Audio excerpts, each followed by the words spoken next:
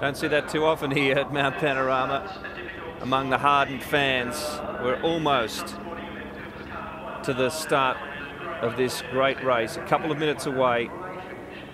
And in just a moment, Tony Cochrane will tell the drivers what they've been waiting to do for months.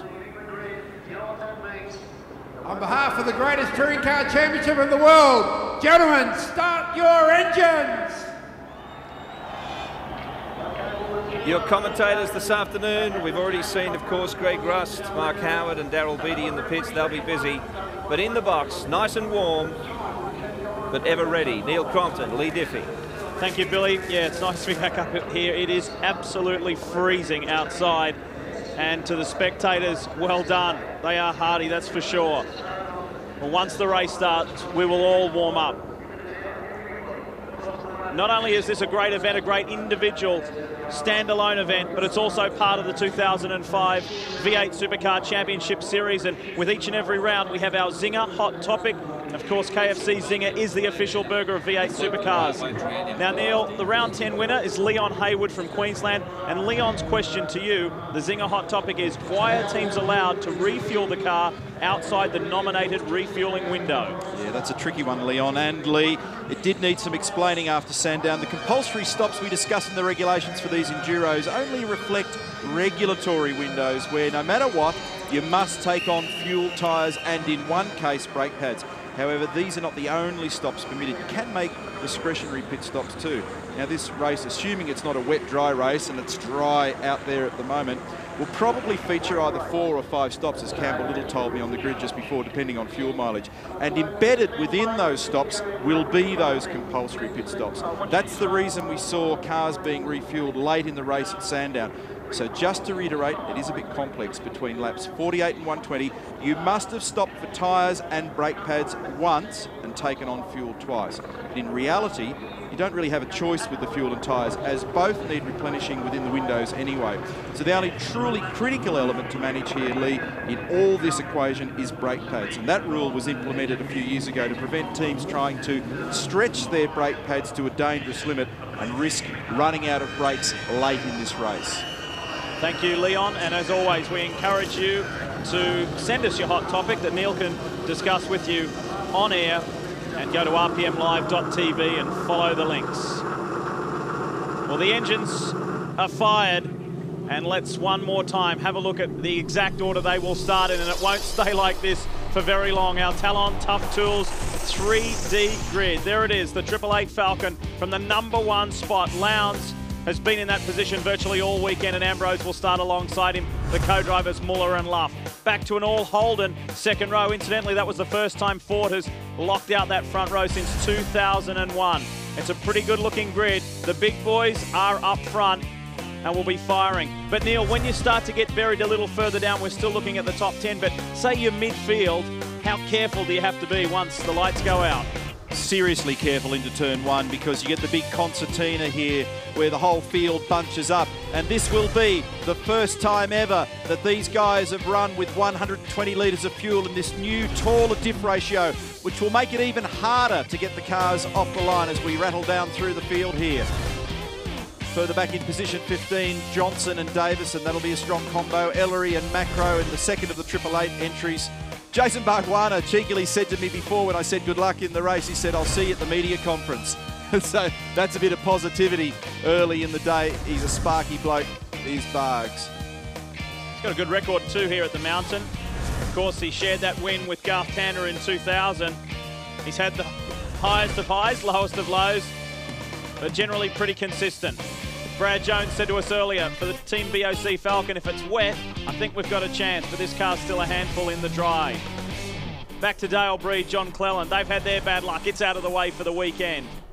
Jose Fernandez, Damien White, huge weekend for them. And at the back, there's some talking points. That's right. Marshall and Tagliani, as Mark Howard explained to us before, will start from pit lane in that Team Australia car. Unfortunately, if you're wondering why they were back there, they were excluded from the qualifying results. That is a fantastic graphic, because they missed the weigh-in on 2 occasions in qualifying. Top of the mountain, and this was a picture that I wanted to see because it was misty just as I came up to the commentary box. And is it a little wet up there? That's the climb up towards Reed Park.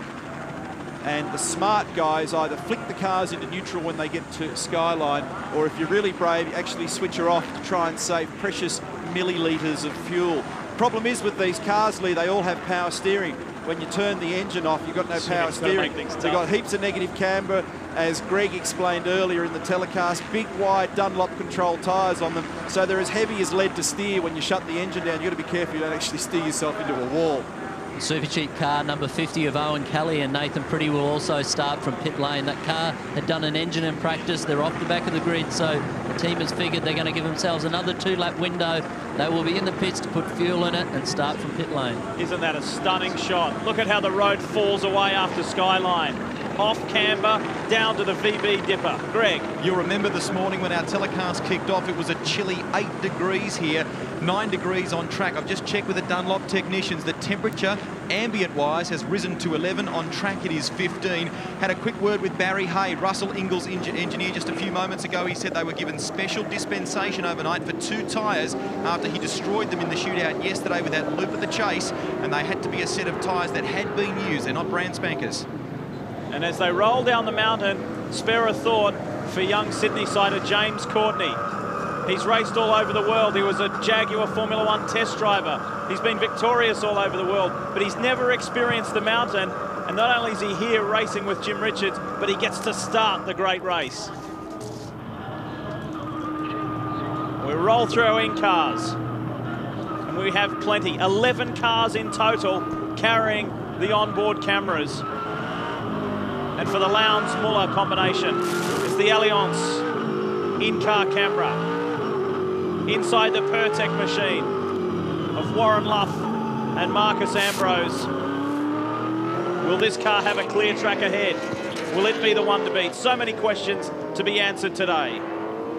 See Marcus cycling the brake pedal and the accelerator, looking to try and make brake temperature, which in turn messages heat out through the rim and into the carcass of the tyre. The weaving generally doesn't do much more than clean the surface of the tyre. We've tested this before. You don't get a great temp gain, but you do get temperature when you get the leakage of the heat out through the brake rotor. And as they roll up to the line for the final time, no more practices, no more warm-ups. This is business. Interesting that both men on the front row have got left mirrors mounted on the car. I reckon it's an important strategic thing to keep an eye when someone sneaks down the inside. A lot of people do not run a left mirror here on a track that predominantly turns left. I reckon that's a risky element.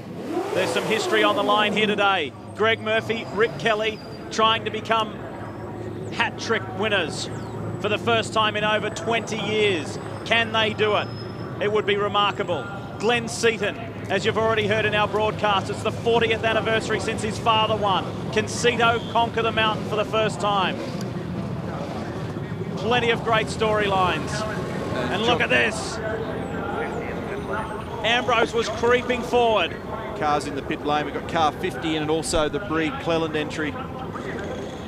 So car number 50, Nathan Pretty, Owen Kelly, that car's in. You can see Marcus Marshall at the end of pit lane there as we talked earlier. And so I reckon they've just come in to squirt some fuel into it basically to make sure it's got all 120 litres.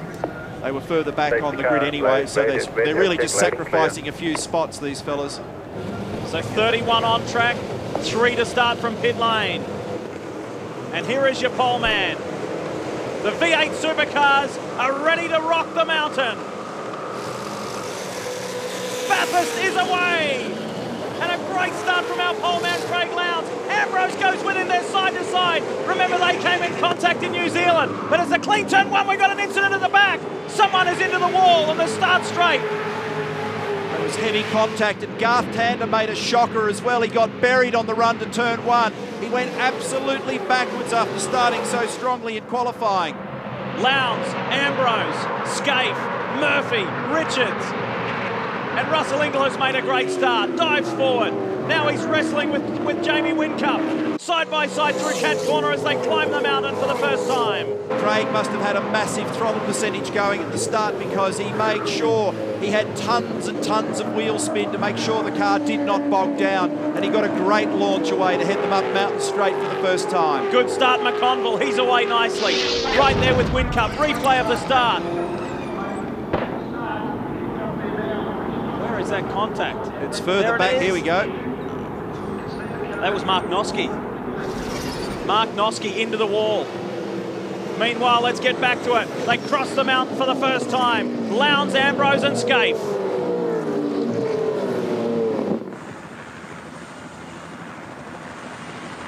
Big loser from that off row 3 was Garth Tander. The rest of them are pretty much intact. Scaife's taken the opportunity to sneak ahead of Murphy. Richards hooked in behind as they come off the elbow for the first time. A chance to just relax now, have a glimpse in the mirror, see who you're fighting, get a feel for your motor car and start to knuckle down. The tyres will now have come up to temperature and pressure, if not very close to it. Solid start too from Glenn Seton. Murphy challenging Scaife already. Almost side by side through the chase on lap 1. He's got him. Murphy on the inside of Scaife. Very aggressive, very early for Greg Murphy. Scaife doesn't argue, leaves room. They go back to grid order now. And Richards is looking for an avenue. Scaife knows it. Defends into Murray's for the first time. Lap 1 over and done with. Lowndes leads the way from Ambrose. Almost a second lead after the first lap. So the top 10, Lowndes, Ambrose, Murphy, Scaife, Richards, Seton, Ingle, Whincup, Mcconnell, Bright and Courtney. And the Bow Jones car in the wall on the exit of turn 1. They've had a coming together by the look of it with car number 5. Oh, look at this. Lee Holdsworth tries to thread through, and Greg Ritter. I just have a good feel of the damage steering, on the number 5 car there. Let us know how it feels. Back at the front, Ambrose has bridged that gap. It was 0.8 of a second after the first flying lap, but Ambrose now runs with Lowndes. It's Brad at the wheel of the BOC car. Find out more about that. The pressure's coming on at the front. Ambrose closing up. The standing lap time for Lowndes was a 2:13.9 and he had 0.8 of a second on them. Oh! Now this is a weird one. Look at that. Jones had nowhere to go. Big damage on the WOW sight and sound car as well. There's an Orcon car up the middle. That's the Menu Halliday car. Alain Menu, he skips through. Oh, massive, massive damage there. And that was Tony Longhurst involved in that. That's his second shunt of the day. I didn't quite catch it, Lee. Was that 16 or 15? I reckon it was 16. I think it was Tander. Yeah, so he's drifted way down after that bad start. Because remember, Noske was involved in the first incident when he slammed into the pit straight wall. And the BOC car is stranded. Their terrible weekend continues. Back at the front though, Lowndes v Ambrose. This is heartbreaking for Jones. The two front rowers. Murphy's on a quick lap. He's done the best split to the end of the second sector. Ambrose blow torching. Lowndes coming up to end lap number 2. Stephen Richards just in front.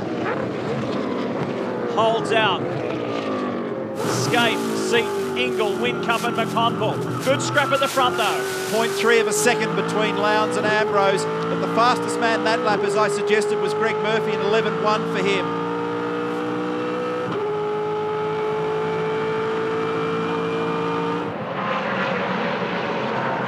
Well, there's debris on the track. You see Murphy swerve. And that was from one of those cars that was involved, more than likely this car of Garth Tander. And they're on the radio to Garth at the moment. They've got a lot of work to do on this thing. They're going to fill it right up, fix all the problems and try and keep him on the lead lap. What a shocker after such a great job in qualifying. There's the new air dam front wing assembly, 4 new wheels and tyres. They'll also take the opportunity to whack fuel it.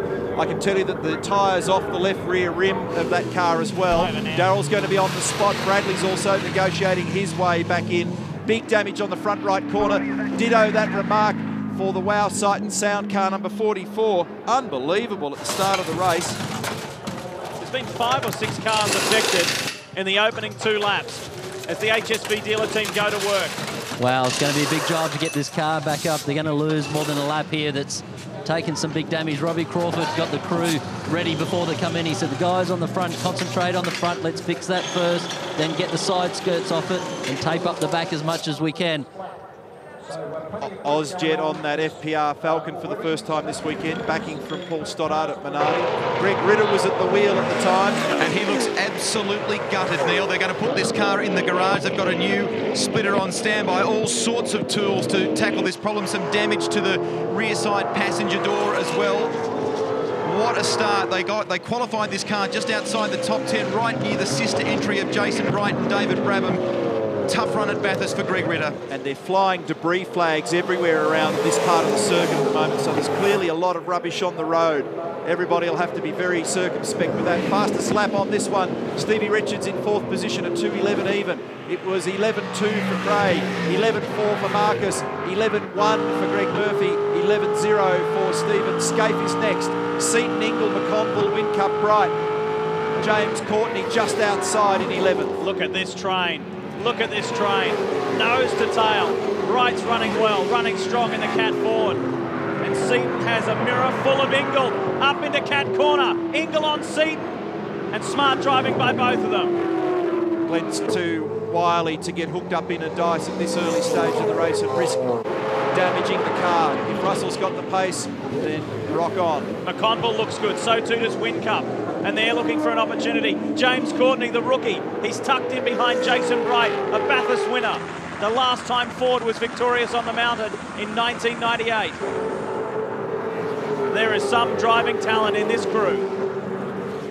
Still getting over that early incident with so many people getting tangled up, and it was clumsy. It was very odd. I haven't unravelled precisely who did what to who. The net result is a lot of key runners with a lot of damage. I believe it was Longhurst at the wheel of this car. Front right-hand corner just smashed in, and on the go jacks. They'll swivel that car around, no doubt, put it in the garage. Do the damage to that left rear tyre off the Garth Tander HSV dealer team entry. So much promise for them this weekend, all deflated in one hit. Greg? Neil, Greg Ritter is out of the car. Just tell us how this incident unfolded from your perspective.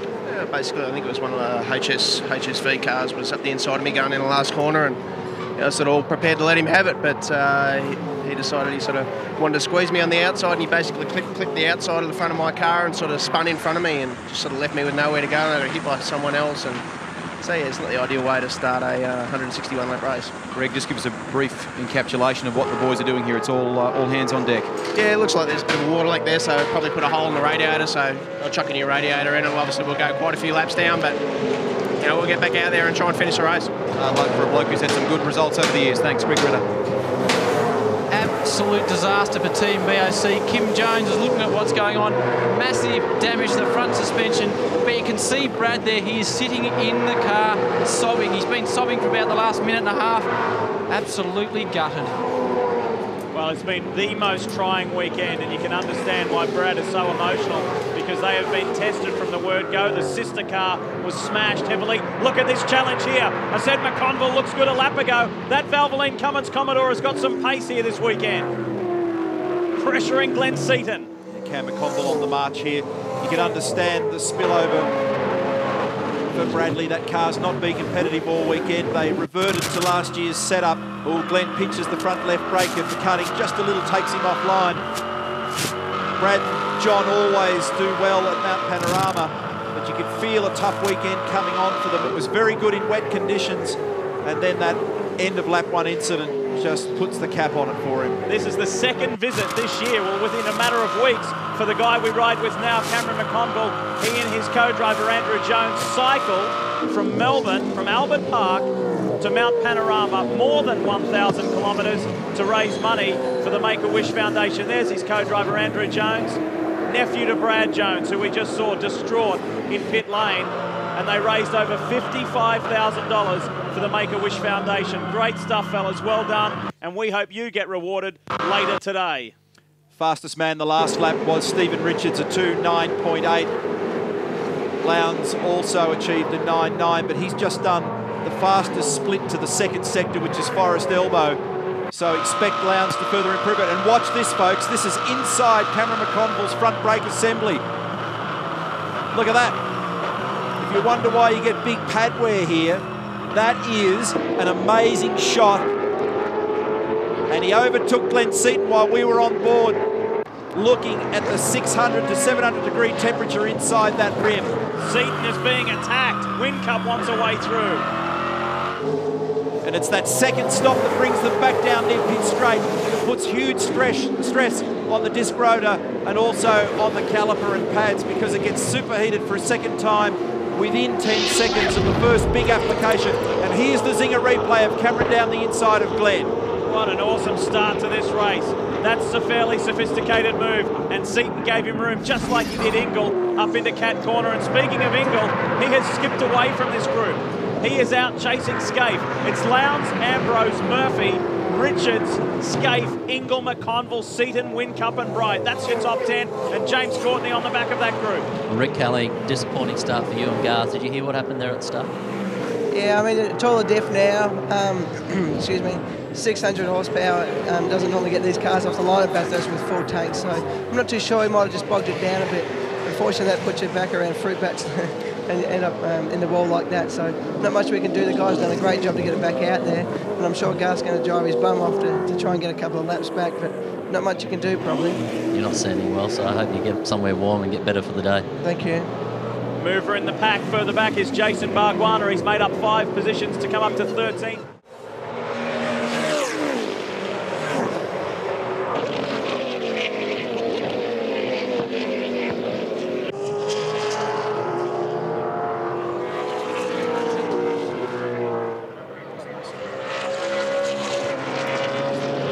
An extraordinary start to this race.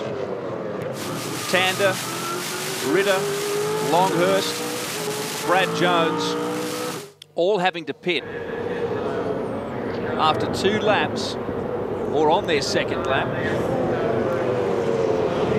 and now having to fight their way back from beyond 30th position in this race. Garth Tander sits 31st as we speak.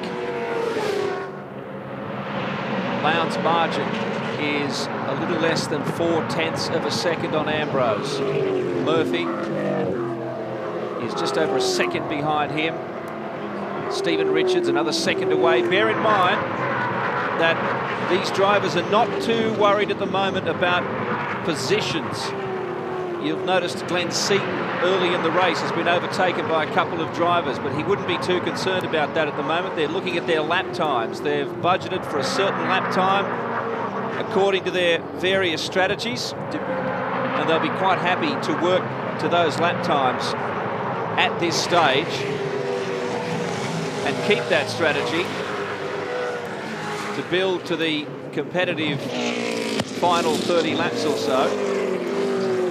They want to be on the lead lap after 130. Of course, that strategy can change many times due to various circumstances.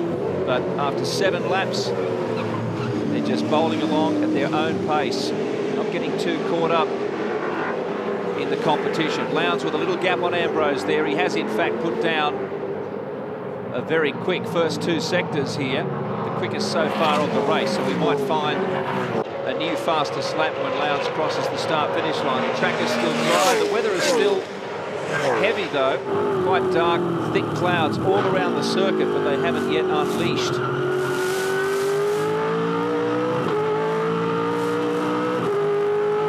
Riding with Ambrose. Oh no, this is Courtney. Right front damage there. And it'll be worse because he has to try and drag that stiff wheel back into the pits for repairs. He's going to lose an enormous amount of time.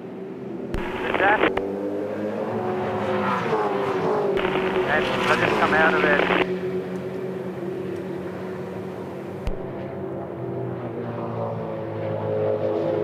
Okay, mate, that's no drama. We're getting all the bits ready now, mate. We'll get back out.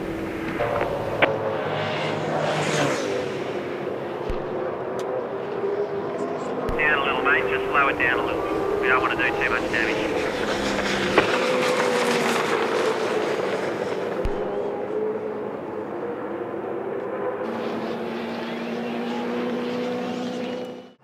Formula One test driver, but James Courtney, welcome to Mount Panorama. I was with him yesterday with Peter Brock, and he walked up and he said, "I like your mountain, Mr. Brock." And I wonder what he thinks about it now, because it's bitten him. James, I know you won't be quick, but you still have to use the pit limiter even when you come in pit lane. Just reminding him of his responsibility to engage the limiter to get in there. He's whacked the wall somewhere. It's happened further back. I reckon that's up in the Reed Park area. We're looking at him now through McPhillamy. That's right rear damage as well. This is the aftermath, so he's hit the wall earlier than that. He may have been forced offline for whatever reason earlier than that. And so that's damage to the front right suspension and wheel, right rear wheel and tyre, and probably the Watts link as well. Neil, I'll get a damage report for you shortly. As you know, the car is making its way up pit lane. I've just had a word with the Holden Racing team. They tell me for some reason this car had a warning alarm on its dash flash up, and they think that may have distracted him as he's ventured across the top of Reed Park. Just crushing. Yeah, we were looking at the car coming over the hump at McPhillamy, and if you go back 100 metres, there's a big dip into Reed Park. You're very heavily committed in that part of the racetrack. For some reason, he's ended up offline there and smacked the wall down near the metal grate or just beyond it. We are on lap 9, and there's already been about 6 cars garaged there. Look at that. If we come back from that, you'll see the metal grate down in the hollow, and it's after you hit, yeah, there it is. There's the metal grate, there's the ripple strip. So you can see the scuff, the white scuff on the road. The car's already started to go offline there for some reason, and he's whacked the wall on the exit. Matthew Crawford is the engineer of that car. Dave Weimer there at the front, the engine man. Big damage, sharing today with Jim Richards. Great disappointment. That white scuff on the road beforehand, could that front right have been down and caused the splitter to scuff there? Possible. I'm sure our boys will get on the job and find out more about it from James, but sometimes there it's very easy to come out of the groove. It could be traffic related, there can be something on the road. There are so many traps in this racetrack for young players. Boy, these two look good today, don't they? Lowndes and Ambrose running blow for blow at the front consistently. In the 209s, good lap times, running hot, and they've got a buffer. They've got a handy buffer over Greg Murphy. They've skipped away a little bit from Stephen Richards, who sits 4th. Then it's Mark Skaife 5th, Ingles 6th, McConnell 7th, Seton is 8th, Whincup 9th, and the Cat Ford of Jason Bright is 10th. Well, James Courtney, after such a wonderful week, that is a real blow for your first Bathurst. What happened? Yeah, we were a lot quicker than the pack we're in.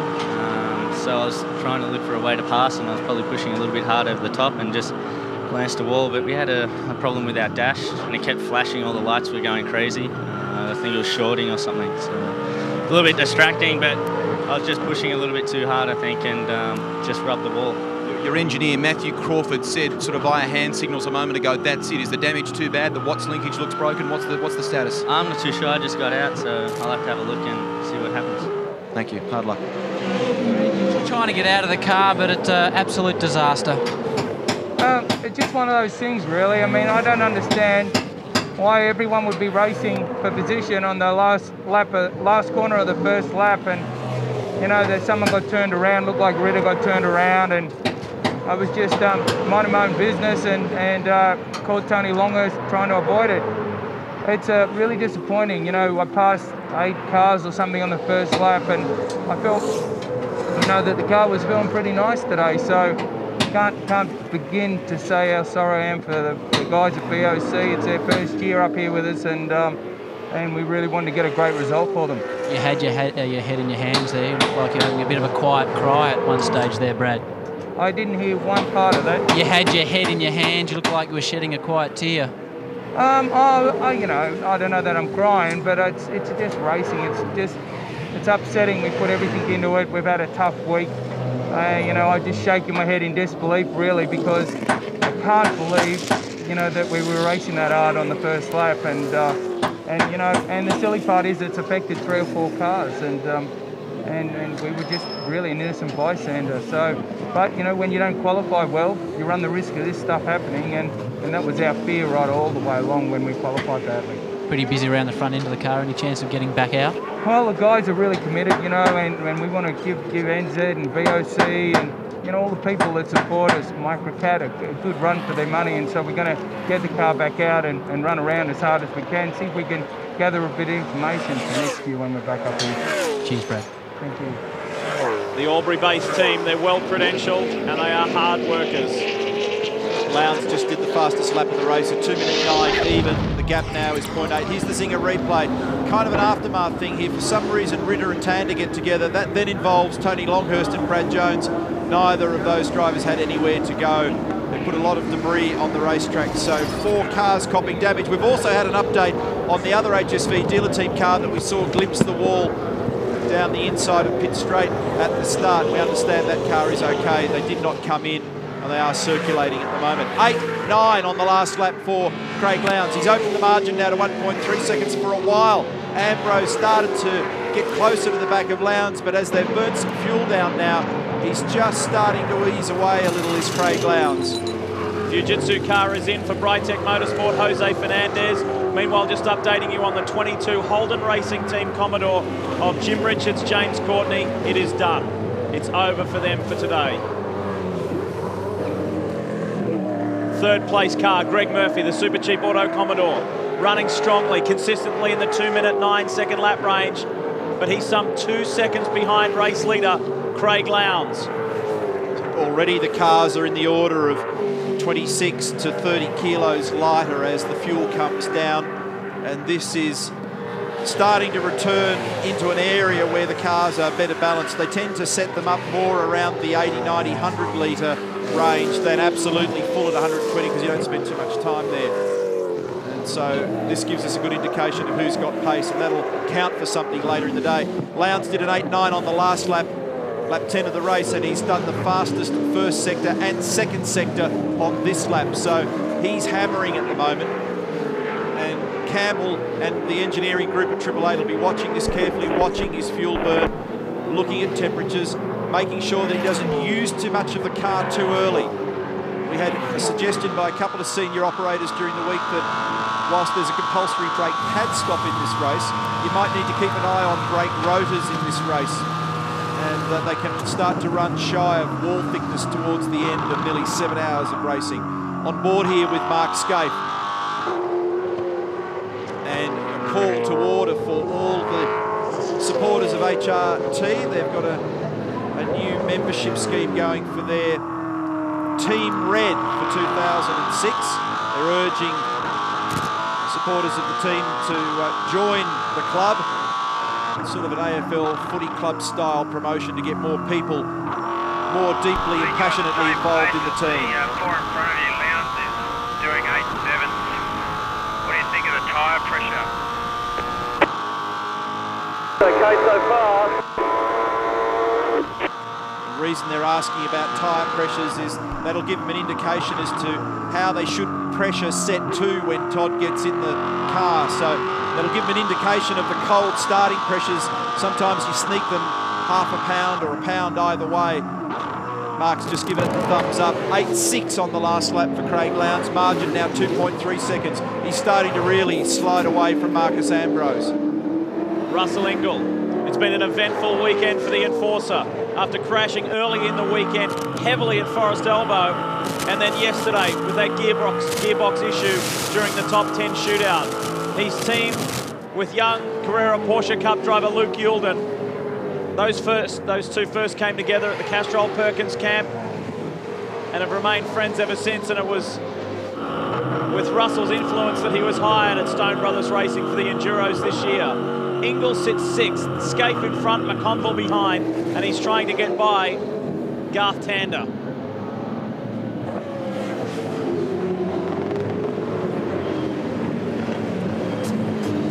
Look at that wounded HSV dealer team Commodore. After such a clean weekend, and Tander has done the majority of the workload for that car. Trouble struck when he least needed it. Another big mover in the pack has been Alain Menu, who's come from 22nd to 15th in the Orcon Falcon.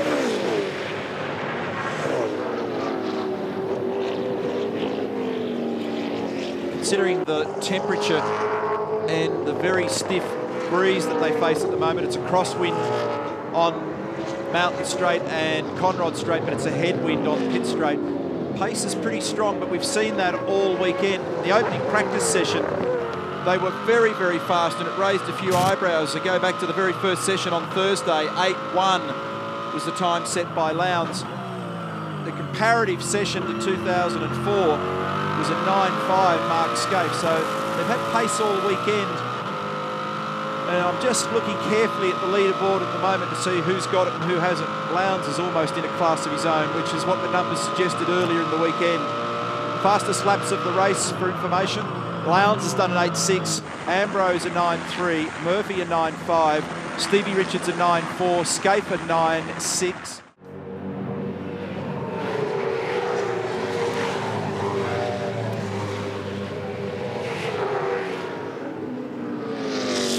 .28 seconds the margin between Craig Lowndes and Marcus Ambrose at the front. Nearly 2 seconds to Murphy, 1.3 seconds to Stephen Richards.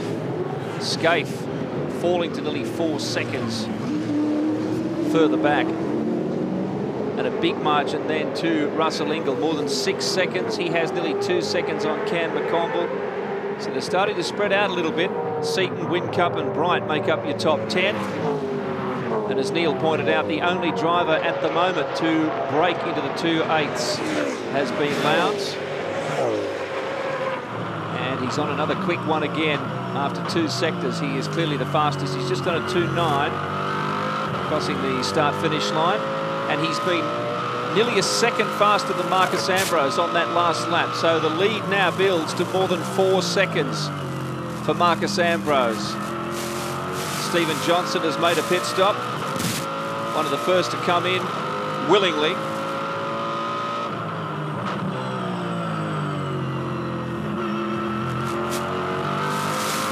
As we ride here with Mcconnell. Let's have a listen to the V8 power.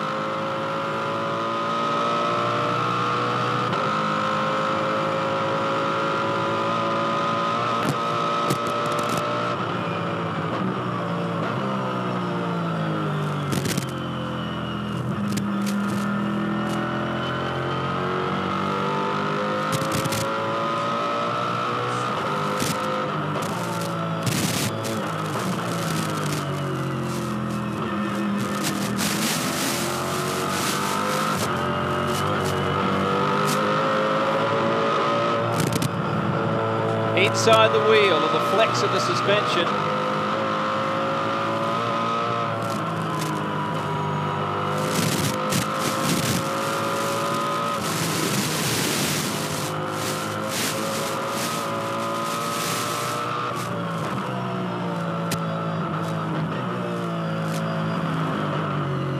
Now down at the base of the mountain, it's starting to rain. We don't know how heavy.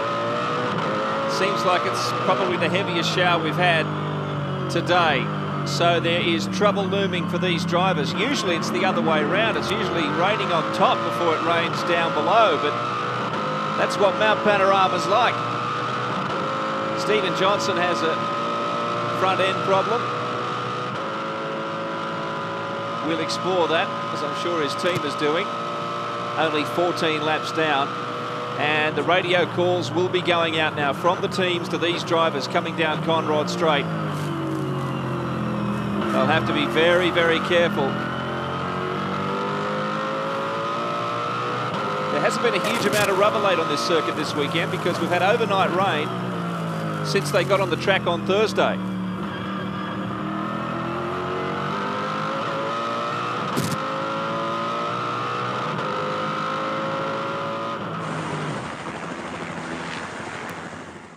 With a front end problem. Meantime, it is raining in pit lane. We understand Steve did get back out of the pits after a scheduled stop, but he had to come back in.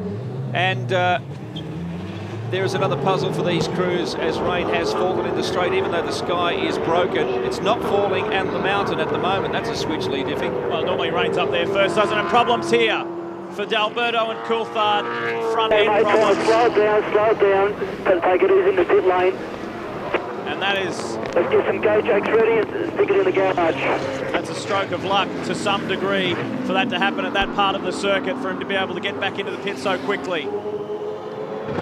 Neil and Lee, I'm down at the Jiu-Jitsu Tech Centre. I've just walked back from the Holden Racing team after a bit of a long chat with Matthew Crawford. Now, on the 22 car, there are a raft of things that are broken. They believe the front chassis rail is bent, the front shock absorber, but this is one of the key ones. This is the rear diff housing that we have here in our Tech Centre. We couldn't show it to you on the 22 car, but they believe it's actually broken the housing. They're not quite sure where on this what's linkage system it's broken either. This is where it attaches to the car. And down here at the pin, this is where they can make incremental adjustments. You may hear us talk today during the telecast about whether the rear handling. Neil detailed today the finer working. You can imagine if this has been damaged. To give you an idea on Greg Murphy or Paul Will, this is what the team goes through in the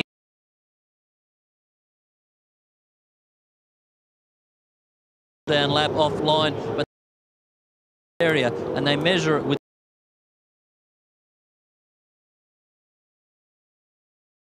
seen as around 4.2. So these tyres in pretty good condition for the pit stop, and there's some wet weathers there on standby with these conditions coming through rapidly. How are those pretty white gloves going, Darryl? Are they keeping your hands warm? We wear them in two places, Diff. We normally wear them at Phillip Island and here.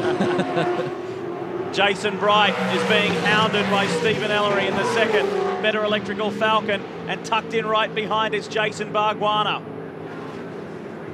Bargwanna's done a good job, hasn't he, to make ground. He's just chipped away here as a few people have fallen off, and he's showing good race pace at the moment. It was a 2:11 even on that last lap. These guys don't have the sort of speed that the front runners do, but they've got good solid pace. As we take a look at the Greg Ritter Ford Performance Racing Ozjet car, a lot of work being done to resolve the damage that they received at the end of the first flying lap. Those four cars came together. If you just joined us, it included Brad Jones, Tony Longhurst, Garth Tander and Greg Ritter. Now Tander made a terrible start and he drifted back in the pack, and somehow he and Ritter got together coming out of the final corner. This is Bright. It's all about two-man team today. Well, it's about the whole team, but inside the cockpit. Bright in the Cat Ford is teamed with David Brabham. Ellery is teamed with Adam Macro, Development Series driver. And Jason Bargwanna is teamed with Mark Winterbottom. This is Bright. When Greg was down at the tech centre there before showing us the diff housing and what's link, it's that big triangular shaped black bracket that's normally obviously part of the bodywork of the car that can bend, or that bolt that locates the entire diff housing to the body is also the thing that can frequently shear. I don't think it actually broke in the case of James Carr, but it was very definitely bent. And they've assessed the damage as too great to deal with. You're looking here at 10th, 11th and 12th. And behind Bargwanna, Bernard has done a pretty reasonable job to get up there as well. Don't forget our Shell Optimax competition. SMS the car number to 1999-3333. And of course, the important thing, entries close at the end of lap 150, and we will have hourly prizes. Wouldn't be bad to win some fuel, would it? Ellery's been quiet this weekend, but he's starting to shine in this motor race, and we've seen that many times here before, and believe it or not, that's a little glimpse of sunshine down there at turn one. Can you appreciate this? I spoke to him the other day and he said, I don't know, I just can't get in the groove just yet. I can't get my head around things. And he's one of the drivers who lifts here on an annual basis. But in the early days, as he starts to pressure Bright now, he felt he wasn't in the groove, but he's there now. Bargwanna on a watching brief here. This battle is for 10, 11, 12. Just behind them is David Bernard, Alan Manu, Paul Morris, Alex Davis and Anthony Tratt and Steve Owen.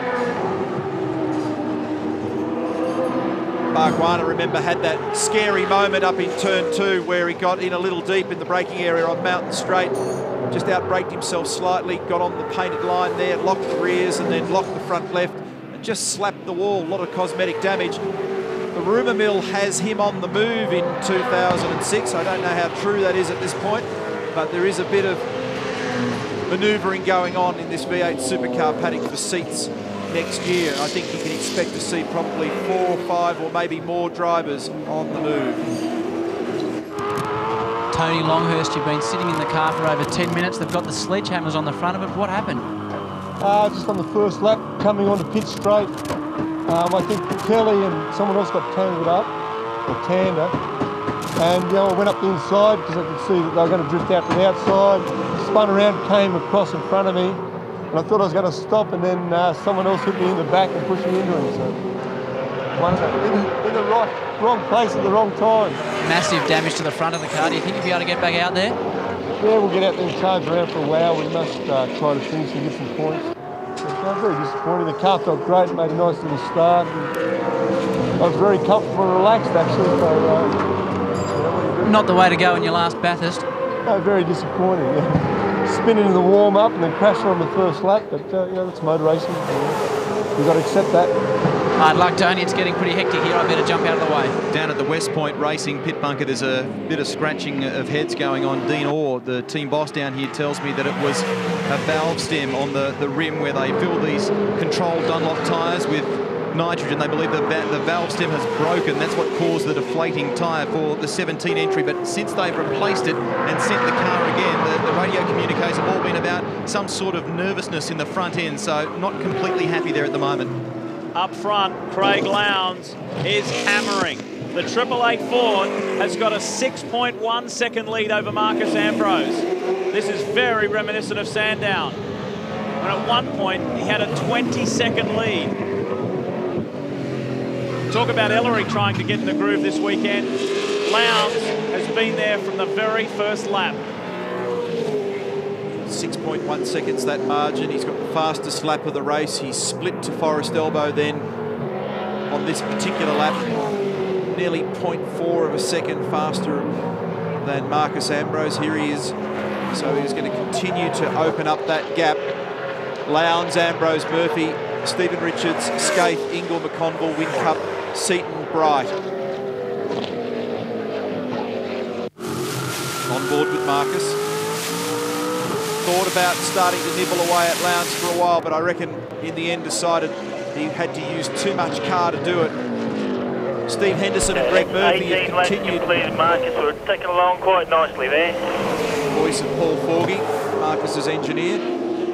Greg Murphy and Steve Henderson have tickled that 51 car along nicely. I spoke for a little while yesterday to Steve, and Greg's got a great mind impression of what you require from the car around here and what he wants to feel. They concentrated on not only good ride control, good balance, the obvious things, but they worked hard to get Greg comfortable in the parts of the track where you get very light on the suspension, like over the top of the hill at Skyline. He's got a real knowing rhythm around here. Look at this. Change for position. Ellery's got by on Bright. Bargwana's gone with him, and so Bright's gone to the back of that little group. They don't have any pace in that Cat Ford this weekend. That's a new car, relatively new car.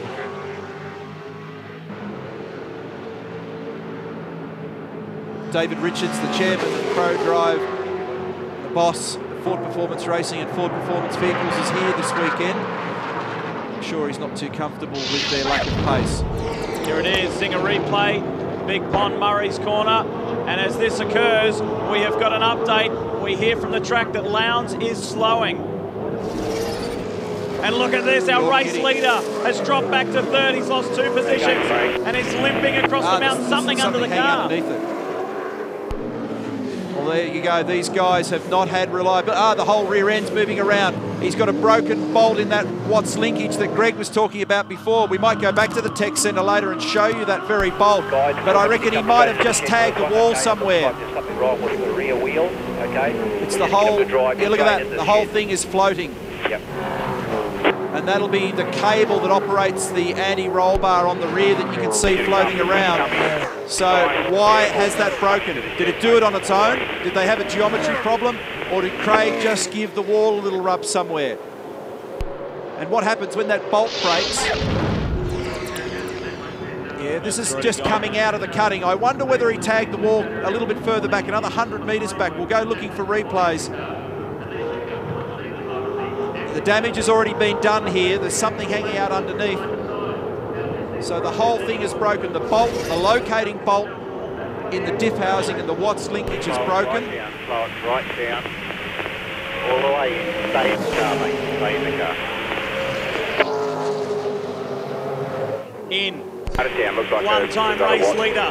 Now look, there's the mark. Yeah. The mark on the guard.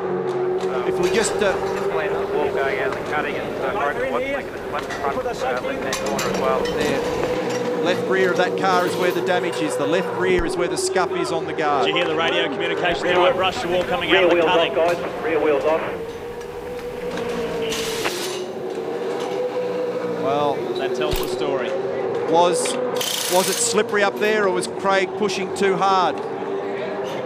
Unbelievable. He will be gutted. You rarely see him make mistakes. I, in fact, remarked to somebody yesterday, the skill of Lowndes is that he can walk the tightrope between going like a blur and typically not making mistakes. Greg's there. Well, Craig Lowndes, was it slippery across the top? It looks as though it's brushed the wall. That's the way you've been talking on the radio. How did it happen?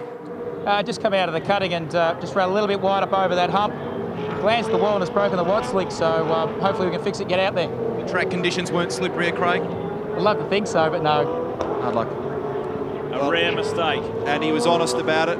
There's a little hump in the road when you come out of the cutting on the gear shift from second to third. And when he was hustling earlier, I noticed that he was seriously close to the wall. Mark Scapes also on the radio. He's flat spotted the left front tyre of the HRT Commodore as Marcus Ambrose sails into the lead of this motor race with a margin of 1.6 seconds. Revised order: Ambrose, Murphy, Stephen Richards, Skate, Lowndes obviously in the garage. Ingle the next one, McConnell, Whincup, Seton, Ellery and Barguana the top 10. Here's Skate. He just erupted on the radio. He said he made a mistake up the top, and he'll try and make an assessment now as we go on board with Mark.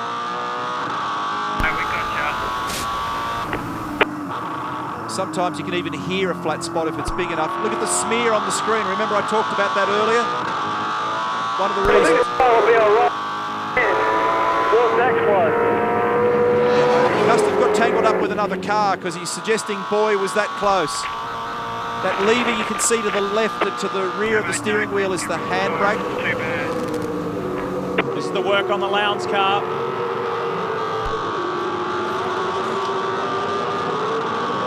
They're saying that it's actually one of the arms and not the bolt that's broken after the whack. You can see it's actually fractured that arm.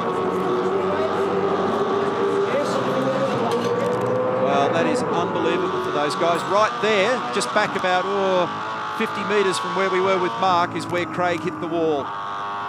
What an unbelievably frantic start. If you've just joined us, the one-time race leader Craig Lowndes is in the garage. Brad Jones was taken out. He's still in pit lane in an earlier crash. So too Tony Longhurst. Garth Tander, after being up on the third row, had a terrible start. He was involved in an accident.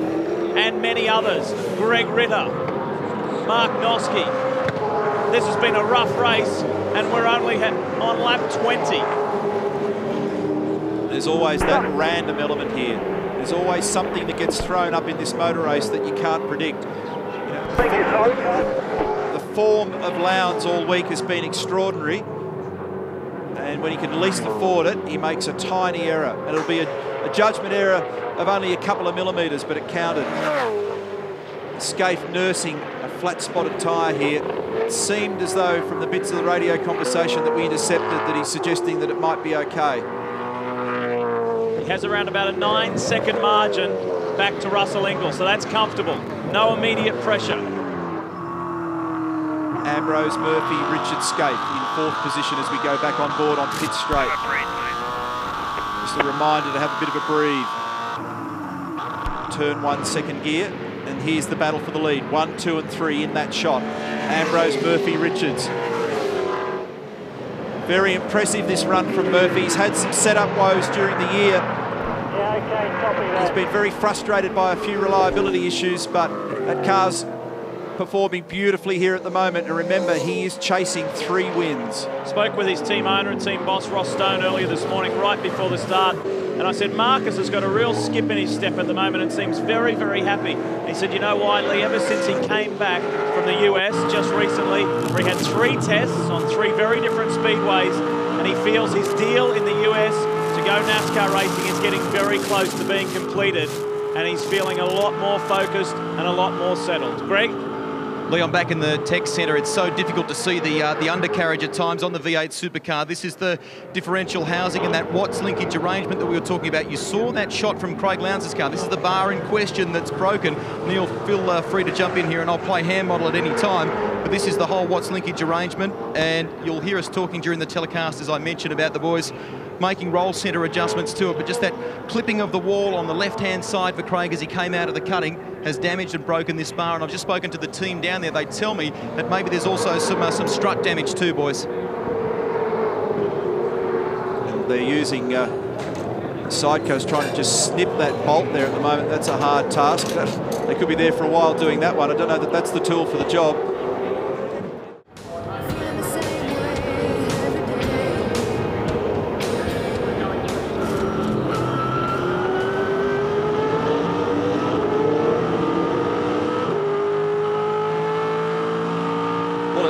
An enthralling battle for second, and now it's an enthralling battle for the lead. Greg Murphy had made some gains on Marcus Ambrose before Craig Lowndes was knocked out of the race. And there is the difference track-wise, 1.3 seconds the last time they crossed the start-finish line. Stephen Richards now third ahead of Scaife Ingle, McConnell, Whincup. Starting the race, Jason Richards will take over in the next stint. Glenn Seton now 8th. Ellery and then Bargwana, former winner here. That's your top 10. Jason Bright just outside the top 10, which is pretty much where he started the race. David Bernard having a good first stint in 12th position. Menu, the first of the international drivers. Unfortunately, Ivan Muller, who was in a much better position, is now in a much worse position because he's scheduled to take over from Craig Lowndes at some stage. And incidentally, Lowndes is still in the pits as they try and fix that problem. And once again, Murphy is applying the pressure to Marcus Ambrose. He is gaining some ground.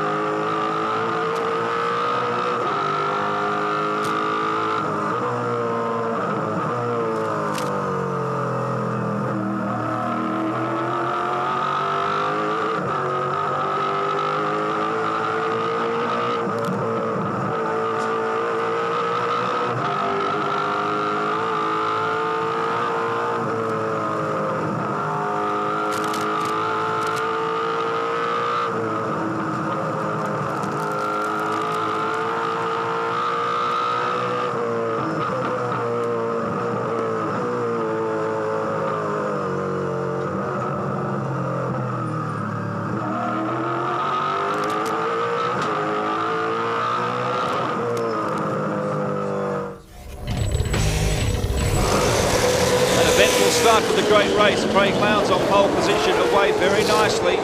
Mark Noske further down the order, not so.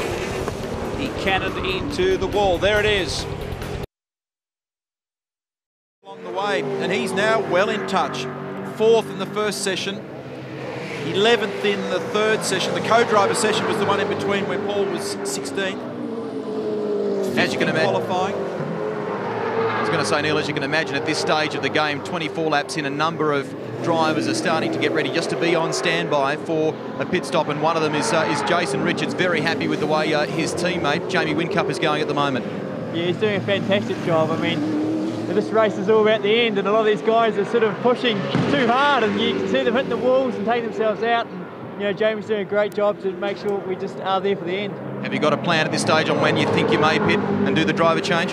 Yeah, look, I'm just getting ready for the safety factor. If something goes wrong, I'll be getting the car for the next stop anyway, and this is the point that I'll be changing. So, you know, we don't have much time to get ready sometimes, so I'm just making sure I'll be, you know, I might have to sit out for a couple of laps or 10 laps, but lap 32, lap 34 will be coming in anyway. Great start by the Dodo Racing team. Major Stephen problems Richards, looks like there's a problem with your teammate. Paul Dumbrell may have just hit the wall. Hey, calm down. Yeah, I don't know, mate. This just happened. Well, what can we say, really? You were going beautifully, but problems developing. It's a hectic pace. We're just cruising along, to be honest. I'm not sure. He's obviously caught some tyres somewhere by the looks of it. But, yeah, no, it was cruising along, doing it with the air conditioner on then. So, anyway, I'll sort it out. I don't think you're cruising anymore, mate. I better leave you to it. That's right. What a blow. So now another big name has been bitten by this mountain. Lowndes was leading. Richards was in the top 5 when he handed over to Dumbrell. Can you believe the first 25 laps of this race? Zinger replay. This may tell us more. Up the inside goes the Noski Lay, HSV dealer team Commodore. Was there contact on the right-hand side? He's ended up out of the groove. Just a tiny glance, look at that. Just enough to get him out in the grey.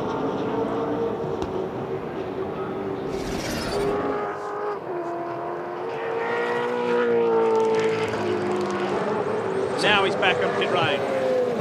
So they stopped on lap 24.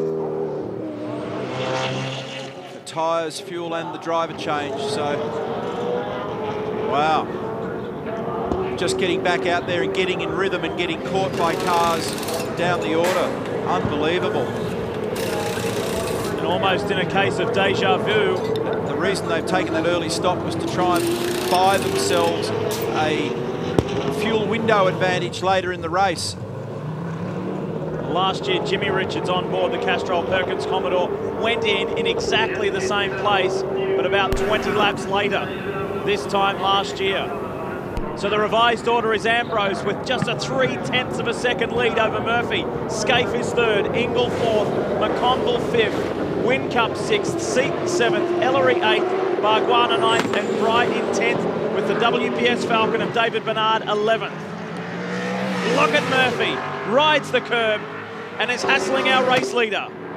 Murphy's car is quicker as the fuel load's coming right down, so as he gets near the bottom of the tank here, he's the one that's got pace on his side.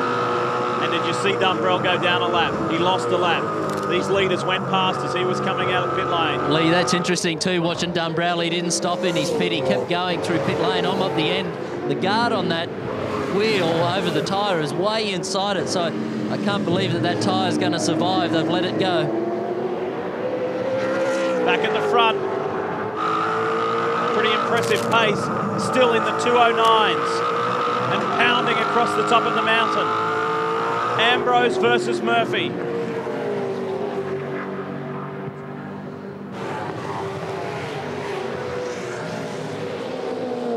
You have to say it's been a very impressive effort from PWR and Supercheap with this team. Major personnel changes throughout the off-season. A true rebuilding year, if you wish. And to have their man, Greg Murphy, who will hand over to Paul Wheel. Let's look at this. Ambrose deals with traffic.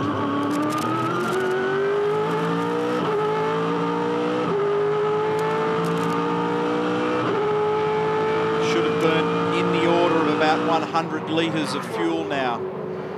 So somewhere in the next 15 litres of fuel, you'll start to see fuel lights come on and people getting down towards their reserve pickup as Murphy looks.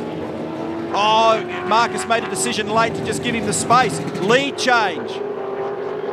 Greg Murphy leads the Super Cheap Auto 1000 in the Super Cheap Commodore. We had the sponsored car win the event at Sandown. The better electrical car won the 500. Is it to be the same today for the Super Cheap Commodore as Lowndes is released? The 888 Ford is back out in pit lane, and the crowd cheers for Murphy, who's going for his hat-trick of wins. Murphy's done an 8.7 in this race so far. That last lap, including that passing manoeuvre, was a 10.2.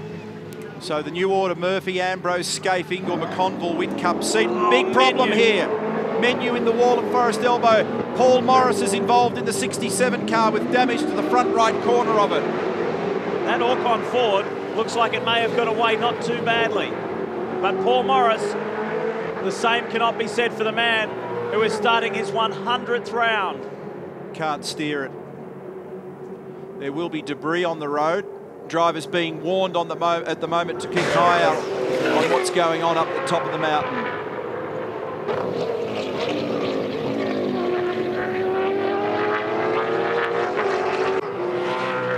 LA Menu was extremely fortunate coming down to this corner. The crash that got Brad Jones, Greg Ritter and co. He skipped through up the inside and was able to escape. Not so the case that time round. And has lost 4 positions in that little scuffle. Oh, look at that. Looked like Morris had a bit of a look on Menu, couldn't get it done. To begin with, he certainly had the car further down the inside, but as they got around the corner, it was a diminishing hole, and he's made contact with the left rear, and we've got a few angles of it here. Look at the amount of brake dust coming out of that rear wheel, and there's the damage on the Morris car. Broken a steering arm, the front right wheel's pointing where it wants to. Murphy has gapped Ambrose by a second now, as Morris limps back in the Syrah Wines Commodore. Scaife maintains third, Ingle still fourth, Mcconnell, Whincup and Seton. Murphy just got the fuel light warning and he will come in this lap, so his reserve warning is on. So he's starting to use fuel from the bottom of the tank and the collector. There he is. The light came on as he went down pit straight. And there's the margin back to Marcus. At the timing light, it was 1.1 seconds. And look at Ambrose flashing the lights at Christian de Gostin in the second Castrol Perkins Commodore. Up to Cat Corner and clears him safely.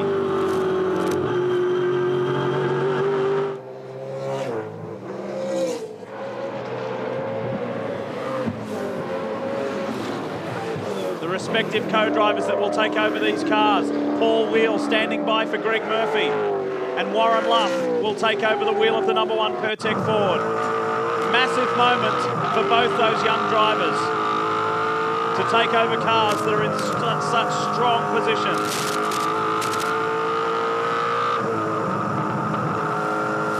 Good to have a look and a listen here at the rhythm of this car.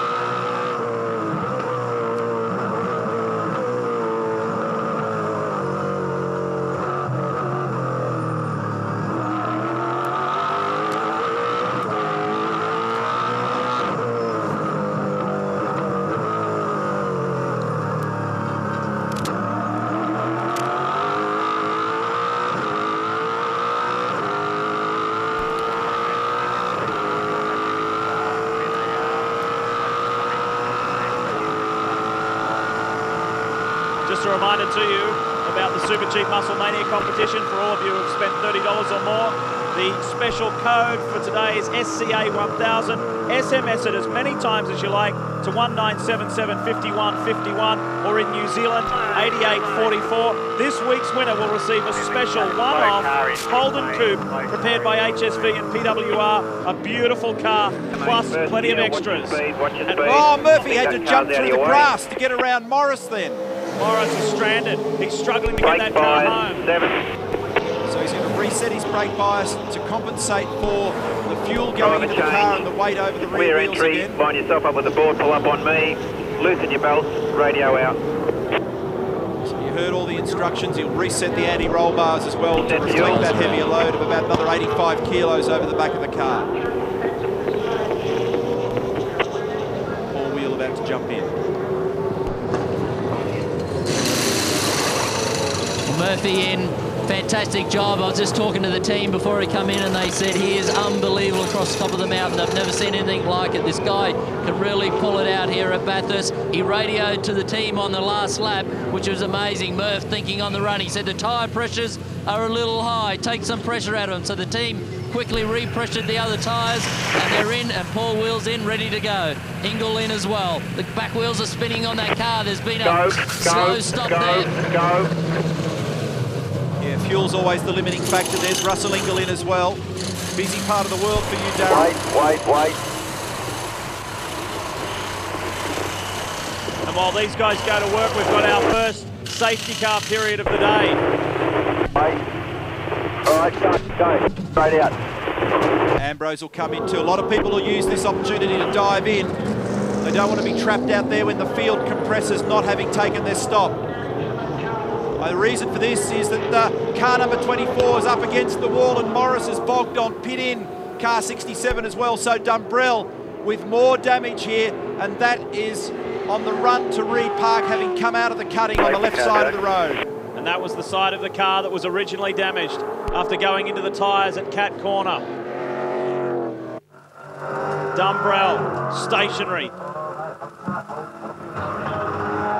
Communicating to the team, he said, I'm stuck, I can't move.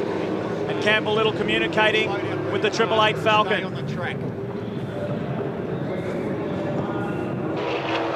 Oh, look at that! What on earth has hit this car? I believe it's a wheel. That's the view from on board. That's collapsed the windscreen, damage to the roof turret on the car. It's caved in the front of the Better Electrical Lounge Ford. That is extraordinary. That is very fortunate. And that's why Campbell said stay out on the track. But, you know, they'll black flag him, I'm sure. I doubt very much whether they'll allow a windscreen to stay in that condition. And they've got Dumbrell's car mobile.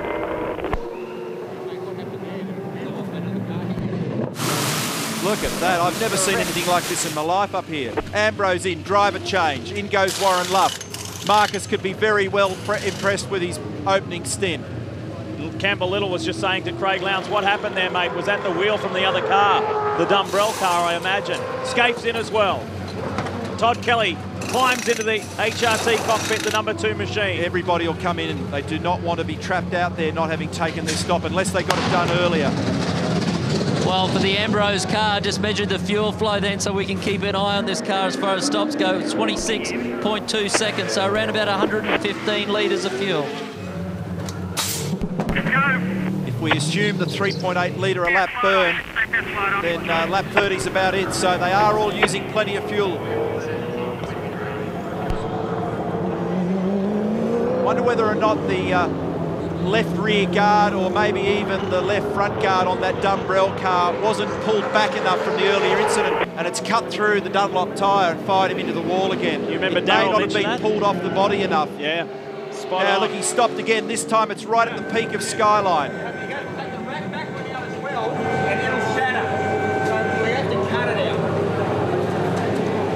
Derek Warwick is the man with his back to us. That's Campbell Little. Derek, of course, an accomplished touring car driver in the VTCC and a former Formula 1 driver. Steve Ellery, he's out of his car. He's done his stint. And a solid handshake and a big congratulations for him. Brock having to kick out a windscreen and then use the full face helmet and pluck the visor down. Generally, when the screen's this bad, they've got to remove it. And then, of course, if you do that, you've got to take the rear screen out as well. And did you hear Campbell saying we need to cut this out? So at least now the field's been brought under the control of the safety car and they have an opportunity to stop and think about this. And while the safety car is out, so many people have taken advantage to pit, and one of them, Cameron Mcconnell, after a brilliant opening stint. That was fantastic, 26 seconds worth of fuel, but there was a little bit of a brush down the back of the passenger side there toward the rear of the car. What happened? Yeah, it was just then with the debris. I ran over something in that crash and something flew up the side of the car. I don't recall glancing the wall or touching another car, and it just something went off the front spoiler and ricocheted off the side of the car there. But no, everything's going fine. Actually ran out of fuel on that lap there to cough just as the safety car came out, so the timing was good. The boys ran out of fuel right then. Back to you. Thank you. Well, look at this. This is the Zinger replay of Paul Dumbrell. That's the wheel that I'm sure will have parted company from Paul's car, from Stephen Richards' Paul Dumbrell car. See the car in the background, it was Craig Lowndes. So that wheel was bouncing on the run, exiting turn 2, bouncing on the run up towards the cutting, and it somehow bounced its way into the path of Craig Lowndes. He's a very lucky man not to have copped that wheel. We didn't see it, but it was just to the right of screen there, and there's the damage on the 888 car. Unbelievably bad luck. What an extraordinary chain of events. And for that wheel to be a foot further to the left. Well, it looked like it was going to go over the fence, but it actually clobbered the fence and went back the other way. And it's very dangerous for all those around the mountain, not least of which our Network 10 crew, who are stationed all around the edges of this racetrack. A scary moment and real stomach acid there for Larry Perkins.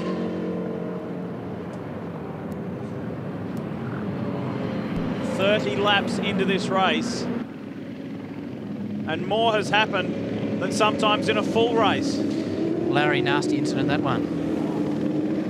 Well, they certainly, the wheel or whatever it looks like of our car hitting Lowndes' car was pretty nasty for sure, and I reckon he'd be pretty thankful he had that illegal crossbar in the windscreen that wasn't allowed a few years ago.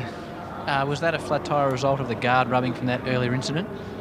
Oh, I don't know. There's some obviously damage to the left-hand front of the car. Whether that contributed to Dumbrell hitting the fence or not, I don't know. But he certainly didn't do the cause any good.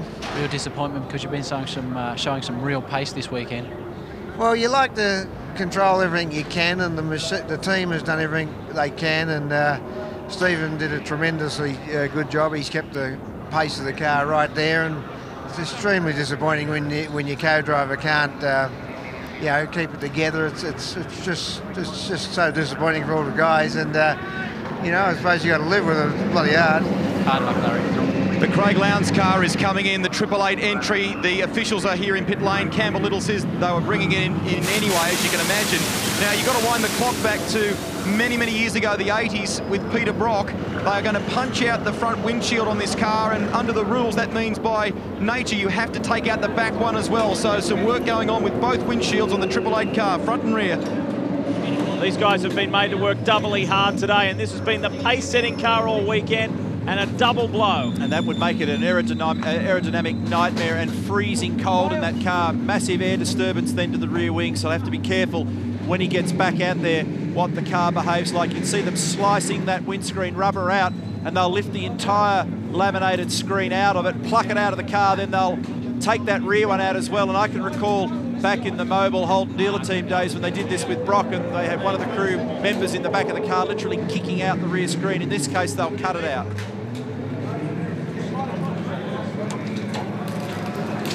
The attrition rate in this race so far has been extraordinary. And to the big name drivers.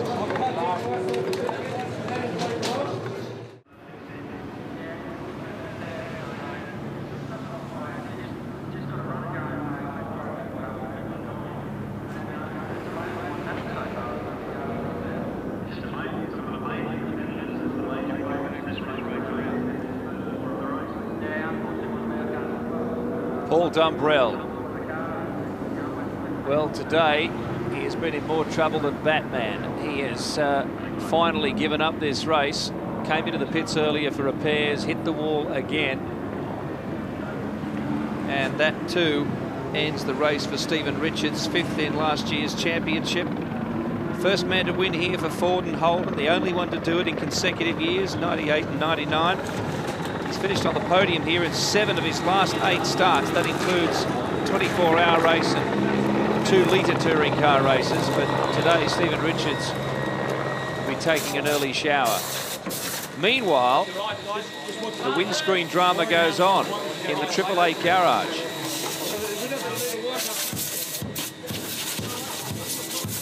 A superbly performed car, but they've had a lot of trouble.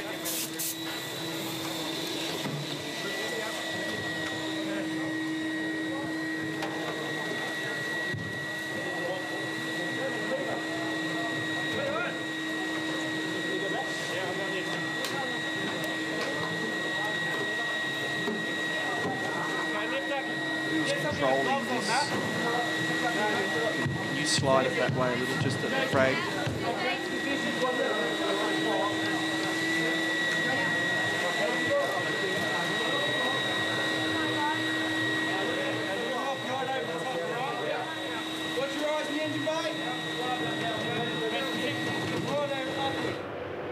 While the battle continues back in the Triple Eight garage, the safety car lights are off. So we should have a restart shortly. Not far from the pit entry where the safety car will peel off. Warren Luff in the car and in the lead right now. Paul Wheel, Todd Kelly, Mark Noske. These are all the new drivers. The driver changes have been made. Andrew Jones, Luke Yulden.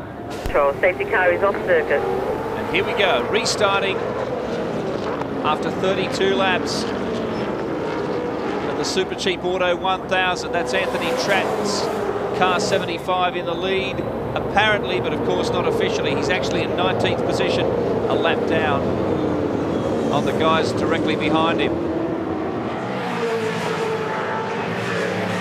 What a mess.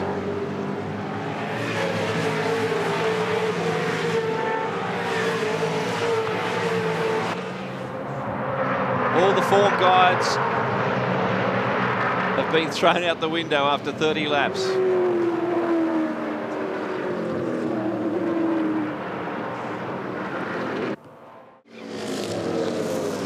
And this is the battle of the co-drivers. Some spots of rain on our camera lenses at the top of the mountain. It's Warren Luff and Paul Wheel. It looks quite slippery up there. You can see the shine on the road, headlights on. We're getting reports that it's quite greasy up there at the moment.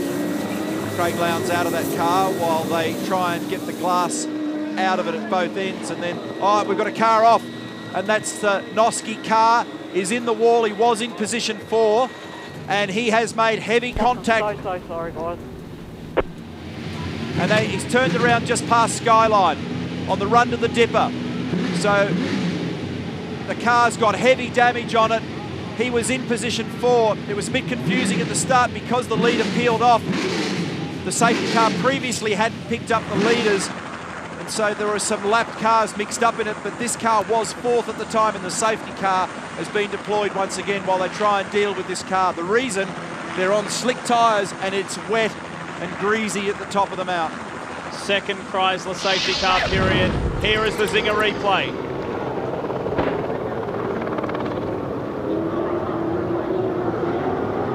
Oh, there was a touch to car number 33 was involved in that. That's the Holdsworth Skyfleet car, and Skyfleet was the one at the wheel at the time. Look at that, rain on the lens, greasy conditions. 2 cars do not run side by side down into the Dipper. What a day for the HSV dealer team. And he almost got away with it, you know. It was so close. It was the slightest of taps from Skyfleet, slightest of contact points, and that's how it ends. Noske, the day started in spectacular fashion for him, going into the pit straight wall off the line. Then for his teammate Garth Tander, who had a tough start, he was involved in the crash down at Murray's corner, and now this. I heard Mark say sorry to the team. I think he's okay, but there is medical intervention there for him at the moment. Well, Craig Lowndes has just christened his co-driver, Ivan Muller, Eskimo Joe. He's got the full visor on his helmet now. The boys are continuing the work here. Just walk us through that. Although this has been a hard luck story for you in terms of the race, you were lucky in that incident.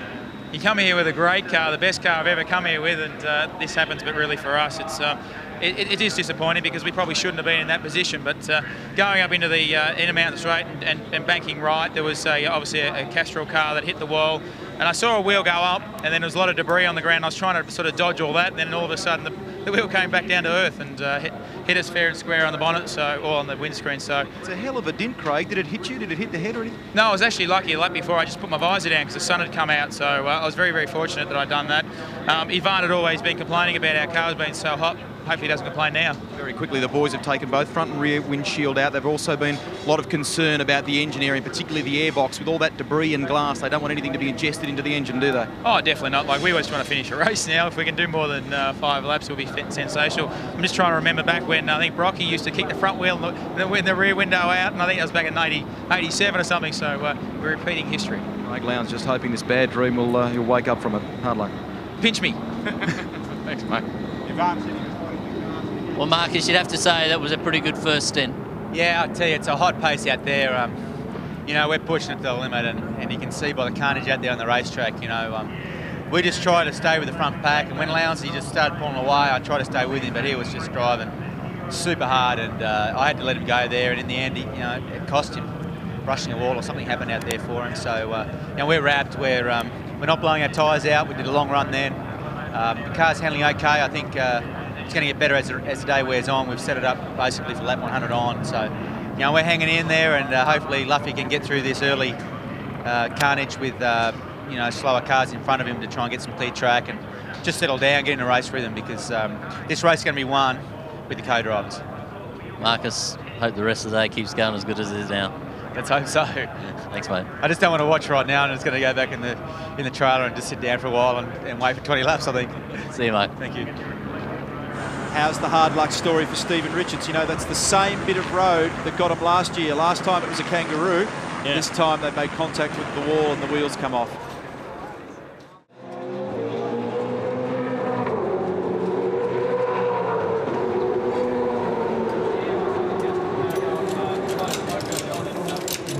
Safety car out for the second time in this race as they clear Mark Noski's car. Now this is the ongoing drama with Craig Lowndes and Ivan Muller. Triple Eight is back out, and this will be an absolutely torturous stint. Don't forget, 161 laps. We've only had 33, and these guys will have to put up with an enormous buffeting here.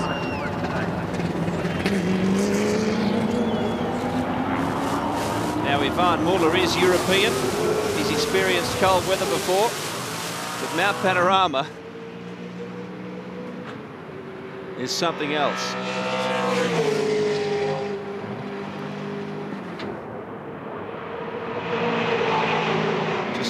Sprinting around now to pick up the field as officials try to pick up Noski's car. What an attrition rate this has been. And looking through the top 10 cars, the co-drivers are all in the seats now.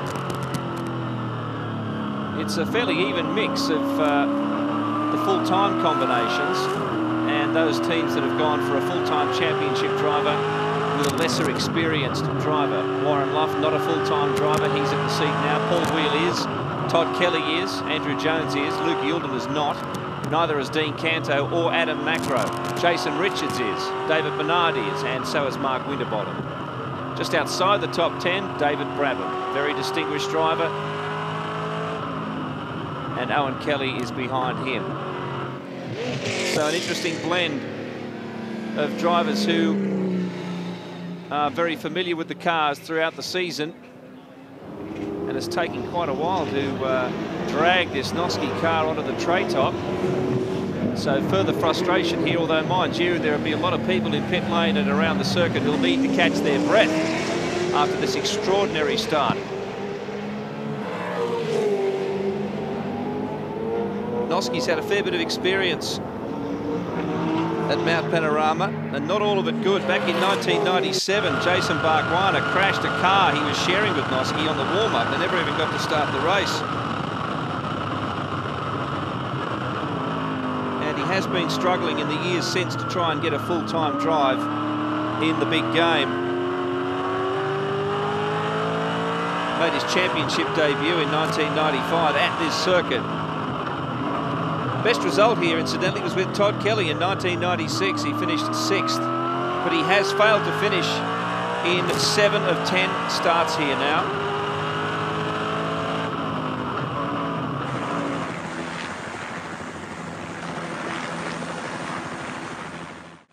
7 out of 9 were disasters, and would you believe it's now 8 out of 10.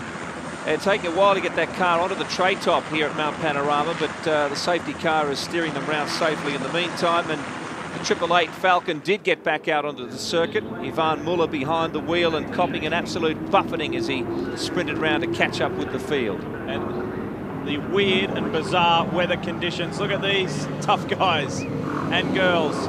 It is very cold here today, and the weird weather continues. Now there's sunshine atop the mountain. It does look better there to the northeast than it has done for a while, though. There's some breaks in the cloud, little peeps of blue here and there just outside our commentary point. A few very dark clouds around, and in that direction we're looking directly east of Mount Panorama, back towards the Blue Mountains and beyond that Sydney. As the crow flies, not very far back to Sydney from here, but even yesterday, extraordinary difference in temperature between the two locations. This is a long way above sea level as we go on board Ivan Muller, the 888 car, minus the front rear windows. When they go back to racing speed, wait till you see how much buffeting and how much racket Ivan deals with in here. And right about now, particularly as he's not at his normal driving work rate, where you're not running around with an elevated heart rate and having a bit of a sweat, he will be freezing. You can buy fridges at better electrical stores, can't you? This is right the fridge. Now, I reckon you'd be looking for the electric blankets in there. This is the fridge, for sure.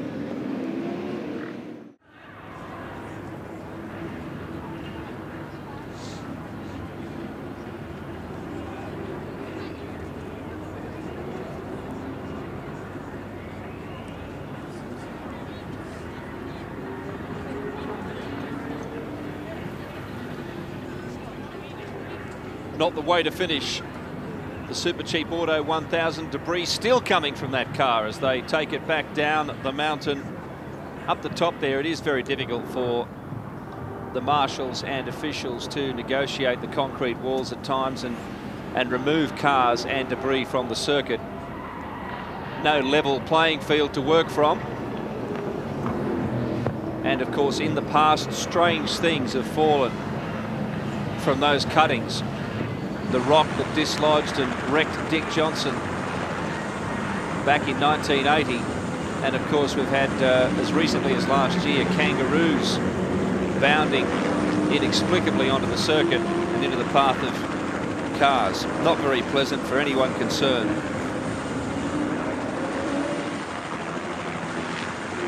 Still under full course yellow. There's the man himself, Dick Johnson. Everyone's wearing gloves in pit lane if possible. This is so cold. Tom Gorman, the boss of Ford in Australia, who celebrated just a short time ago with some early laps of a new BF Falcon that they've launched here, and it'll be at the local motor show. Would be having mixed feelings right now about the Ford performance. Now, that gives you an idea just how many potential dangers are lurking on the edges and indeed inside this circuit. Lee Diffie took a trip up the mountain a couple of days ago to check out a few of the corners and was speaking to one of the local farmers who said there was more than 20 kangaroos in a local herd hanging around the area, and that is their area. They're not transient. So mind you, most of them are fairly intelligent. They sort of figure out what's going on after a while, but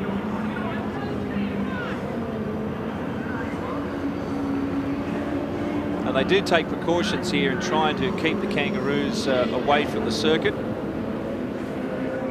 And this is called a shoo-roo. And for international viewers, welcome to Australia. It's a wild and wonderful place, and typical Australians on a Sunday, lounging around doing nothing. But that's the way we like to see them during the Super Cheap Auto 1000. Still under full course yellow. And very soon, on the subject of wildlife, we'll be returning to our regular commentary team, Lee Diffie and Neil Crompton.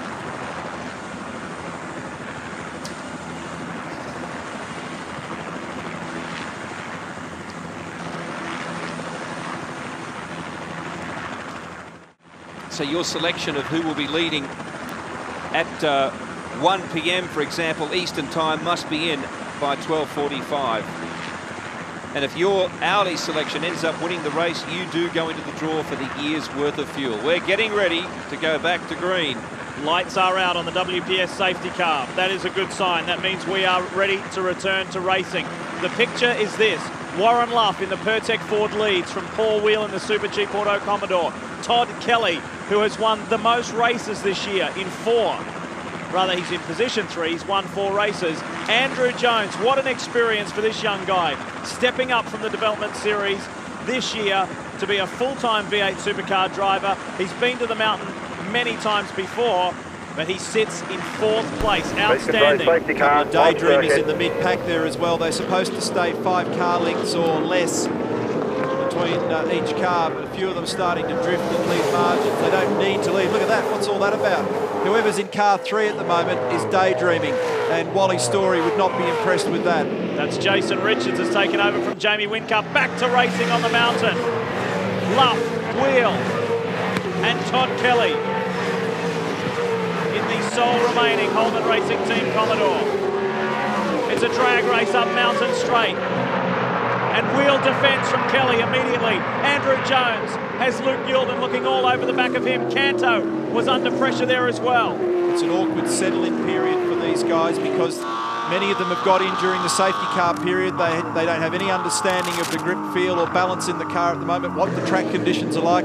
The tyres and brakes have completely cooled out in the cars, so they've got to try and ease it along gently, but if you've got another car all over you, it's a very difficult thing to just creep along without getting monstered. We mentioned a moment ago that Dean Canto was under pressure. He sits 6th in this race. Let's talk now with his teammate Glenn Seton. Glenn, thanks for your time. It's been a very, very interesting race so far. It has really, and actually that's what Bathurst throws up. So, but at this stage, I'll tell you, we're in a good position. The car's really strong. Once we get rid of a bit of fuel out of it, it actually starts to become quite pacey. So I'm really looking forward to getting back in, to tell you the truth. Yeah, Glenn, it looked like in the early couple of laps there, it wasn't totally happy on the full load of fuel, and you wisely sidestepped a few guys. Yeah, as you spoke to me before we started the race, Neil, as you said, keep out of trouble and keep on it. That's what I'm doing. I'm taking your advice. Oh, really? What about this young guy you teamed with, Glenn? He's doing a remarkable job. He's putting plenty of pressure on Russell Ingall just then. And he's a smart kid, isn't he? He's going to look after this car. Lee, he is a top operator. I'm really surprised he's not in the main game.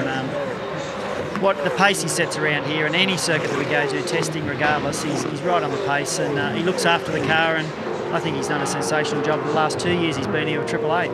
Glenn, you partnered Craig for the last couple of years to 2 runner-up positions. Were you surprised to see him make an uncustomary mistake? You and I have talked how amazing he is at being able to drive that car at or near the limit without making blues. Yeah, now I actually only just worked out what, because I've only just got out and naturally I didn't know what had happened, but and then heard on the TV telecast what happened. When you're driving these cars on the limit, these sort of things happen, and Craig's no different. He drives them absolutely on the limit, probably more than anybody else, and sometimes this thing happens, but he's an out-and-out talent, and it was a fantastic opportunity to be able to drive with him the last 2 years. You're flying the flag for DJR now, mate. Problems with the sister car earlier on. What's the update there? I think Steve only got a flat tyre early in the race, so he had to come in and change a tyre. So at this stage, I think he's back on track. What do you make about the pace up front, Glenn? It's been pretty impressive. Yeah, we always expect that. When you've seen the last 3 to 4 years here, the pace has been hectic up the front, and naturally, the important thing around here is to be on the right on the lead lap and in the right position in the last pace car, which is probably 20 to 30 laps to go. So why to set that sort of pace early is sometimes you just don't know if that's right or wrong. But if their car can do it and they're doing it easy, why not? Well, thanks for taking time out to have a yak to us, Glenn. You know what it takes to be successful around here, so fingers crossed, and see whether you can build on those 3-second positions that you've had.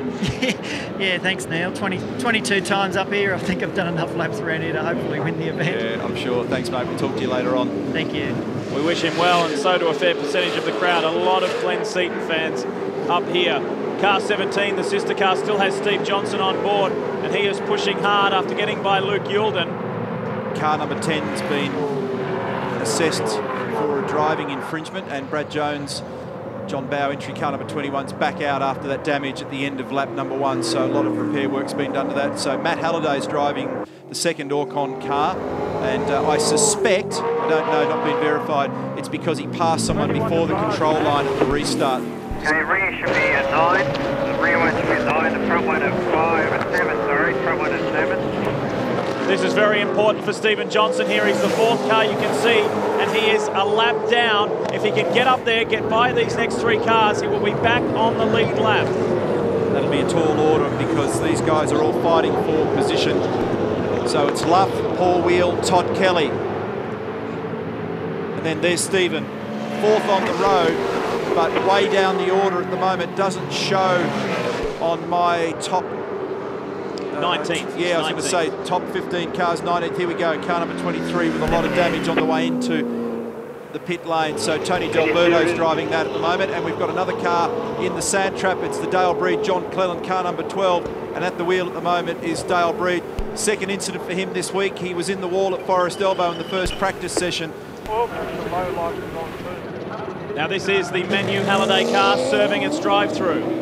And we also had David Brabham on the radio in my ear then a moment ago, suggesting that they had an low oil pressure warning in the number 6 car. And car number 10, Matt Halliday, has been given that black flag for the incident with Paul Morris. 3rd yellow of the day. And that'll be for not providing racing room at Forest Elbow.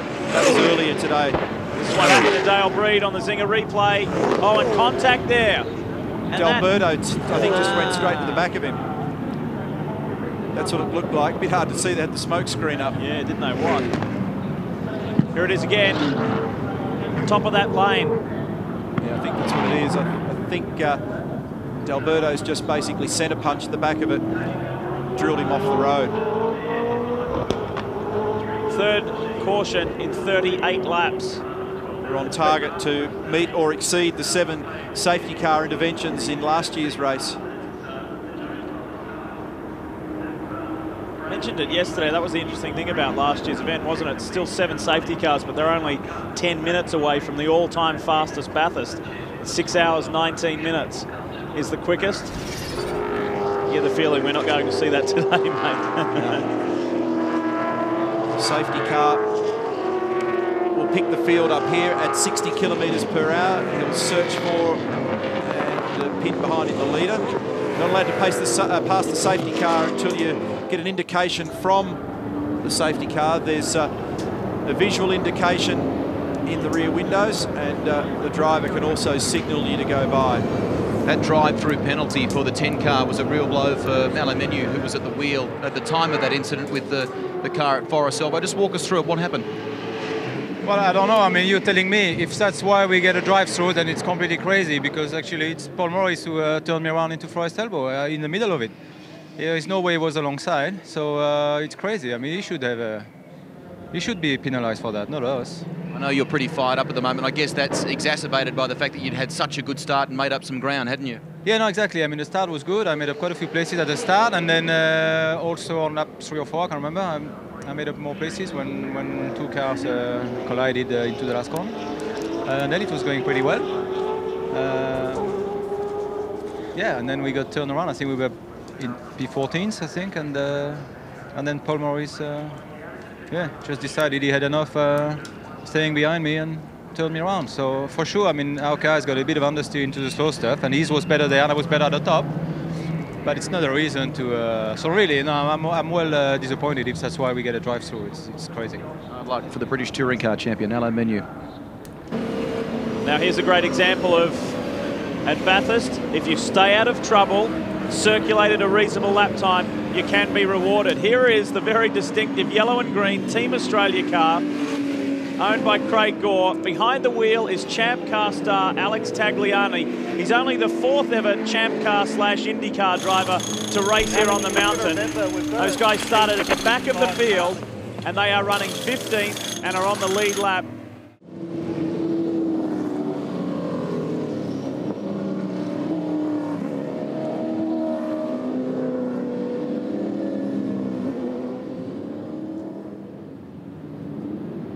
So the safety car continues, and just a quick look through the top 10. Luff, Wheel, Kelly, that's Todd, Andrew Jones, Yulden, Canto, Macro. So the Macro Ellery car, after being in the shadow of the other 888 racing car all weekend, the Lowndes Muller car is entrenched in the top 10 on the lead lap and not looking too bad at all. Good first stint from Stephen Ellery, and of course the Lowndes Muller car in all sorts of trouble. Muller is out there, but they're a long way back. In fact, 10 laps down at the moment. In position 8, David Bernard. Then Owen Kelly, Winterbottom, Jason Richards, David Brabham, Simonson, Matthew White, Tagliani, as Lee mentioned. An extraordinary achievement starting from pit lane. Didn't even get to qualify after a penalty for not weighing in correctly. And Marcus Marshall, his Australian teammate, is also a Champ Car driver. Tagliani, incidentally, is only the second Canadian ever to compete in the Super Cheap Auto 1000. The first was Alan Moffat, who is pretty much an Australian icon now. It's been a long, long time since Moffat made Australia his home, back in the late 60s, as a matter of fact, as the safety car peels away. Safety car, we're off the circuit.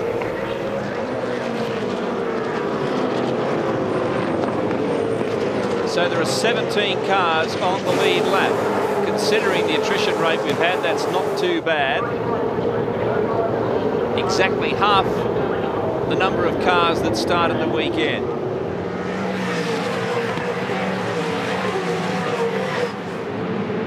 And as Neil and Lee pointed out earlier, Stephen Johnson is the first of those cars not on the lead lap. He's not that far off it. A quarter of race distance gone.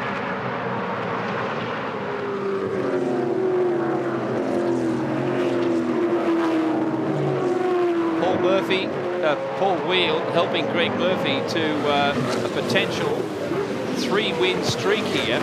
The difficulty for the Murphy-Kelly combination, which won for the last 2 years, is that they're not driving together in 2005, so they can't both do it again. Rick Kelly is in dire straits back in position 24. He is behind the wheel now after Garth Tander. And then, of course, if he can get by, the trick then is to take advantage of a safety car, which recompresses the field. Kelly got well wide on the exit, then coming onto pit straight. That makes him vulnerable, I think, to Andrew Jones. And yes, Jones up the inside, Luke Yulden too. That's not good. The HRT car is just drifting down through the pack, getting murdered by all at the moment. Canto tries to go with it, so too Adam Macro. They are coming from everywhere on Todd Kelly. Look at Macro on the inside. Up Mountain Straight, they have swamped on the HRT Commodore. Macro now goes for the inside. They can't go 3 wide into Griffin's Bend. There's a bit of rain up there at the moment. You can see that Andrew's got the wiper on. And I think even at the very beginning of the first stint, Mark was battling a little on a full fuel load and cold tyres with that number 2 car, but it seemed to come back into phase as the laps unfolded. 2 talented young drivers here. The Valvoline Cummins Repco Commodore is Andrew Jones and Luke Yulden in the Caltex Ford right behind. And what about the WPS Ford?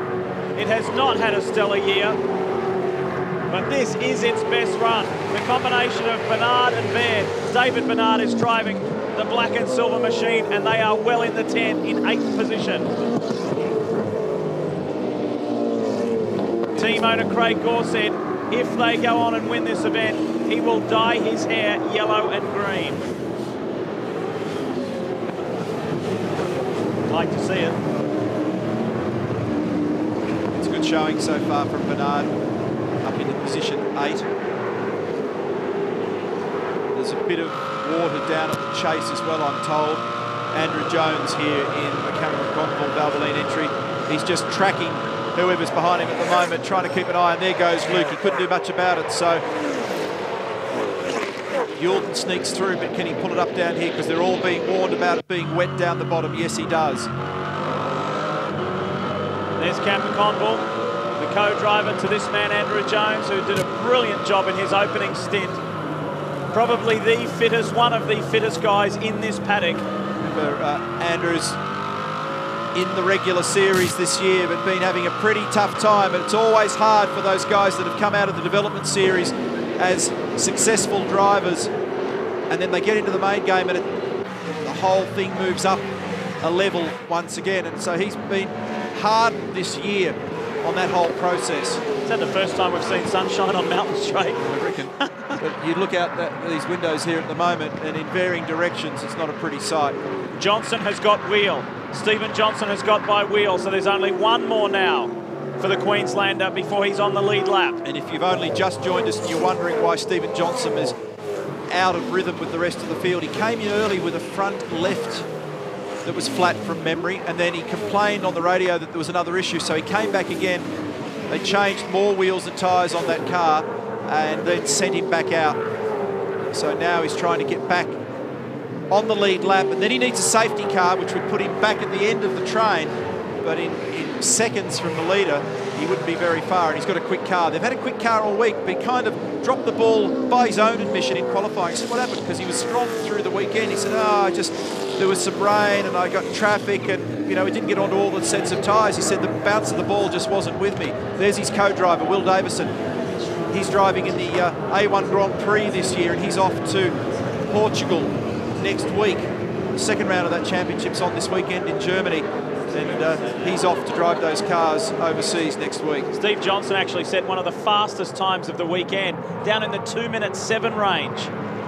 And that's why he was so disappointed, why he didn't convert that to a successful qualifying position. See why he was cranky. He was 8th in his first session, and then Will was 8th in the second session. They were 5th in practice 3. The next one was qualifying, and all of a sudden they were 15th. So it was a bit out of character for the pace they'd shown. Look at this. He's going to get by Marcus, and that'll put him, or should I say Warren, that'll put him on the lead lap. These two were teammates last year. This is to unlap himself, and he does. Oh, Luff almost turned in. He made that difficult for Stephen Johnson. So the 17 Dick Johnson Racing Falcon, settle into it now, you've got a good pace, just keep it going. Is back on the lead lap, and that was Paul Forgy communicating to Warren Luff in the 1 Pertec Ford. Just settle down, you've got a good rhythm, keep it. Okay Steve, head down, nice and smooth, nice and smooth. And that's Lee Geyer to Steve Johnson, keep it smooth. Now the thing is, Stephen doesn't need to drive the wheels off it here because, he's got 2 minutes and 10 seconds to make up, which he's not going to do on the field. Where he's going to get it back is if there's a field compression with the safety car. John Cleland, very tough day for the team. It's not looking good at the minute. Our car just got punted off there down at the chase by one of the wild cars, and we'll go quite well. I mean, we're up from 28th to 16th when I got out of the car there, and the car's feeling a lot better than it did in qualifying, so maybe we could have a decent race, but all sorts of things are happening. I didn't realise that all the trouble that went on in turn 1 at the beginning of the last turn here, early on in the race, that Brad was part of. Unfortunately, it seems to have destroyed their chances, so all the effort's going to have to go in our car now, so we'll just have to keep battling on. But it's going to be a long day. Thanks, John. Okay, cheers, guys. Climb back on board the Better Electrical Fridge with Ivan Muller. Yeah, just have a look and a listen to this. You imagine just how breezy it is. The last temperature report we got was it was about 11 degrees out there. The wind chill drops that number. And he'll be copying a huge buffeting from preceding cars. It'll be freezing in there. If you've just joined us, this was the lead car to the tune of over 6 seconds earlier in the race, until Lowndes, by his own admission, made a mistake, hit the wall, damaged the rear end of the car, and then in a freak accident, after stopping in the pits for a substantial period of time, a loose wheel hit the front of this car, hit the windscreen. Listen to the buffeting. Almost 300 kilometres an hour. Well, it's like being on a MotoGP bike, isn't it? You don't have your leathers on.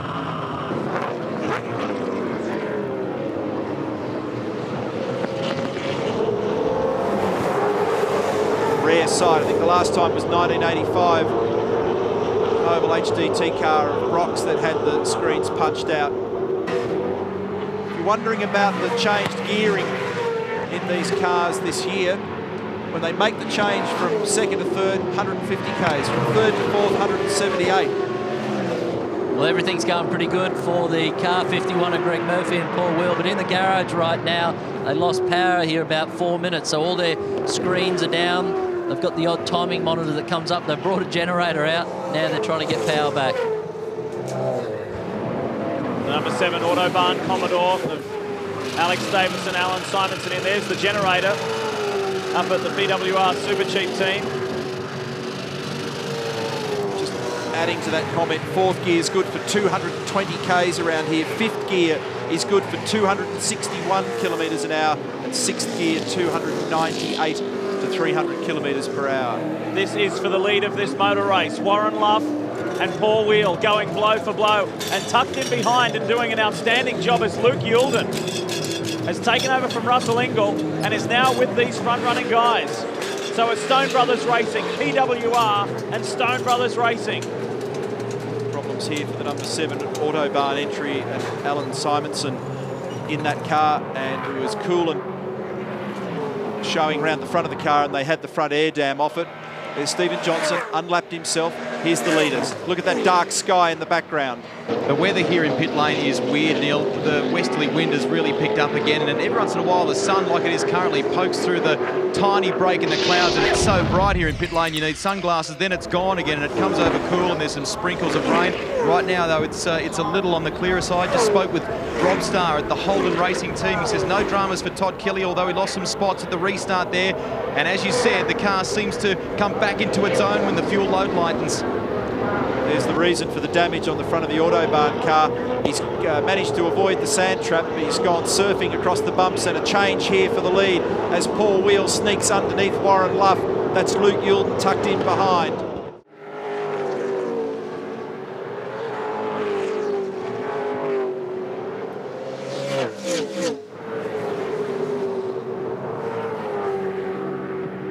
Great battle among the top 3. Todd Kelly's in 4th place, more than 2 seconds adrift. And he's only a feather in front of Adam Macro and David Bernard. Little gap to Andrew Jones, who's in a bunch with Dean Canto and Owen Kelly. Mark Winterbottom making up the top 10. David Brabham just outside them, with Johnson having extracted himself from problems. There are 18 cars on the lead lap. Actually, we're back to 17 because Simonson was in that situation, but since he left the circuit and was forced to pit, he's now dropped out of the battle.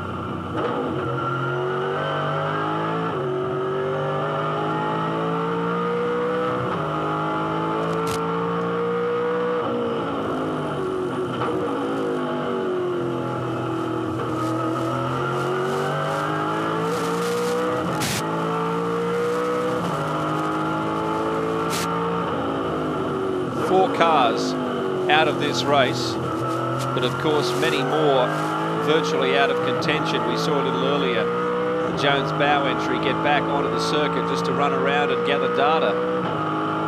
And of course the other reason is that they need to keep their profile going for the sponsors, put on a bit of a show.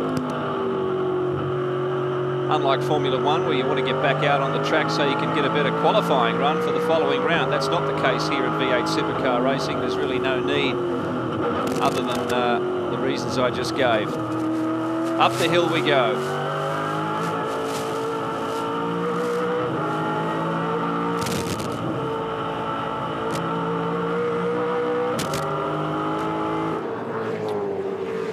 We were riding with Luke Youlden, formerly on the podium here with Stephen Ellery. His new co-driver, Adam Macro, is only 2 positions further back. And David Bernard doing a terrific job. Former winner of the 500, but not the Sandown 500. It was the Queensland 500 when it was a lead-in to this race.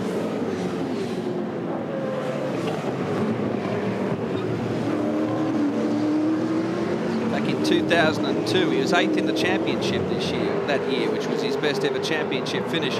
But Bernard and Macro share the couple of very much unwanted statistics, and that is Bernard has competed here 5 times but never finished this race. Macro has never finished in 7 attempts. Good luck to them both today in the top 10. And this is the action at the moment. Race leader is Paul Wheel. This is Adam Macro in the better electrical Falcon chasing down Todd Kelly. This is the fight for 4th spot. The order is Wheel, Luff, Youlden. Then it's Todd Kelly and this man, Adam Macro, former Australian Formula Ford champion, Development Series driver. He's a standout performer in that class. And he started, his teammate Steve Ellery started in 16th place, and to be now running 5th is a mighty effort. Lee, I understand that Paul Wheel's other half in this motor car is online downstairs in the bunker. You there, Greg Murphy? Other half, thanks you, Neil. Like that? Yes, I am. I like that a lot. Well, you are a team. That's exactly right. Mate, you guys got off to a great start this morning. I spoke yesterday afternoon when you were busy doing something to Steve, and he said you'd been polishing on that car, just trying to get it to be a little bit nicer in a couple of areas around the track. You obviously smartened it up nicely. Yeah, it's pretty consistent, and I wouldn't say it's perfect, but it is pretty easy to drive, and also it's telling me exactly what it's going to do. So it gives you a bit of confidence when driving it around here that you know, the car is going to tell you exactly what it's going to do. So that's good, and we went under a lot of pressure then, which was nice too. So we did happen to work out, you know, how we're going comparatively to everyone else. Obviously, Lowndesy was going pretty quick and having a bit of a run.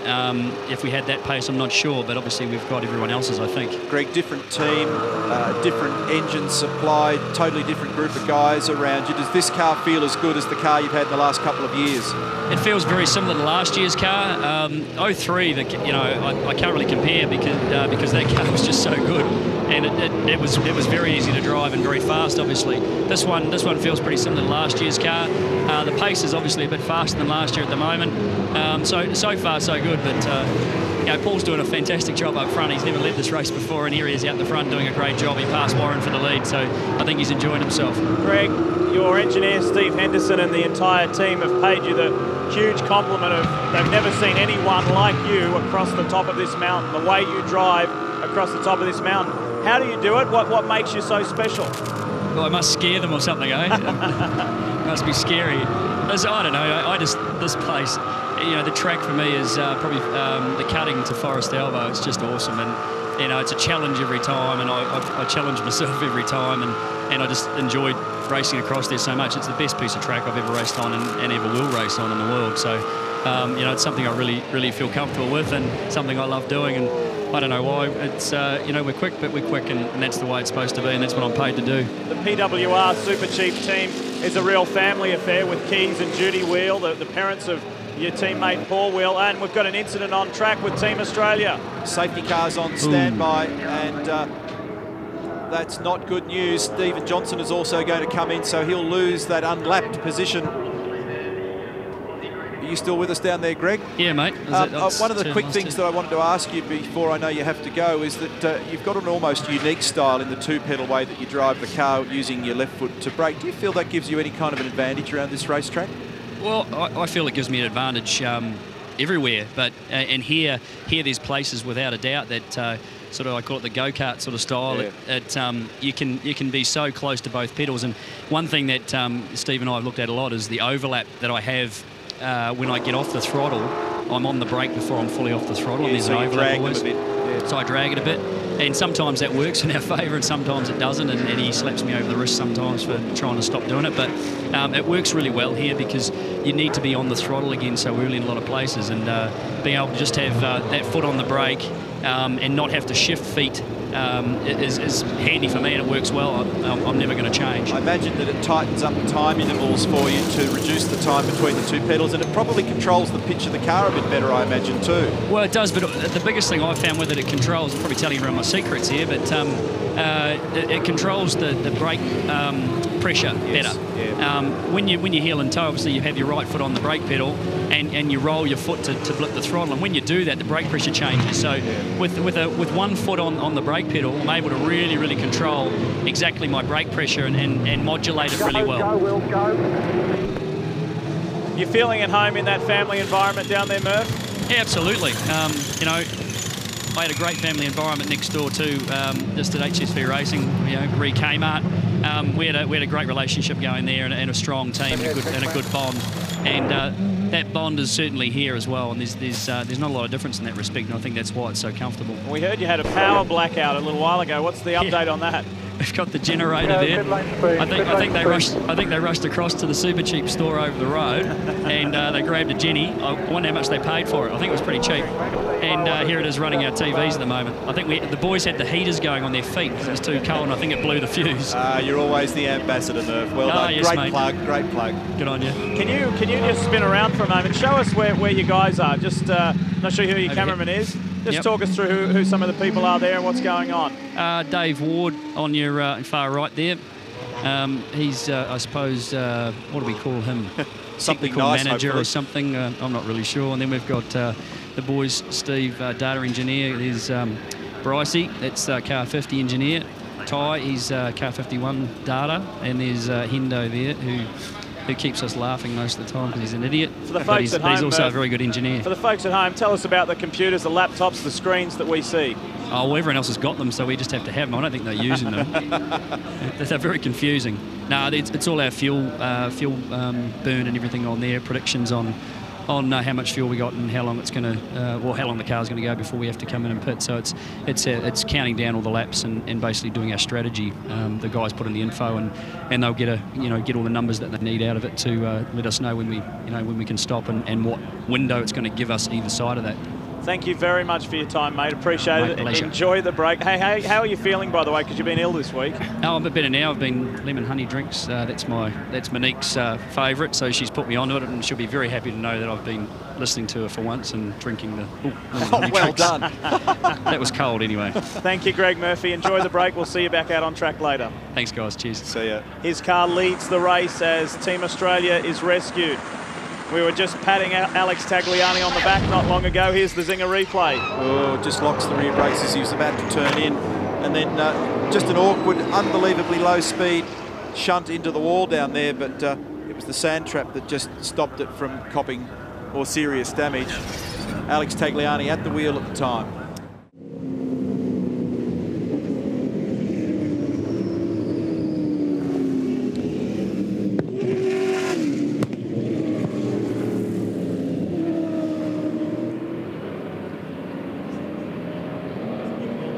.49 laps down of 161, and the margin when the safety car came out for Paul Wheel was almost 4 seconds. That's gone. He's in great shape. Warren Luff just holding off Luke Yilden. Todd Kelly just behind him. That's your top four. Then Macro, Bernard, Kelly. That's Owen Kelly. No relation. Okay, safety car, you see that incident has been cleared in front of you. Expecting one more lap. Safety car, acknowledge, yes.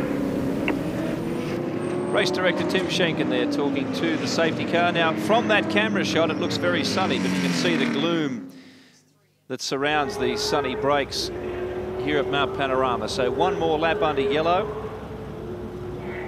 Championship points on offer here, of course, this weekend. The winner receiving 192. Next is 188 and 184, so the increments are 4 points, and it goes right back through the field from there. Pump the pedal, mate. Cars coming in and out of the pits now under yellow.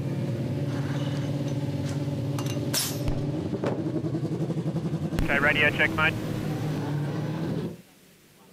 Clear. Okay, mate, make sure you got a good hard pedal there. Great. Reset the fuel, so hold the alarm button for 3 seconds. Just making sure that brake pedal is back up to normal, otherwise it can cause problems when you get into your first corner. That taped up car of Ritter and McLean involved in that first lap crash way back in the start, which took out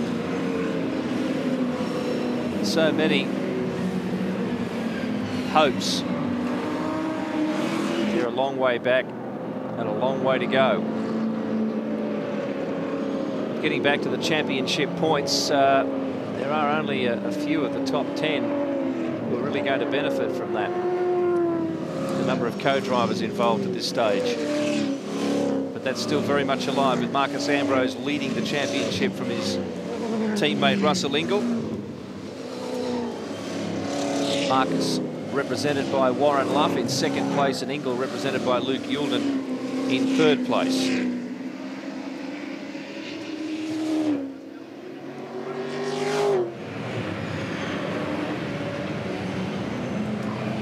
With the pit stops, David Brabham breaks into the top 10.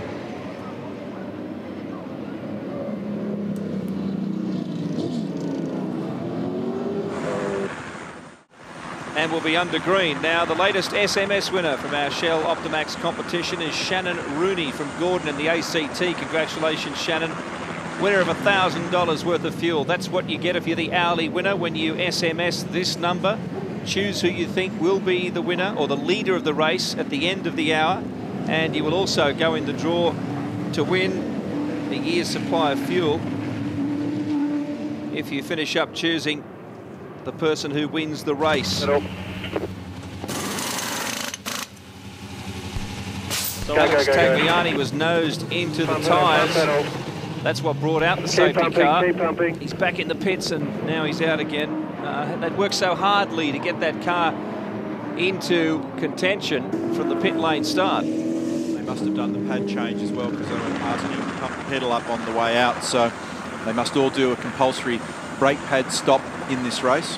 Update on Ivan Muller in the 888 Falcon. He is complaining a lot on the radio that his car inside the cockpit is absolutely freezing. And there's just one of the many cameras we have here on Mount Panorama. In excess of 300 crew bringing you the pictures this weekend, and we say thanks already. We're not even halfway, and we say thanks to our mighty Network 10 crew for the job they've done already this weekend. 36 cameras in total around the 6.2 kilometre safety car. We are off circuit. Mount Panorama circuit. We go green again, and it's Paul Wheel in the PWR Super Cheap Commodore who leads the way and gets a little tailing. Luff wants to pounce. Wheel takes the defensive line into turn one, and Youlden's right there. The teammates almost collide. Kelly, Macro, and then it's David Bernard in a storming drive in the WPS Falcon. Out wide goes Jason Richards and loses 3-4 positions. Make it 5 now. Rick Kelly pulled over like he's leaving past and he came back at me. It's also a bit of a snapshot on what the future of the category might look like too, with a few young guys mixed in here, all getting their opportunity to prove their worth at the top level. So it's an important moment for lots of people here, for teams, for drivers, for the veterans looking to score, and for the young blokes trying to make a name. There's been a driver change recently too in the Cat 4. David Brabham is behind the wheel. Pushing hard, lap 51. Slowly creeping toward the halfway mark. And what an eventful opening quarter, you could say. And it's settled down into somewhat of a rhythm now. The top three have gapped Kelly.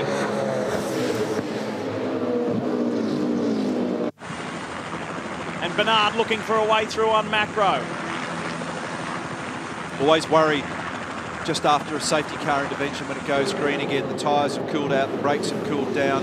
Often a real surprise to the system when you lean on the car and you go, whoa, hang on, it's not like I felt it 3 or 4 or 5 minutes ago. This track can trap you like that. There's no temperature in that road today. Have to be very careful on this opening lap. Paul Wheel's doing a good job just opening up margin again. Luke Youlden is threatening. Just down here in the 888 bunker, they've instructed Craig Lowndes to put some extra layers of the fireproof underwear on and underneath his race suit there, just to cope with the cool conditions that Ivan Muller is talking about. Now, while we're down here, we'll just have a quick look because we're preparing for brake pad changes. In fact, some teams have already done it. Look at this. This is a little Morse code scenario for the 888 team. In the advent of a radio failure, left indicator is for yes, right indicator is for no. Teams have all sorts of scenarios in order to be able to communicate back with the team if there's a radio failure of some kind. The championship nowadays, we're going to Bahrain next year, China obviously. This kit here, as you can see, beautiful, easy kit full of tools, everything, dent pullers. They've had all this gear out today. As you can see, crowbars, pliers, you name it, it's all in there. Easily accessible, can be packed away nice and simply and put in the transporter. Here's what they'll be using any time from now. These big pliers to push the pistons back inside the caliper, and because obviously the brake pads have worn down, they've become thinner, the pistons are further out, these pliers will push the pistons back inside the caliper to fit these thicker, bigger brake pads in. Final one for you. For fuel, the car controller can keep a close eye on this, up on their pit boom. It counts down 4.4 litres per second, obviously, of fuel. The car controller, particularly if they need a splash and dash at the end of this race, if he knows, for example, they need 19 seconds worth of fuel, he'll confirm it on the clock, the green light will come on, and the car will be ready to rejoin the race. And just while you were talking to us there, Greg, message from race control, there'll be a black flag shown to car number 23. And Fabian Coulthard in the Dodo Racing entry will have to go through the pit lane. We don't know the reason for that just yet. What about this WPS 4? David Bernard is flying. He started 19th and now runs right behind Todd Kelly in 5th place. Team owner Craig Gore did say to me late yesterday, he said, watch this car, don't forget about us. We have got this sorted. They've made numerous personnel changes in that team. They've got a refreshed engine package. They believe they are heading in the right direction. And by the looks of this, they certainly are. Kiwi Craig Baird standing by for his first stint. It's been an impressive opening stanza from Bernard. He sizes up, Kelly gets him, and he's locked it up. Goes wide through the chase and will shortcut it. He's lost 2, maybe 3 positions. That was what he didn't need, so that's just undone probably the last half hour's work, which is a real shame for David. He locked the rear brakes. Andrew Jones has got underneath him there. And frustration. Just a little bit too hungry. Showing great pace up to that point. Kelly dangled the carrot though, didn't he? Yeah. He opened the door and Bernard said, I'll go for it. It's gone back to 10th in that manoeuvre. Russell, you'd have to say your teammate Luke Gould's done a pretty good job. Yeah, look, he's looking all right, you know. He actually wants to get on with the job a bit, but Luffy's holding him up a bit. It'd be good if he got in front of him, because I think we could pull Wheelie in, and the whole idea is to get a bit of a gap too, but we'll just see how it pans out for the moment. How did the car feel during your stint? Yeah, it was good. I mean, the first few laps were a bit hectic. I think you made the comment it was like the Bathurst 1 hour. She was all on at the start, I can tell you. So never ceases to amaze me each time we come here that a lot of drivers forget it's a 6-hour, 161 lap race, and they can destroy themselves in the first hour. Lo and behold, they did. I'll let you go and speak to you later on during the day. Yeah, I'm off to the Winnebago for a shower, mate. Good luck. Cheers, mate. Stone Brothers looking strong. 2 of the top 3 positions. It's been a bit of a hoodoo track for them, although they are the last Ford team to win back in 1998. Since then, it's been tough going. Speaking of Ford teams and drivers, Craig Lowndes is on the line with us, and shortly we'll step back into the 888 Falcon. I'm sure maybe you're not looking so forward to that, Craig, anymore. It's going to be cold. Yeah, I do. Craig, can you hear us? Craig Lowndes, hi, can you hear us? I can. I was just saying, mate, maybe you're not looking forward to stepping back into the 888 Ford. Well, Ivan's always been worrying about the heat of our cars over here in Australia, and although we've put on a great day here at Bathurst, there's definitely no problem with his air conditioning. Hey, Craig, can you, in more detail, just explain what happened there when you came out of the cutting? Was it just on the bump or a little after on the gear change? It was actually after the bump, Cromley. We just sort of got over the bump, and the car kicked sideways, and I thought I actually had it. Glanced the wall, it actually broke the Watts link, and then it bumped the front end of the car, and it actually bent the wishbone. So it broke the Watts link first, and then bent the front. Okay. Mate, you had fantastic pace up to that point. You were absolutely braining them. Yeah, well, I should have probably backed off half a second and actually still be at the front. How many layers you got on? Too many. I'm just fitting into the race suit. Ivan's in there with about 4 layers, and he says he's cold. He's making a move now. He's still charging on with it, albeit that you're down in 26th. Oh, awesome. Hopefully he's going to pick up another 8 laps, I think it is, and we get back on the lead lap. Mate, you're always the optimist. Well, look, you got to enjoy it now. We've out of the running for obviously the podium or any spot of the podium. So we've got to enjoy the day. We've got to get some points for the championship, because we're still with Richo out now. We still can climb one, but looking at the HRT car, Scaife and Kelly. They're obviously high up in the agenda. The upside of all this, Craig, is that for 2005, you're back on absolute razor edge pace again. You're very competitive. You've had pole positions. You've had race wins, round wins. That must be gratifying. Well, I was going to say it's been very different for us. We've definitely in the back half of this season, showed great performance, and the team have done a tremendous job. It's a pity, really, the way we've gone, and I made a slight error, which I put my hand up for, and I said to the guys, the car is great, the driver's a bit of a tosser, but really, we put ourselves in that position, and then when obviously the 24 car had a collision up the end of Mountain Straight, we copped the wheel, so look, that's just the way it goes. You're actually fortunate in many respects that wasn't further across towards your driving side of the car, the driver's side of the car, because that could be a horrible nightmare with that bouncing around in front of you. Oh, I definitely could have got rid of some of my good looks, but we are very, very fortunate that the brace that goes down, the actual length, the Larry bar that goes diagonally across is actually kinked, so the force of the impact on the wheel was pretty big. It's hit with a big thud.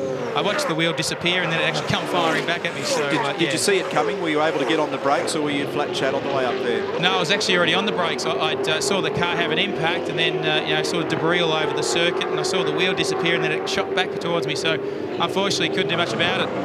Craig, obviously you mentioned earlier you're out of the running now. Who do you like the look of up front? Do you think Murphy can do it again, or is it going to be Ambrose today? Well, I'd like to say that, but look, we're after the Ford victory, and look at Marcus. He showed good pace at the start of the race. So we were able to get away from him across the top of the mountain, but he showed good pace. Fair enough that he got Warren Luff and Luke Hilden in both the stone cars at the moment, but the combination's always strong with Greg Murphy and Paul Wheel. Craig, thanks for your time, and good luck in this next stint. No problem. Be interesting to talk to him on the other side of it to find out just what it was like in that car. But Ivan Muller has done such a good job in so far. The order is Wheel, Luff, Yulden, Todd Kelly, Adam Macro, the top 5. Owen Kelly, Dean Canto, David Brabham, Bernard and Andrew Jones, the 10. I guess it's a little bit like riding a very wide motorbike, isn't it? So, all the blokes like Darryl who have done plenty of this stuff where you've just got a helmet on and your leathers and you're on your racing machine and you're out there, that's what it's like. Totally. So, one car we haven't acknowledged yet who has snuck up there and done a wonderful job in the tent is the second Super Cheap Commodore of Owen Kelly and Nathan Pretty. Keep in mind, they started last. They were right at the back of the pack and now sit in 6th position. Mighty effort.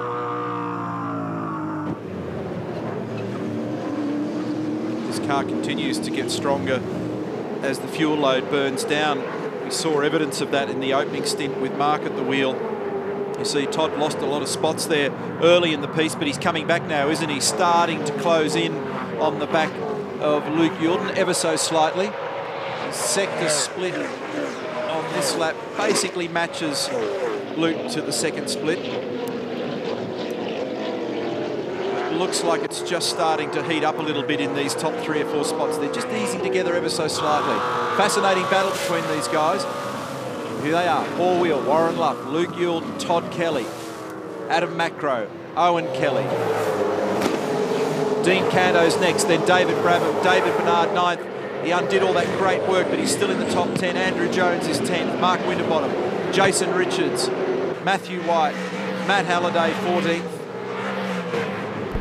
We talk about combinations where it's 2 full-time drivers in the car, then the combinations where it's 1 full-time and 1 that's a visitor to the series.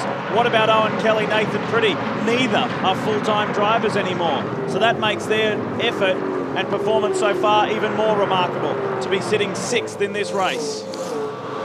Get a lot of positive response from this foot cam shot. You can see Todd flat shifting there. That's the heel and toe using the right foot to brake, whereas when we were talking to Greg Murphy before, he left foot brakes, and he was talking about being able to better regulate his brake pedal pressure, not see so much variance on the big stops. Just hesitating over the top of the hill, flat, upshifting to 4th on the run to Reed Park, just on 200 k's, little dab of the brakes to return front grip, squeeze the throttle back on exit. Again, about 210 k's, 2 wheels at McPhillamy. Still in 4th gear, run to Skyline, 215 k's. Confident dab of the brake to make sure that he brings the brake pads up to the disc face. Hard on the brake on the run to the dipper, back to 2nd gear. 2 wheels through the dipper, flat shift, kicker up to 3rd gear. Hard on the brakes again, back to 2nd gear for Forest Elbow. little more pedal pressure late in the stop there to get the front to bite. Easy on the throttle, and then 100%. Third, fourth, fifth. Just hit the rev limiter then in fifth. On the upshift, it was 261 Ks. There's sixth gear and creeping up to 300 Ks. And he'll go flat, tap of the brakes all the way to the chase. Past the chase, waits for the car to settle, and then brings on the huge brake pressure. He's got pressure from behind at the moment. It's Adam Macro in the rear view mirror. Little confidence lift of the throttle so the car doesn't oversteer coming out of the chase. Fourth gear, tap the brakes again. Back to second gear, bringing you back onto pit straight. Stellar drive by Adam Macro in behind Todd Kelly. A little over a year ago, Macro thought his racing career was virtually over, but what a resurgence. Full-time drive in the development series, and now he's mixing it up with the best of them at Bathurst. It's a good policy to just tap that brake pedal just to make sure that you bring the pistons out and bring the pads up to the disc. Otherwise, sometimes you'll get too much rear brake. Car off the road, car number 44, the Longhurst Wilson entry at the exit of Forest Elbow. And it's Max Wilson. That is the third accident for that car today. And is it an accident, or has Max pulled off on purpose there? Is it an engine drama? Looks like there might be some damage. I'm not 100% sure because that car got knocked around earlier as well. The wow, sight and sound, Commodore. It has been a tough day, and Tony Longhurst's final Bathurst is over. It's a bit hard to see from that angle whether or not it's actually in a spooky spot and whether they'll deploy the safety car. It may not be as bad as it looks with that foreshortened angle.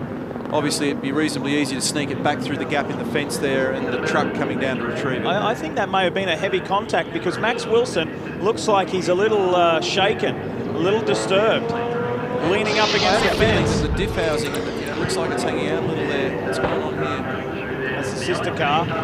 Oh, it's big contact with the wall. So, yeah, I had a feeling that you could see that left rear wheel hanging out, but I wasn't game to stick my neck out because it had so much damage on it from earlier in the day. Big contact there. And that's enough to give him a fair shake-up, understandably. Back to it, and 51 is in position 1. That has not changed. Paul Wheel.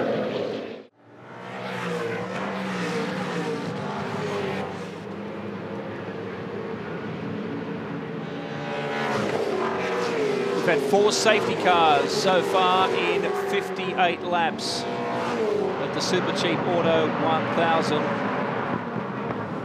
We're not even halfway through this race.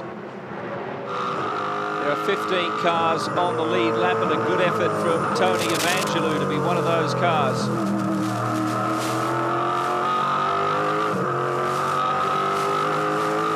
Driving with Anthony Trapp, former saloon car champion Evangelou. He's behind the wheel at the moment. Driving a Holden here, but drives a Falcon in the HPDC V8 Supercar Series, the development series. We're looking from Paul Wheel's car to second placed Warren Lough, and behind him Luke Youlden as they go across the top of the mountain.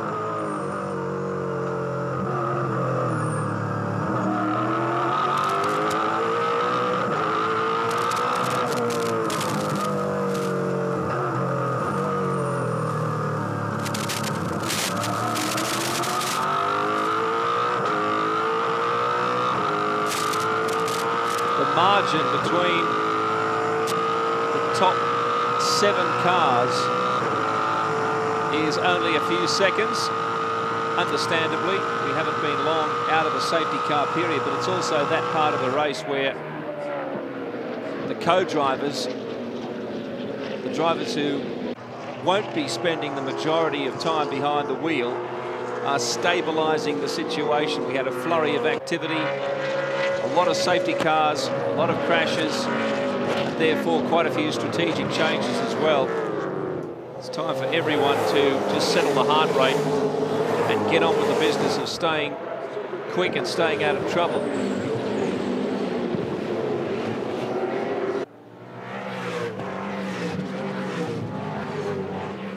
You might recall Stephen Johnson worked really hard to get back on the lead lap. Well, Will Davison, who took over the car after the last pit stop, is now in the same position. He's a little worse off than Stephen was before they made the pit stop. The difference is they are a stop ahead of a couple of the drivers ahead of them, so they may regain those lost positions strategically.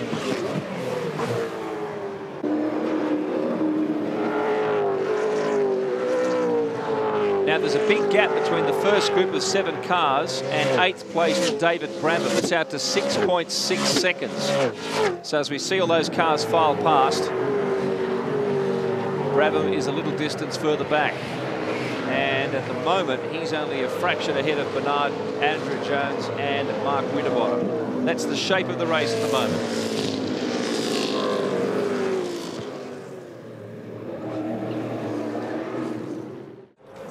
Was Dean Canto driving for Dick Johnson Racing, West Point Racing. Then there's a 6.7 second margin to David Brabham. That's how the race is shaping after only 59 laps and 4 safety cars. Third in the championship coming into this 10th round of the V8 Supercar Championship Series, but sadly out of this motor race is Castrol Perkins' Stephen Richards. Stephen, thanks for your time. Has Paul Dumbrell explained what happened, exactly what happened up there when he contacted the wall very heavily? Yeah, look, it was just one of those little dramas. There was a car up the inside of him, and initially this is before the main drama we had that stopped the car, and he just slid up the inside, made contact as he turned in, and that damaged the steering and also fired him off into the wall. So ultimately what happened is the steering failed later on after that, and there was Paul had a moment at the end of Mountain Straight there. So, you know, not the way we like to go out of the race. It's very early. It's like a Saturday night at Parramatta Speedway. Richo, you obviously chose to come in a little earlier. You were obviously trying to give yourself an opportunity later in the race to be better positioned for your fuel windows. Was that the strategy there? Yeah, spot on, Neil. We were sort of working. We went through various scenarios late yesterday, and that seemed to be the one that best suited our situation. So that's exactly right. We were sort of hoping to put ourselves in a pretty good position from about lap 90 odd. It's a tough business, isn't it, mate? Like last year you were on the money here and you got cleaned up by a Aru, and this year a couple of things you wouldn't have predicted. No way. Oh, mate, you know, we all say it every year. It's the nature of this place and what goes on.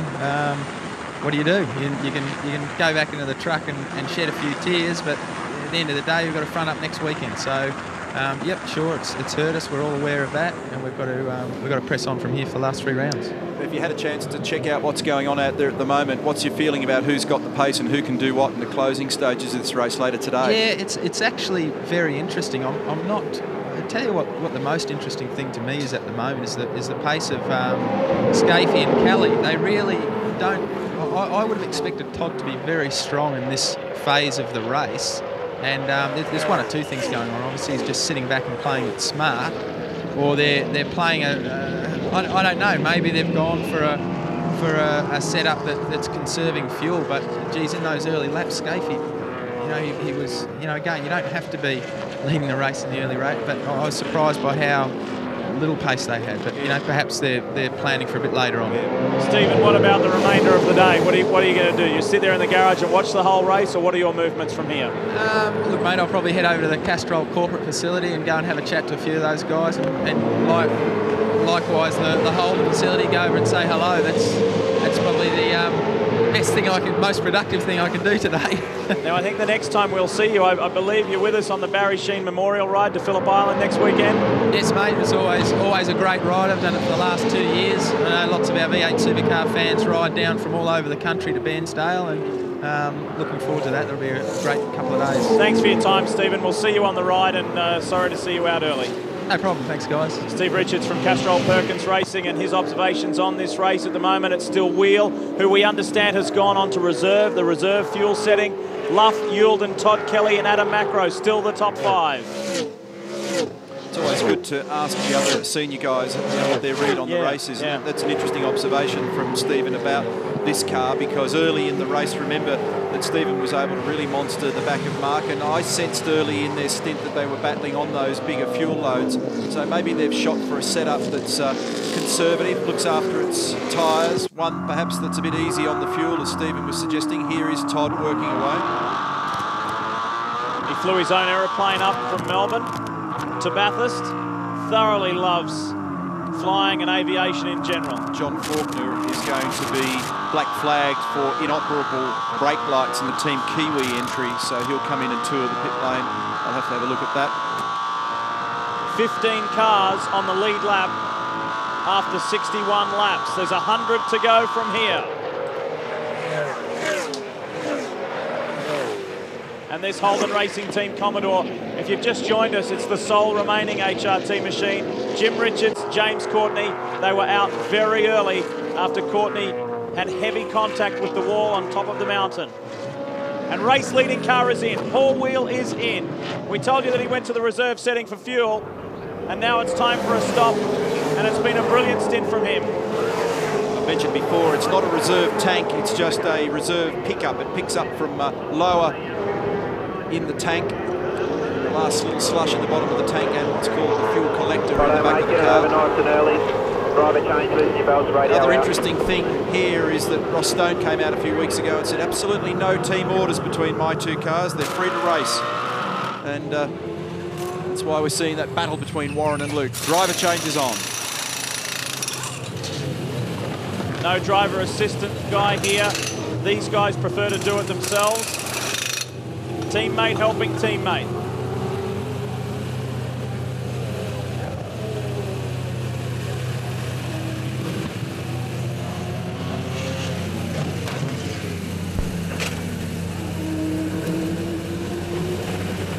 Go, go, go, go.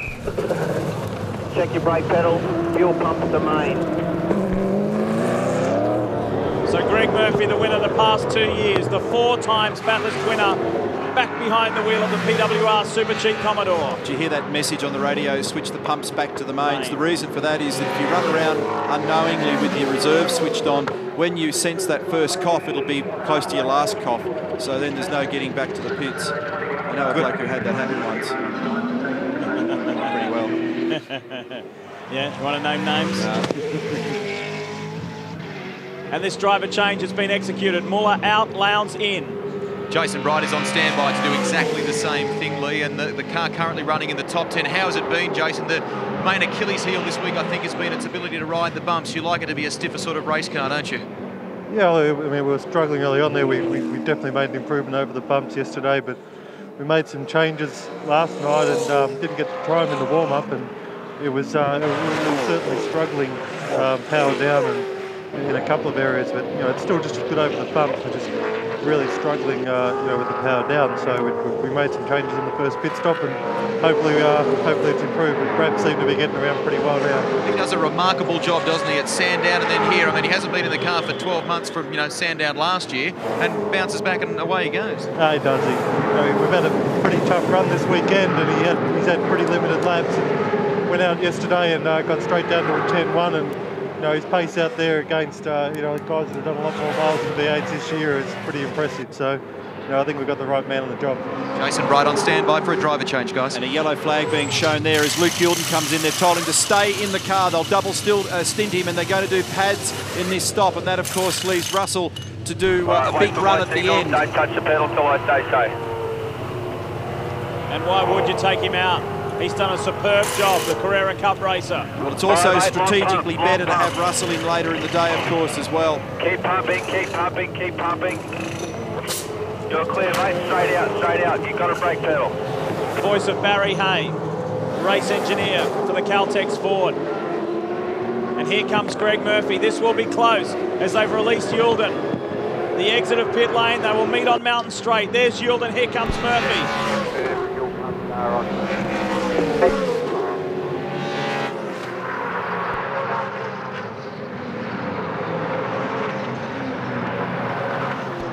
Luff still the race leader, and courtesy of those pit stops, Todd Kelly has been elevated to second, and Team Australia is in trouble again. Alex Tagliani off for the second time, this time at the chase, and this time no need to be rescued. He is really finding the parameters of braking in a 1,350 kilo V8 supercar. Murphy is all over Youlden. Side by side. Oh, that's a tricky manoeuvre, that one. What happens on the other side? Youlden gets high and wide and had to skate to keep it off the fence. Cold tyres, the battle there for him. Murphy had a full lap under his belt. He was already up to temperature and into his rhythm. While Yulden, with refreshed tanks and tyres, was building to speed. A couple of rules to bear in mind here. No one driver can exceed a limit of 107 laps in this 161 lap race. They can't spend more than 3.5 hours in the car at one time, locking the brakes into the chase for Tagliani on the Zinger replay and whistles straight out through the beach. Fortunately takes his foot off the brake pedal and then gasses her up to try and come out the other side. That would have got his attention. He was telling me earlier in the week that eventually one day he hopes to settle here in Australia and perhaps even race V8s full-time. Damage to one of the Gary Rogers cars. This is the Lee Holdsworth Phillips Skyfleet car 33. Holdsworth is behind the wheel. Wall of wax somewhere by the look of it. Damage to the front left corner of the car. It's just rubbing the guard on the tyre on braking load there. Looks like it's got black scuffs on it, so it might be that big rubber belting that's all the way around turn 2. Its sister car with Andrew Jones driving sits well in the top 10 in 7th. And it's been a faultless performance this weekend from the 34 car, but this is what happened to 33. Big rubber belting at turn 2.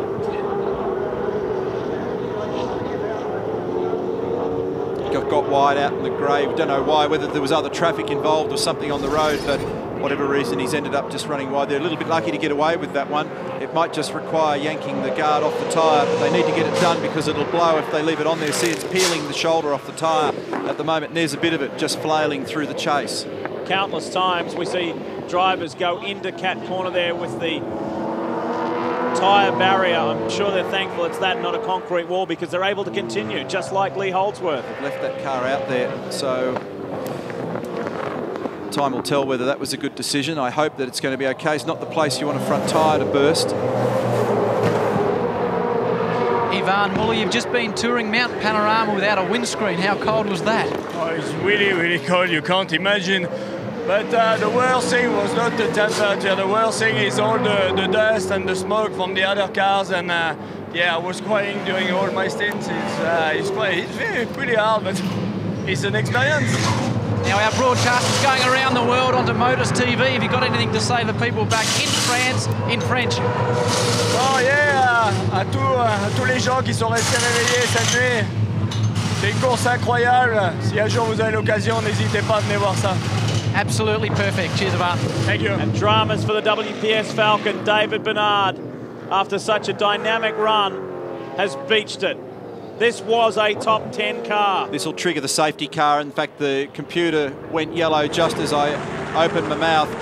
And there is Bernard in the WPS car, perched in the gravel on the exit of the final corner. Locks the rears just as he turned in, and it pointed him straight at the super cheap buffer there. And he's stuck. They'll have to retrieve that car.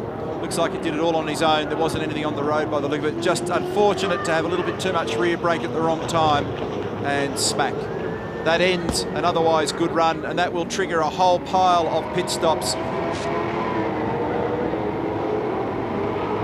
On board the Jason Richards Jamie Whincup car with Jason at the wheel, and there is David Bernard out to the right.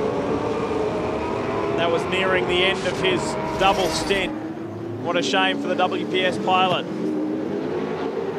Chrysler safety car will be dispatched for the 5th time in this race. Well, it's Paul Radisic's 43rd birthday today and your 100th championship start, Paul Morrison. This hasn't been a great day by any stretch, has it? No, it hasn't been good. Started off all right and then had a bit of trouble with Alan Menu. Obviously, he can't read English too good and didn't read the driver briefing notes too well. He went off the usual racing line, and I thought he was letting me pass, and he just turned in on me. So might have to get him translated into Swiss for him. Thanks, Paul. Thanks. And imagine that, 2 drivers with 2 different viewpoints. Yeah. Luff is in, race leading car is in, so too the HRT Commodore of Todd Kelly. You adjust your bar. Now, what will they do in terms of drivers? Our boys will be on the spot down here to tell us.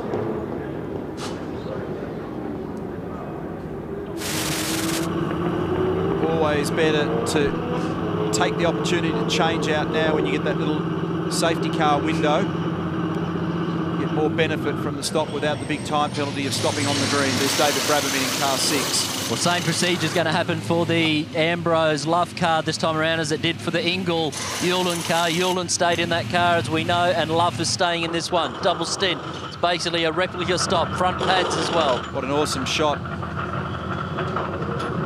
Andrew Jones in this car, meeting the front brake pads being slotted in. Darryl, can you see whether or not Scaife got in the Kelly car? Scaife's in, and it looks like he's going to get out just in front of him. So Mark Scaife in the car, and Luff back out in front of him. Right. Didn't look like there was a driver change executed at FPR. I think Brabham is staying in for a double stint. They did ask David on the radio before whether Phil Keed asked him whether he would double stint. He said yes. Very fit David Brabham, does a lot of endurance racing. Real seasoned professional. Look at this. These blokes reunite. They started together on row 2 of this grid at the start of the race, Murphy and Scaife. And they're back together again. Oh! Murphy giving Scaife a touch-up through Cat Corner. I think there was something on the road there that unsettled the number 2 car. I think it might have been the 51 car. Something there, whatever it was. That was all a bit weird, wasn't it? Yeah. The stop for the Valvoline car, guys, took just on 28.6 seconds, but crucially, the Tasman Motorsport entry, car 3, was able to leapfrog Andrew Jones and Cameron McConville's car. Andrew is out of the car. Cam McConville now at the wheel. They have done front brake pads on that car as well.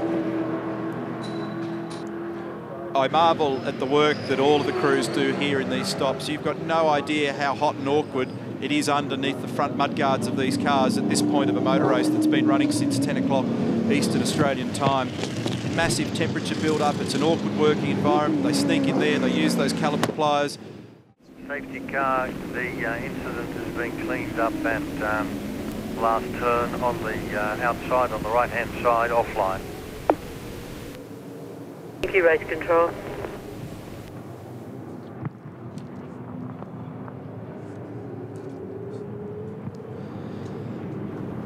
Still under yellow, but reaching a very interesting phase this race, with some teams opting for their second drivers to do a double stint, but other teams making the change. And it was just that tactic which enabled Luke Yulden to come out in front of Greg Murphy after they'd both cycled through their stops. Yulden's stop was a lot quicker because there was no driver change, but Murphy, with a warmer car, was able to get past him anyway. And we really won't know how this all shakes down until they've gone through a few more competitive laps. At the moment, the leaderboard reads Luff from Todd Kelly, David Brabham, Andrew Jones, Jason Richards. Lee mentioned just before the break that Richards had been able to vault over Jones via their pit stop. Winterbottom next, then Anthony Tratt. Terrific performance from that team. Tratty's been running around in V8 supercars for a long time. He's had 8 starts on the mountain, 3 with Alan Jones. That's the Formula One world champion of 1980. Their best finish, actually Tratty's best finish, was 12th with Paul Stokel in 2002. 5 times he's failed to finish. Let's hope he can run to the line and improve on his previous best.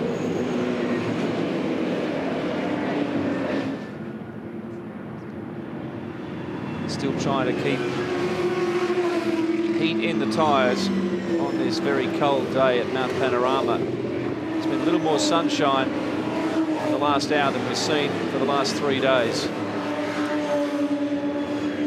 And the situation hasn't changed a heck of a lot from early on.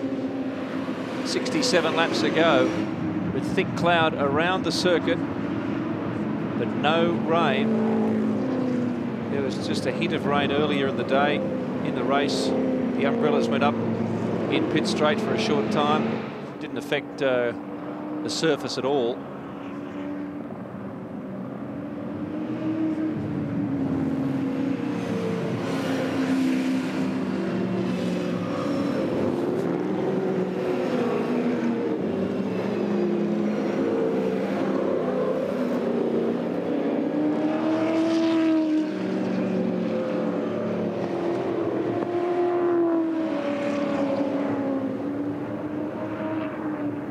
There's the Chrysler pace car.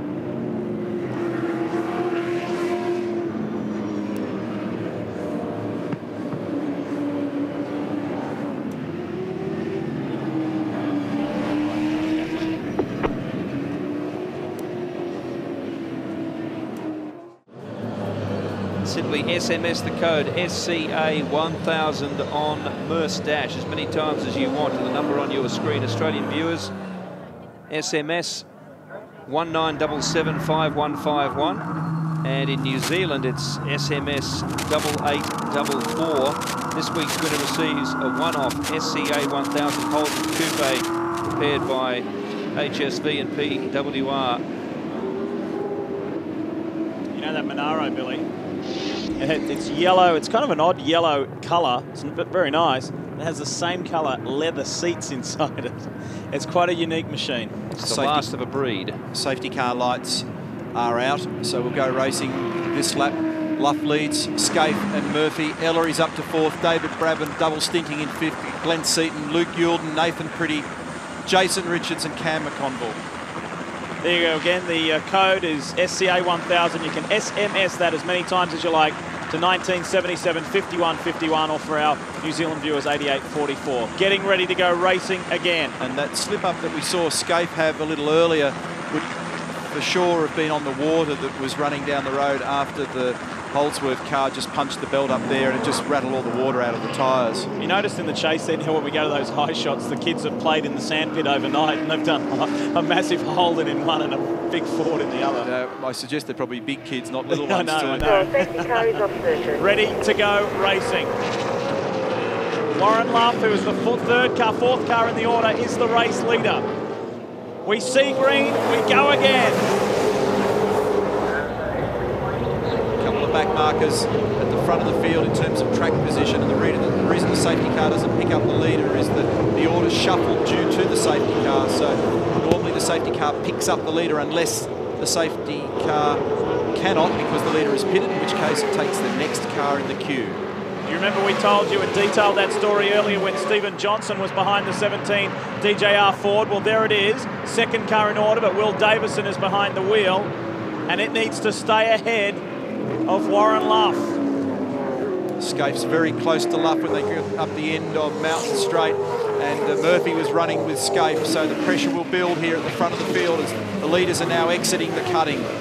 Space is at a premium as they climb the mountain again, sorting themselves out in amongst lap traffic. Luff, Scaife, Murphy, Ellery and Brabham, the top five. Look at this pressure here. So big task for Warren Luff, got a lot of load on his shoulders this weekend. I asked him on the grid, he said, well, yeah, I don't want to mess it up for Marcus. He leads this championship, and all he can do is his best, concentrate on what he does well, which is drive a race car. Scaife told me earlier this weekend, he said when the track doesn't have much grip, when it's clean, when there's been rain, after rain periods, he said our car isn't great. He said if it stays dry and this place gets rubbered up towards the end of the day, he said watch for us. Murphy the outside, Scaife the inside. That slowed Scaife at Forest Elbow because he wanted to go down the inside of Luff, so he went off the ideal line. Murphy hung out wide to get a better exit, so he'll have better terminal speed down here by a K or two. The big boys are chasing Warren Luff. This is pressure, and he's handling it well. Scaife on the inside, this is for the lead of the race. HRT and Stone Brothers, and Murphy lines up for a shot as well. He goes to the outside, great driving, Greg Murphy. Yeah, Luff's going to drop those two spots there, and Murphy almost managed to make a move on Scaife at the same time. They're side by side, touching into the final corner. Out of Murray's, Luff has a look, Murphy goes to the defensive line. They're racing like a sprint race, and we're at lap 70 of 161. That was a bit tricky because Mark started to ease back across the road. I don't think he realised that Greg was there. Murphy couldn't go further to the right because the grass was there and it's wet and slippery. So they just had a bit of a rub. That would have been a bit of a spooky moment for 51. In the background, look for the better electrical Ford of Stephen Ellery. He is coming, he is gaining ground. He started 16th, that car sits 4th. Scaife didn't get the car turned in as he would have liked then going through turn 2, and Murphy got closer. I reckon that super cheap car of Greg Murphy's at this stage with a full load of fuel is still a little bit stronger than the HRT car. The sister car of Jim Richards and James Courtney is out. They'll be down there in the garage, watching on, willing on. I just wandered into the Stone Brothers Racing pit bunker, and Ross Stone's looking a little on the nervous side, but he's handling the pressure well there. I think it's probably better to stay out of the stoush. Is that a fair comment? Yeah, that's right. Just at the stage, we just got to stay in the game and just tick those laps off. The safety car worked in favour of the blue machine, perhaps not as well for car 9. Oh yeah, it wasn't too bad. You know, it's still early stage in this race. You know, it's such a long way to go. It's very quickly a strategic move to double stint these young blokes. Yeah, if we had we decided if we had a couple of pace cars in their first stint, we would double stint them just so they could give Marcus and Russell final 2 stints all being well. Relax, have a nice afternoon. Thanks, Rusty. Just an update on that HRT car of Scaife Kelly. Neil mentioned earlier that it looked like maybe they were sitting there just to save fuel or keep that car strong for the end of the race. It was off the pace. I spoke to Robbie Starr. He said the tyre pressures in that car were low. They're not up to where they should be. And Todd just struggled with that car during the stint. So Mark now has tyres at a different pressure, and we'll see how strong it is. They must have run those that second set of tyres when Todd got in the car. Their starting pressures must have been a little low, so he just did the best he could with what he had. Scaife Murphy. The third car is a lap car. That's Will Davison. Then it's Luff. Then it's Ellery. Then Brabham. Then Seton. Luke Yilden. Nathan Pretty. Jason Richards and Cam Mcconnell, the top 10. Incidentally, Will Davison a lap down at the moment and in 15th place in that number 17 car.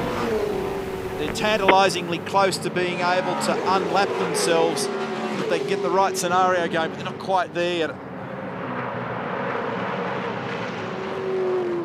Luff looks for an option on the inside. Davison gives it to him.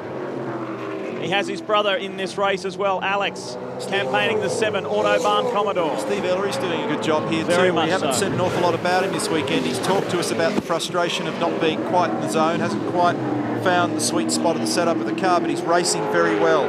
He's 4th, he's had success here in the past, and he's right in touch with this lead group. Yeah, he lives. He, like Stephen Johnson, they find something here. He's been on the podium a couple of times, and he is very much in the zone now as we ride with Murphy across the top, where he is a specialist. These two fellas are well accustomed to being at the sharp end of the field in this motor race. Interesting battle of wits between two very fast men around this racetrack. And right at the moment, absolutely nothing between them in the sector splits in the first couple of sectors on this lap. Let's enjoy the ride with Greg Murphy down Conrod Straight. Scaife made a couple of tenths on Murphy, 2 tenths in fact, and you can see that gap's just opened up fractionally. Upshifting at 7,500 RPM, there's an electronic rev limiter on the cars to keep the engine speed down and preserve their life. They're good for about 2,000 odd Ks before a rebuild. Still, by road car terms, it's not very much, but by race car terms, that's a lot. Weather is again a factor. Reports of rain on the mountain. Murphy's got strengths in some places and Scaife's got them in others. Mark came on to Conrod very strongly. That lap a 2:10.3 for Mark Scaife, a 2:10.47 for Greg Murphy. Fly cam taking us through Hell Corner. Warren Luff's was an 11 even, so he was 0.6 slower. But they're playing another game as well, and that's the championship game. They need to come away from this race meeting with a bundle of points to preserve Marcus's position and maybe take out that 3rd championship. Remember, at the end of today's race, every competitor must drop their worst points round. Here comes David Brabham on a lap car up the inside of the Wow Sight and Sound machine. Mark Porter, Kane Scott. Porter's at the wheel at the moment, and race director Tim Schenken called for blue flags to be shown to the 45 car there as the leaders were approaching, and he's observed that. David Brabham has flown here from Road Atlanta in Georgia, where he competed in Petit Le Mans in his Aston Martin for the Pro Drive team, and he flies directly back to the United States when he's finished here to race at the awesome Laguna Seca. Adam Macro, you've recently handed your car back to Stephen Ellery, the 888 car. How was your stint? Yeah, my stint was fantastic. Apart from the safety cars at the start, it was a little frustrating, but it was good. It got me a chance to get comfortable in the car and organised, and yeah, just push on from there. You've been waiting for this opportunity all season, haven't you? Yeah, I've been looking forward to getting in this car and banging around the mountain. It's one of the best tracks in the world and one of the best cars, so I can't ask for much more. Good luck in the 88 car. Thanks very much, mate. It's very strong. Jamie Whincup looks pretty relaxed at the moment. There's a good reason for that. You did the first stint, but your teammate Jason Richards is doing a double and hustling here, isn't he? Doing a good job. Yeah, he's doing a fantastic job. You're exactly right. Jason's going to do 60 laps in a row, and I'll get back in and do the last couple. But the car's handling really well. We're very happy with it. Hasn't got a scratch on it, touch wood at this stage. So we're just trying to get to the end, and then hopefully we can really bump up the pace in the last 30, and fingers crossed we finish up the front. Just the efforts of you two, the team as well. I mean, in that pit stop, you did a brake pad change for the fronts there, and the team was able to leapfrog Cameron Mcconnell's car on the exit. Yeah, everything's running like clockwork at this stage, but it's a very long day. We're extremely happy with the car, and hey, if we can be there at the end, it'll be a dream come true. It's what we trained for. It's a big day, and we're looking forward to the end. Oh, look at these guys! Look at these guys in the mix. Glenn Seton fighting with David Brabham as we ride with Jason Richards. Fighting, forcing Luke Youlden over up Mountain Straight. 3 abreast, the drag race is on. This is not going to be pretty when they get up here. They're actually banging guards on the way up to the top here. Not good stuff at this point in the race with 72 down out of 161. Brabham has the preferred line on Richards. He came in contact with Youlden and they all escaped, but that was close stuff. 2:09.8 for Scape on the last lap, 9.8 for Murphy, he goes with him, Luff was 10.3, Ellery a 9.9, and then these guys are in the mid-12s as they battle each other. Sole remaining, Castrol Perkins, Commodore in pit lane. And the battered HSV dealer team, they soldier on. What a tough day for them.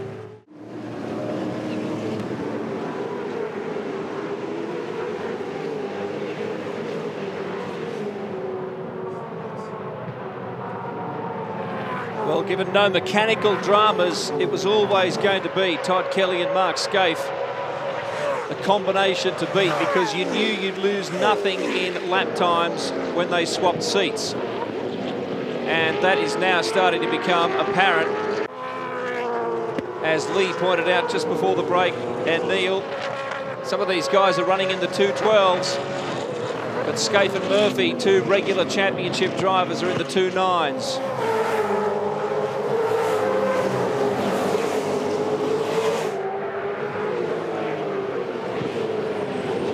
Further back now at this battle, car number 6 is David Brabham, just behind in the battle between Jason Richards, Youlden, Nathan Pretty's up there. The gap between Stephen Ellery and Glenn Seton is nearly 8 seconds. And Seton is 1.5 seconds ahead of that battle for 6th place.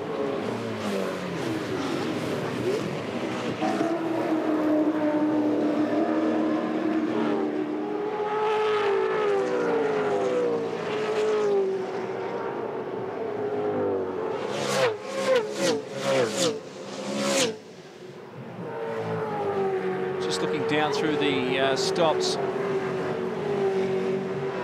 The top 6 cars have made a couple of stops. Jason Richards has made more than that. It's been a really good effort from that combination so far. 73 laps down. 5 safety car interruptions. And some heavy hitters no longer in contention. Most notably, if you've only recently joined us, 888 Racing's Craig Lowndes and Ivan Muller. Lowndes now taking that horrible buffeting with no windscreen or rear window. Down the straight they go again. This battle for 6th continues with David Brabham in front, but not for long, as Jason Richards sneaks under him. So Jason Richards now unleashed, and it'll be interesting to see if he can close the gap to Seton. And then perhaps even Stephen Ellery. Jason, one of the regular championship runners.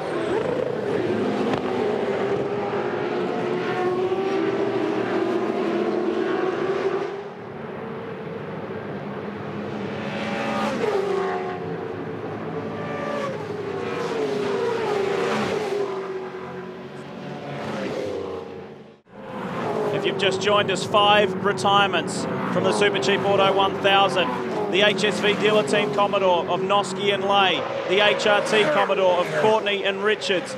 Stephen Richards and Paul Dumbrell in the Castrol Perkins Commodore. Longhurst and Wilson in the Wow Sight and Sound Machine as this battle rages for third. Ellery has really put the pressure on Warren Luff, and the 5th retirement thus far, Paul Morris, Paul Radisich. Look at Ellery, ducking and diving and hassling. An update on the air and track temperatures, 15 air and 18 track temperature. That's a bit above what they were predicting for an air temperature today.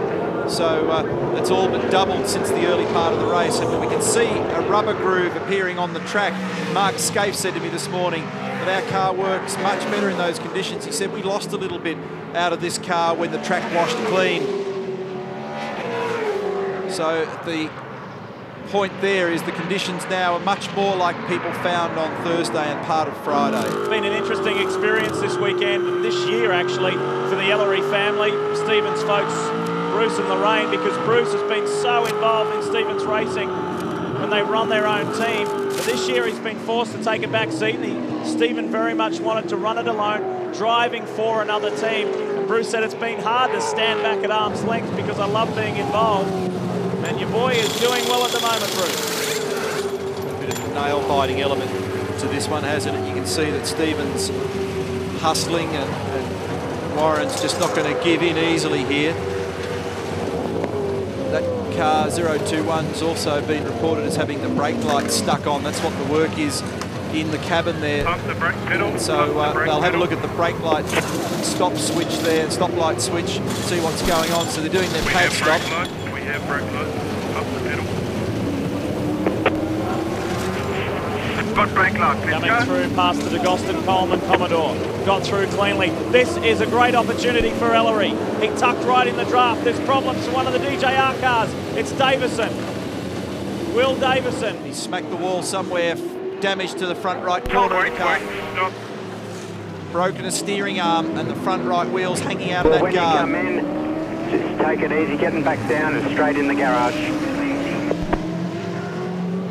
That is a long, slow ride back to pit lane. He is at the top of the mountain though. He's coming down Conrod. But as we saw earlier with James Courtney, there was more damage for what we knew at that time on Courtney's car, and he needs to slow it down and just take it back steady to pit lane. It's so easily done to make a mistake and come out of the groove here. And look at the sparks as that rim just jams on the road. I understand on the headset at the moment we've got Todd Kelly from the Holden Racing team. You there, Todd? Yeah, g'day Neil, how are you? Well, mate, how's things? Your stint looked like it was a bit of a battle. We got a report that you didn't quite have the tyre pressures to your liking, so I'm sure you passed that message on and they've repressured this set for Mark. Yeah, well, that's what these first stints were all about. We just need to get all those things sorted. It was as you can see on the TV right now, it was a real case of survival out there. I avoided about 3 guys spearing up the inside and going straight off onto the grass, and brought it back in one piece. So that's what we need to do at this stage of the race. But by the look of it, there's a few guys there that are going pretty well, so it's going to be a pretty tough last 2 stints. It seems to have been more chaotic than ever in the opening few hours of the race, Todd. Well, it has. I don't know what the story is with everyone. They're, to say the least, they're out of control. But a couple of the real top guys have put themselves out of contention as well, which is a little bit of a shame. But there's still plenty of guys there that are going to give us plenty of grief. You've done plenty of miles here now over the last few years. What's your feeling about the car you've got beneath you? Is it a good car, balance, ride, brakes, all the rest of it? It's not too bad, as we've been going pretty easy on it. It's all holding up pretty well. Not really as comfortable in the car as I'd like to be, just with seat and whatnot, but the car's got plenty of speed, and we're just doing it as best we can just to save it now for the end. Tell us about that plane of yours that you flew up here. Yeah, well, we flew all the blokes up, got us here in one piece. But if the weather stays like this, it might be a little bit of a shaky flight out tomorrow. You've had a great year, 4 race wins so far. You're 5th in the championship. So far, so good. Yeah, and that's another reason we just really need a good one here this weekend. Both Scafie and I need the points, and we're pretty hungry for a Bathurst win, so we're just going to have to do our best, and hopefully we'll nail it. Well, your brother's got 2. It's about time you got one, huh? Yeah, I know. He's making me look silly at the moment, isn't he? Thanks for taking time out to talk to us, Todd. I know you're busy and you want to get on with it, so good luck this afternoon. No dramas. Thanks, guys.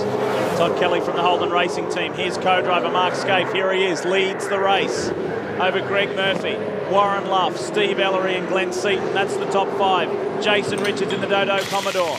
And Will Davison is out of the DJR West Point Ford. When we were talking to Todd then, I had a feeling I caught a glimpse of the Murphy car quite crossed up and sideways there at one of the turns. I didn't actually mentally note where it was. I think it was the last corner, but he has lost a little bit of ground to Mark Scaife in the last couple of laps, and then this battle continues between Warren Luff and Stephen Ellery.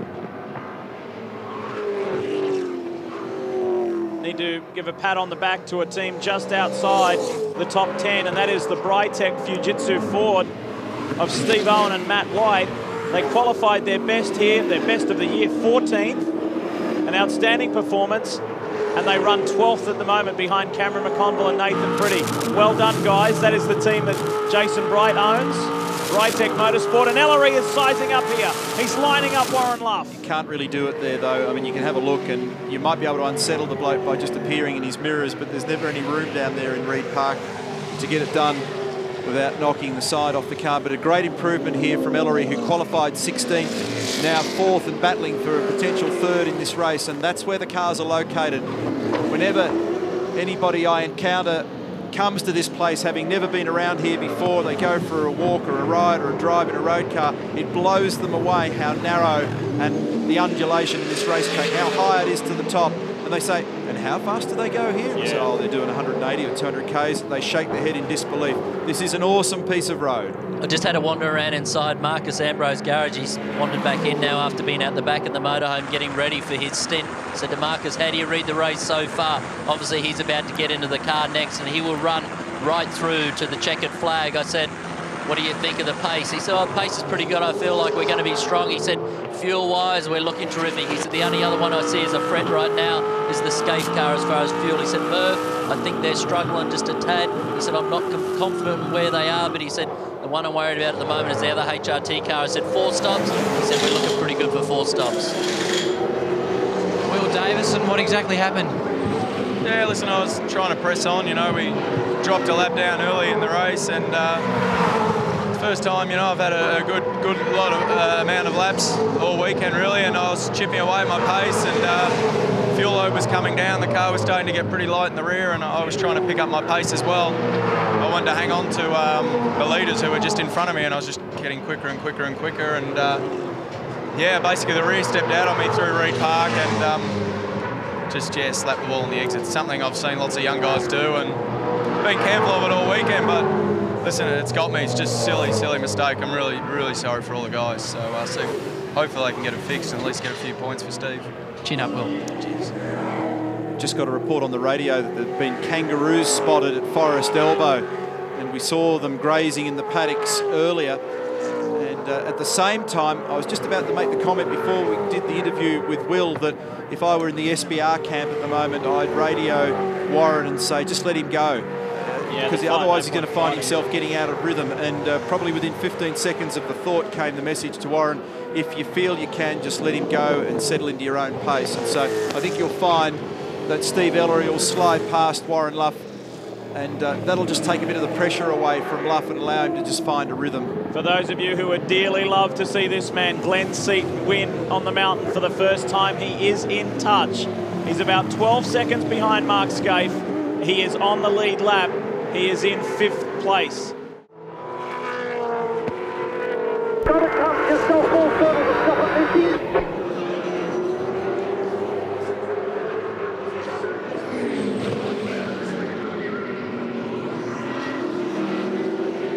Entering pit straight, this is Warren Luff under enormous pressure from Stephen Ellery. As Neil pointed out before the break, Luff is in the unenviable position of having to decide whether to fight for this position and perhaps risk losing everything, or is he going to just let Ellery go past. It looks at the moment like he has Ellery safely held, so maybe Ellery's made a decision for him, but we'll have to keep an eye on this focal point of the race. The battle for third outright. Up ahead, Mark Skaife's lead is less than a second on Greg Murphy. That battle for the win, or at least the lead, is a good 6.5 seconds ahead of this one. Glenn Seton, another 8.5 seconds back, was held up for a little while by traffic. He did eventually get past Alex Tagliani, who's in 17th position and 2 laps down,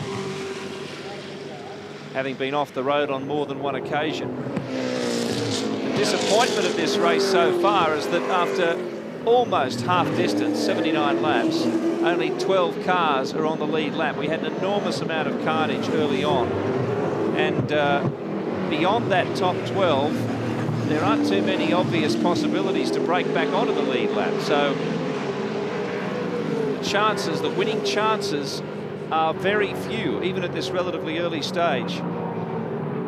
Down Conrod straight, Luff still with a nice gap to Ellery. The heart rate goes down just a tad.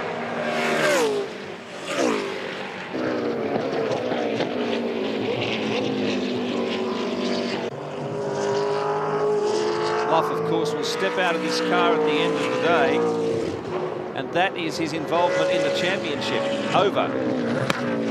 Marcus Ambrose still has to try and win the championship for the 3rd consecutive time. So, wrestling with a few motives here. Ambrose still wants to win this race. He never has, and this could be his last chance. Race leader Mark Skaife, bit of radio traffic there. Looks a little bit darker on the higher parts of the circuit at the moment. There might be a threat of rain coming back. Greg Murphy still tracking him. No urgency at this stage. No need to take any risks. We've had reports, well, there's Tagliani off the circuit again. I think that's the 3rd time. And this could be permanent. It's certainly a safety car. So this will compress the field yet again. It might even give an opportunity to a couple of guys to unlap themselves.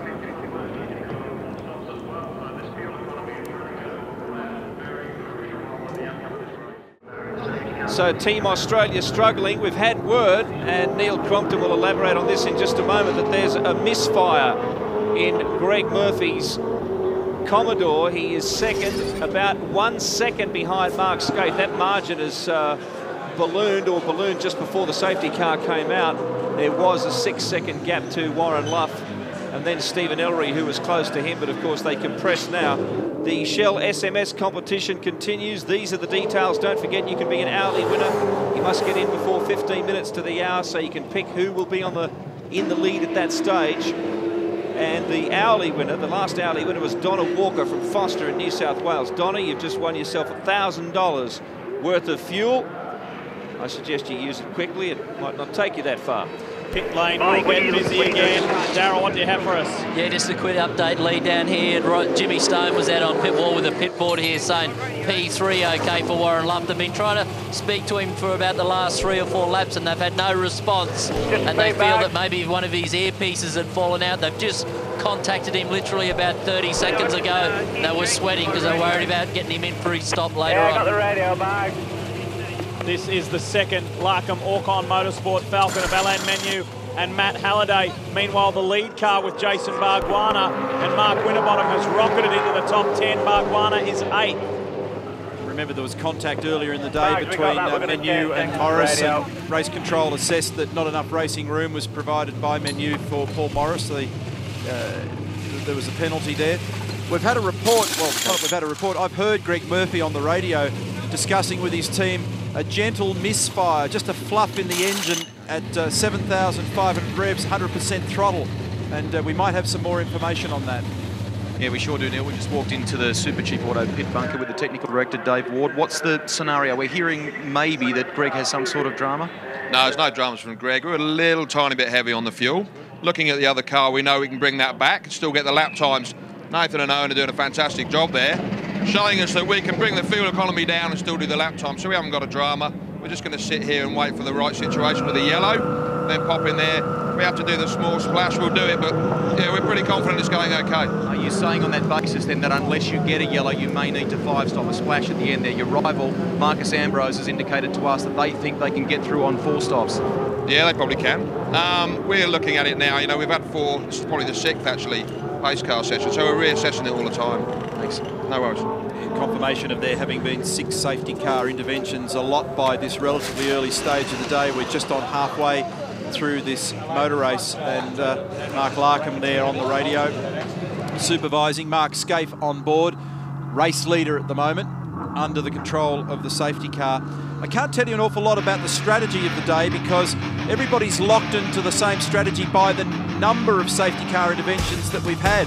So our PitSmart software can't tell us much more of the story, but we shall take a break, make some money, come back and tell more of the story.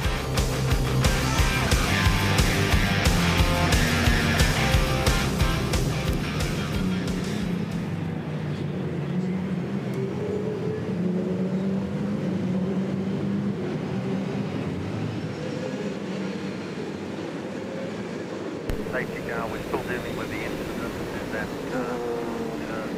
Still under safety car here, 81 laps, the 81st, a very tame one indeed in the Super Cheap Auto 1000. Back in the pits.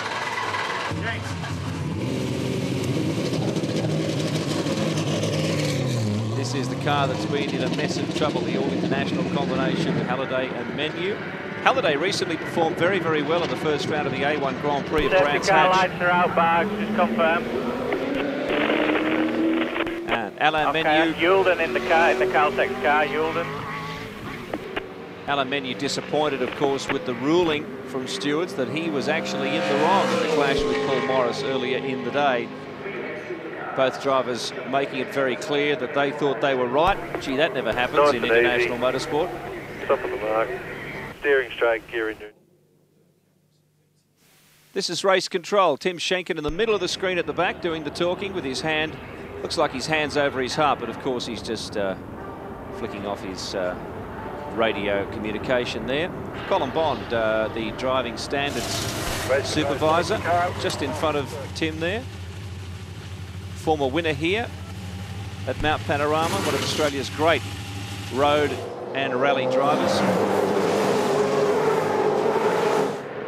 In fact, Colin Bond, as we go back under green, has competed against the likes of David Richards, who's now head of Pro Drive and was a very successful co-driver in rallying.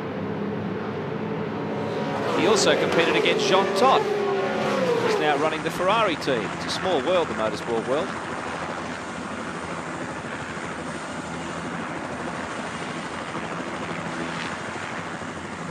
So the order is Scaife, Murphy, Luff, Ellery, Jason Richards, Glenn Seton, Luke Yulden, Jason Barguana, David Brabham, Nathan Pretty is in 10th position.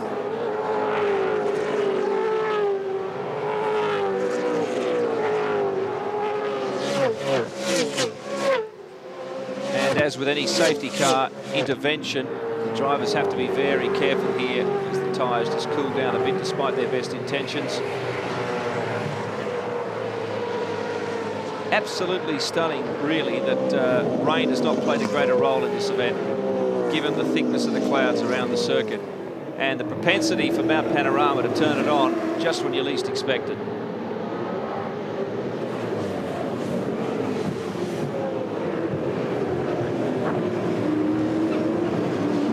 Twelve cars only on the lead lap here, and not much chance, really, of those in the immediate vicinity to break onto that lead lap.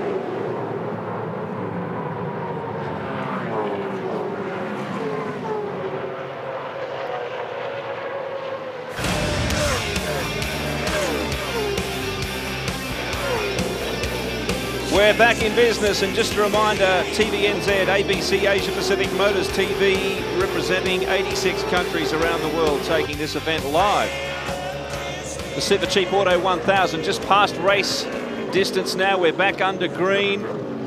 half race distance, I meant to say, and some good little scraps evolving here as we remind you that after the podium here, we will go to Suzuka for round 18 of the Formula One World Championship, and reports of rain yet again in pit straight. The drivers just went past it. As they did, the umbrellas were popping up all over the place. That's from Team Australia. Yeah, Murphy hit that sill panel halfway up Mountain Straight. Scaife dodged it, and Murphy nailed it.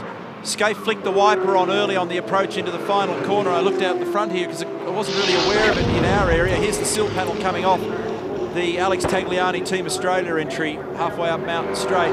Parts company right there, only a lightweight device, but not a good thing to have floating around. You know who's got some speed at the moment? The Dodo Commodore of Jason Richards. There he is, tucked in behind Stephen Ellery, and is pushing hard. Luff is 1, 88 is Ellery, and then Jason Richards. We go online with Team BOC's Brad Jones, who had an unfortunate incident. Look at the rain on top of the mountain now, Brad. This is treacherous stuff. Oh man, it's certainly going to be looking slippery up there. And Murph's in the ringside seat there. He's following Mark along, and so if he's got a bit of understeer or there's something going on with the car, then mind you, he's very close. So chances are he'll just follow it. But you know, it's strange conditions today. It hasn't really rained, but it's been sprinkling enough from time to time to bother you. Yeah, it's been enough to just catch a few fellas out, hasn't it, Brad? Interesting looking at the body language on both these guys, and we know them both very well. Mark's just a little bit defensive at the moment. He seems to not quite have the pace after the tyres cool out on that car. Would you agree?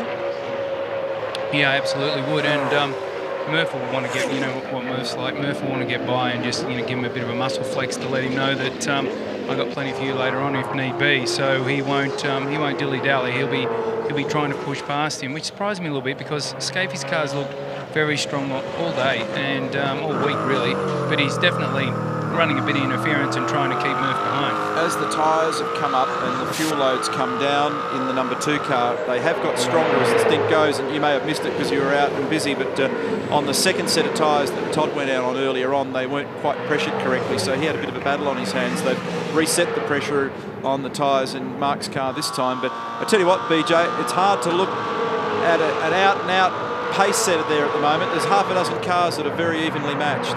Absolutely, and there's some interesting strategies going on. I mean, double stinting your co-driver is not something that I would have certainly jumped at, but I totally understand what they're doing. I think they're a bit lucky that it's a cool day and they'll get away with double stinting their lead drivers at the end, but there's some really interesting strategies going on. And just to expand on that remark you make, when you double stint, you lose a huge amount of fluid normally in these cars because, as you know, Brad, they're just so fearfully hot inside, but the ambient today is in the low teens at best, where we might expect a 20 to 25 degree day normally, and that does make a massive impact in the car, doesn't it? You can even feel the cool breeze on your face on a day like today.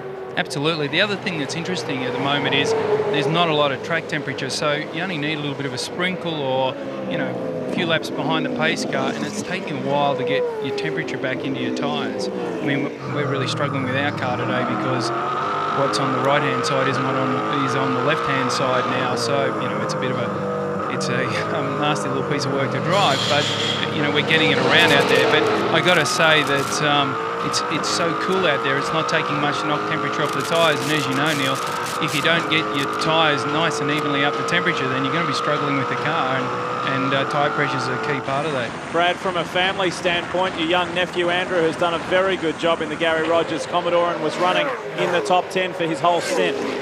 Yeah, I could see him up ahead of me there, and looked like he was getting bungled back a little bit, and I went and saw him, you know, when he finished his stint, and you know, he's a bit tired, and he said it feels like it's locking the rears a little bit. You know, it's hard to get into the corner. So, but he's doing a good job. I mean, when I left, they were in 3rd or 4th or something, and they're still in there. Oh, Luffy was out in the grass there. Sorry to interrupt, Brad, but he almost ran himself out of space, and that's an opportunity for Ellery to come up the inside, nails him, grabs 3rd spot.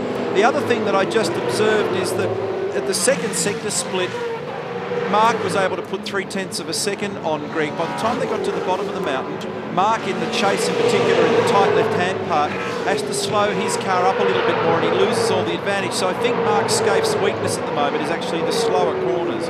Yeah, and not only that, these two are going at it pretty hard, aren't they? Yeah. But the two leaders are just slowly, gently getting away from these guys, and be interesting to see if Ellery can put a bit of space between himself and Luffy and try and close the gap a little bit to the two guys in front. Brad, thanks very much for your time. We've just got to duck down to Mark Howard for an update.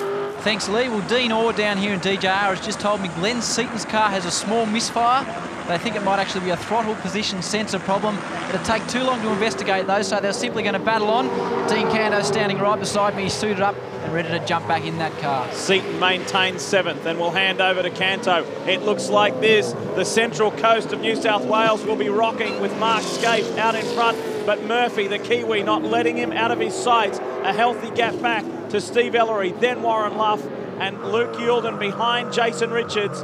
Those two guys have done an outstanding job so far. Neil and Lee, I must say, around about this time last year's race, we started to have issues with those front tyres on some of the front runners on the inside of the tyre blowing apart. I've spoken to the Stone Brothers team here and also to Dunlop this year round. They've worked on that car all through this season for Bathurst, so it would be a better balanced car and not run a higher temperature in the front tyres. Dunlop said even though with these cool conditions are going to help them today towards the end of the race, the tyre on the inside on the front is running about 20 degrees less, which is a big help. This is the right front tyre off the Team Australia Alex Tagliani car. Let's have a look at this massive flat spot. Remember, they run a lot of negative camber on these cars, around about 6 degrees. So all the inside shoulder of the work tends, or the inside shoulder of the tyre tends to do the work here. And as you can see, even at 295 kilometres an hour down Conrod Straight, if you lock a brake for 1 second, this car will travel 80.26 metres. Even if it's half a second, you'll skid for 40 metres. Imagine what that's done to the tyre, down to the belts. Something I just noticed as they passed our commentary point, these two fellas are well at it at the moment. Jason Richards is having a strong look here at Warren Luff. He might jump out of the slipstream here, not quite close enough. But Bradley, I think you're still online down there, are you not? Absolutely, Nearly. Trustworthy you are. Like a good Boy Scout. This is a very, very interesting battle here. And just going back to what we were talking about before, Ross and Jimmy have decided to double stint both their young guys in order to give the top guns, for want of a better description, more of an opportunity to race the field in the latter part of the day. Just expand on those thoughts. Well, it's an interesting strategy. I didn't think they'd do it, but it just goes to show you. I mean, they really need to make sure they've got their heavy guys in at the end, and it's the safest option. When you think about it, you get their stint over with, gives your lead drivers plenty of time to make up ground if there's a couple of cautions towards the end of the race, or if there's not, even better. And you got your right guy in the car at the end, and that's always the risk that you're going to take when you don't put your two A blokes together. What they need to be careful of is when they're coming up against other A guys, as Luffy is here with Jason Richards, that they can stay with them or keep in front of them, not damage the car or go off the road. And that's, as you know, Neil, always a really tricky part of this big event. Brad, thanks for joining us. We wish you well for the rest of the day, and sorry to see that accident happen so early and basically ruin your day, but soldier on, and thanks for your time again. Thanks, Diff. Greg? We just had to move out of the way here, guys, for Ford Performance Racing. I can tell you why. David Brabham is complaining on the radio. Remember, he's double stinting about cramping up. He's having trouble lifting his legs, so a sudden stop for Jason Bright. And we've got a word with Wally Story, though. Things are going great. You've got a double stint scenario also for your bloke and Jason Richards, and the car's going well. So far, so good, Russ. I wonder why you want to come and talk to me when I'm trying to work on the job, but yeah, so far things are going quite well. We sort of didn't necessarily intend a double stint, but Jamie had already asked me to get ready, and we were going to pit in about 4 or 5 laps. He's just made the pass on Warren Luff. Yeah, Luff got way out of shape. We were Jamie asked me to get ready, and I said, no, not yet. And then we had a safety car, so I called the car straight away. So I was sort of forced into a double stint, but I was contemplating it, but I wasn't necessarily intending to do it. You said to me just a moment ago, you gave the car a tickle up during its pit stop. You've made a small change, haven't you? Yeah, all we did was move the roll centre 5 mil at the first stop. Jamie had a little bit too much push, but now in some cases Jason's complaining a little bit too much tail. So, although I don't, Forest Elbow, we got too much push. So overall the balance doesn't seem too bad. Brake pad wear is good, pace is good for car 3, boys. Back to you. Yeah, Wally's talking about moving that rear roll centre, that bolt that we've looked at in the Fujitsu Tech Centre, up 5mm. Hard to believe at home, isn't it? 5mm. Think about what that is in distance. It's tiny. It dramatically alters, in some cases, the behaviour of the car. In this case, it tightens up the roll at the rear of the car.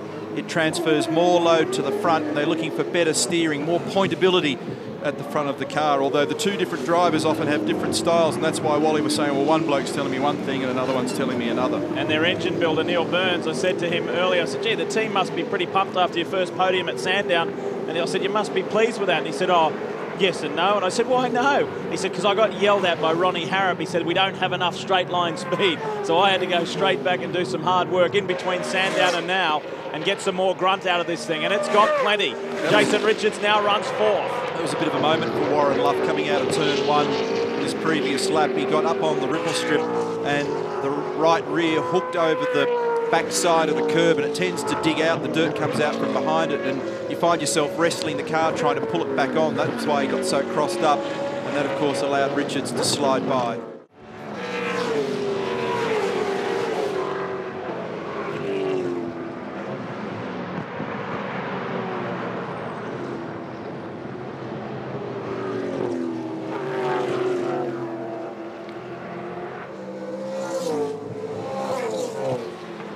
On lap 89, and a great battle here. Jason Bargwanna sandwiched between Seton and Nathan Pretty. He's now ready to attack Seton.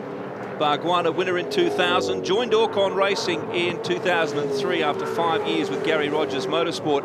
I tried to press him in the paddock yesterday about where he's going in 2006. There's a lot of conjecture about it. He had a knowing smile, but said the deal wasn't done. Whether he's referring to staying or going, I think the odds are against him staying at this stage, but that's only conjecture. Mark Scaife's lead is 0.6 of a second from Greg Murphy, and then a 1.5 second gap back to Stephen Ellery. 2 seconds to Jason Richards. Fantastic effort there.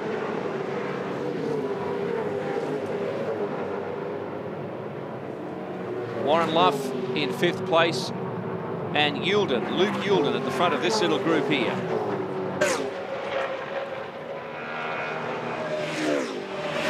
Still 12 cars on the lead lap, and at the back of that group is a potentially dangerous Jason Bright.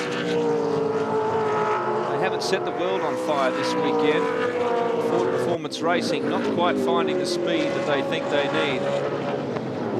But with the attrition rate as it is in this race, and if they've managed to make the sort of changes they need between first practice and today's warm-up, then you never know. Wright does know how to win here.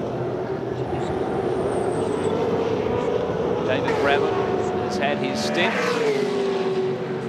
and is now having a rest.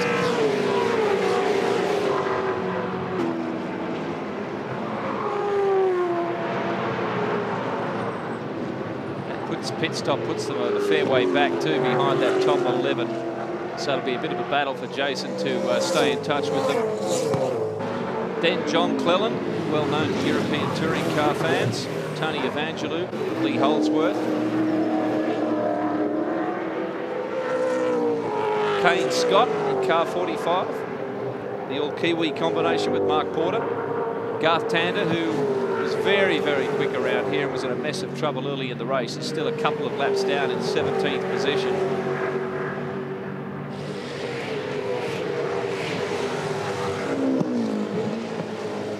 Car number 9, Luke Yulden, holding off Glenn Seton, Jason Bargwanna, and Cameron McConnell. Nathan Pretty, Cameron McConnell just behind this group. But we're riding with race leader Mark Scaife.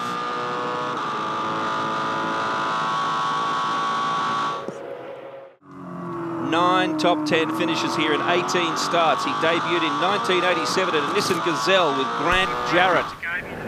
And he just did his fastest lap of the race on the previous lap, and it almost equals the quickest lap of the race so far. It was an 8.7, 2 minutes 8.7753. virtually matches what Murph did early in the race. Greg did it on lap 25. Mark did it on lap 89. It's interesting. That means he's burnt down, since lap 66, the last stop, around about 90 litres of fuel in that car. So it's when Mark gets down to the last 30-odd litres where he's got real speed in that car. And the countdown is on. We've crossed the hill. We're on the other side. 70 laps to go. The Larkham Orcon machine. Bargwanna is in 8th, hounding Glenn Seton and defending from Nathan Pretty, who has done an outstanding job today in the Super Cheap Commodore. He and Owen Kelly, not regular V8 supercar drivers. They haven't driven at all since Sandown. And when you consider that, they come to the mountain once a year, and to strap in and do such a stellar job is brilliant. We mentioned Bargwanna's positive run. Let's hear now from the team principal. Mark Larkham, Jason Bargwanna going beautifully in car 20.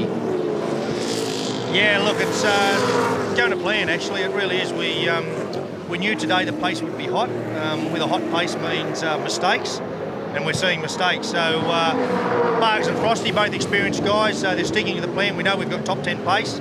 So fingers crossed, we stick to our plan for the rest of the day. I reckon there'll be a result for us. He's in a fierce battle at the moment. What's the instructions? Hold station or have a bit of a go? No, we're really neither. I mean, we know what our pace is, and we said drive at the pace, get in the groove, and that pace is quick enough to do the job by the end of the day. The trick is putting the car in a position in the last stint to race, and that's our plan. Enjoy the final stages. Mate, I'm loving it. Cheers. Jason Bright, who's just beyond these guys in 12th at the moment, is also speaking to Phil Keat at the moment, complaining of a power steering issue with that car, which sounds like it's getting worse. We'll keep an eye on that for you. Here's car number 50. These guys have been doing well today. Car number 50 being driven by Nathan Pretty and Owen Kelly. Nathan's at the wheel at the moment. He had a wacky wig on for the drivers' parade this morning. He looked like Billy Ray Cyrus. It was a huge mullet wig. They're great guys, good senses of humour. Nathan actually, probably for those who often frequented the Calder Park Thunderdome, that's where many people will remember him. He did a lot of miles in Oscar racing before converting to V8 supercars. All problems for Stephen Johnson. They've asked him to bring the 17 car into the garage to take a look at what the problem is with that car. They're well off the pace now, having had a few issues earlier in the day. There he is. Day's done. Day's done for one blue machine, but not the other one. Seton still well in touch in 7th place. The 25th anniversary of Dick Johnson hitting the rock, and he would have dearly loved to have seen his son go on to victory here today, but it's not going to happen that way. The Gary Rogers machine of Cameron McConnell, Andrew Jones, well placed, 10th at the moment for McConnell. Cameron's at the wheel. You see the little puff of white-grey mist, smoke if you like, as the car just bottoms out. That's the front air dam, the splitter, just making contact with the road. They rub and rub and rub through this race. If you've got your front ride height just spot on, you'll get to the end of the race without taking the under tray right out of it. Remember, we saw Mark Scaife have an issue with that at Sandown at the Better Electrical 500. They've got the tyres, the brake pads on standby, and the driver as well. That's Paul Wheel. So Greg Murphy, you can expect to be in any moment now. I've got Owen Kelly, the co-driver of the 50 car, ready to go. Gee, it's been a great day for you and Nathan, hasn't it? Yeah, so far everything's really good. We probably got into the top 10 a little quicker than we expected.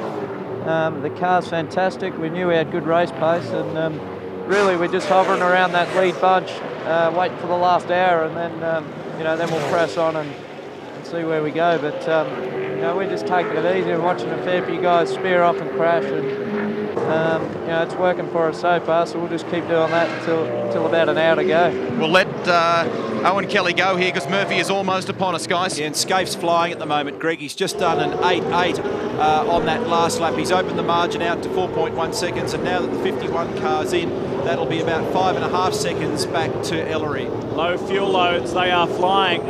Just to finish a point on those super cheap boys, you know what good sense of humour they've got. They decided on who was going to start the car today by playing scissors, paper, rock over dinner last night. Highly being technical. Enormously hot brake temperatures inside the wheel well there. Both the guys working in unison with those pliers to push the pistons back inside the calipers. The worn pads come out, the fresh pads go in. Already Paul Wheel is at the wheel. Greg Murphy ensures that everything is strapped in. They don't use the 9th member in this team, the extra pit man, if you like. They've got a drama getting one of the pads out here on the driver's side. Finally, it's out. Having trouble, the pistons didn't get squeezed back far enough, and they also they actually will start to creep back out of the caliper. And they've taken their pad stop late. 38.5 seconds too, Neil. So whether that will hurt them. I'm curious as to how much meat was left on the pads that came out of there, Rusty, if you do happen to have noted them before they whisked them away. We can show them to you probably if we get our cameraman Rich Walter to show they're steaming there, as you can imagine. Don't touch them. No, I don't intend to. At 700 odd degrees, it's probably, just looking at them boys, I don't know, maybe about half worn, I'd say. Yeah, I reckon you're right. There's generally about an inch of material, about 25 to 30 mil of material on them. Zinger replay shows us Bargwanna executing the pass on Seton. And look at that, Nathan Pretty lined up for a shot as well, and he nabbed it too. So Seton losing 2 spots. Bargwanna now 1 higher and surging. What happens with those pistons sometimes, the reason you saw the fumbling in the stop there is they squeeze the piston back in the brake caliper, be able to fit the new full width pad in to the caliper, but sometimes even in the little period while you've got them squeezed back, they just begin to sneak back out again. You go and try and put the pad in and it won't fit. Fortunately, it didn't delay them too much here. Of course, in the worst case scenario, if the driver happened to inadvertently touch the brake pedal, you can pop the piston clean out of the caliper. Now that creates a bit of chaos in there. This fabulous shot, the inner workings of the 34 Gary Rogers machine. This, in fact, is Mcconnell's regular car. This is typically the 33 car, but they just swap numbers to assist the other car in terms of the championship points with franchise owners' points. Isn't that an awesome shot to show you how much movement there is in the car? And look at the way those pads just get torn apart on the disc rotor at the end of the stop. And the sparks go on for a while until it cools out. And the one that's really noticeable is the big stop down at the chase and then the subsequent stop, which comes in time interval terms very soon after. New car into the top 10 for the first time today. It's the Brytech Fujitsu Ford of Steve Owen. Well done. They've been soldiering away. And John Clellan, the old Scot, the most experienced international driver here at the mountain, is in 13th for the BOC Ford. He is not giving up. There's team owner Gary Rogers looking on. One of the more charismatic team owners in this paddock. Loves to go racing, loves his horse racing, loves competition, full stop. Steve Owen and Matty White qualified 14th, and getting into the top 10 is a good performance for those guys. Should be pretty happy with that. We saw engine builder Scotty Owens getting his hair trimmed. About time too. Yeah, I know, he looked like a shocker. He used to be with Glenn and I a few years ago. So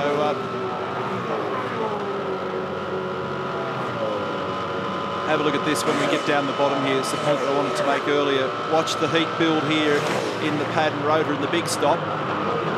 Sparks fly, and then it takes a minute for it. He's now clear of the pedal there, but you can see the residual heat and sparks being dissipated. And then just when it's beginning to recover, the big hot stop from just over 200 Ks again and whack. And it's that second one that does a lot of the pad wear here. The revised order is Scaife, Ellery, Jason Richards 3rd, Warren Luff, Luke Youlden, Jason Bargwanna 6th, Seton 7th, McConnell 8th, Pretty 9th, Owen 10th, and Paul Wheel, recently back in the cockpit of the Super Cheap 51, is outside in 11th. Then it's Jason Bright. Nearing the lap 100 mark. As the second Super Cheap machine comes in, Nathan Pretty will hand over to Owen Kelly. And you've got to be there for the final 30 odd laps for that sprint home. And at the moment,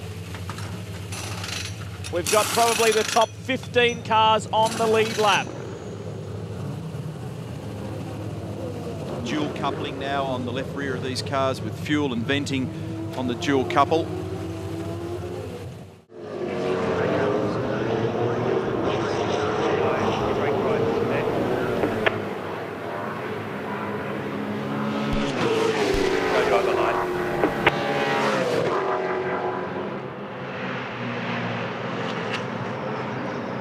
Some terrific performances here on the mountain today.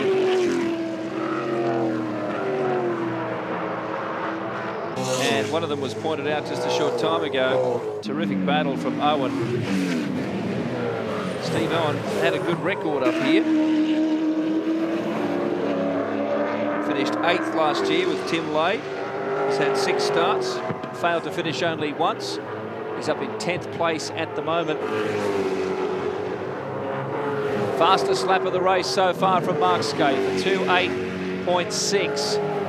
Only he and Ellery, and of course Paul Wheel in the top 11 have broken into the top, into the 2.8s. Of course, Lowndes did earlier in the day. And that's a lap record.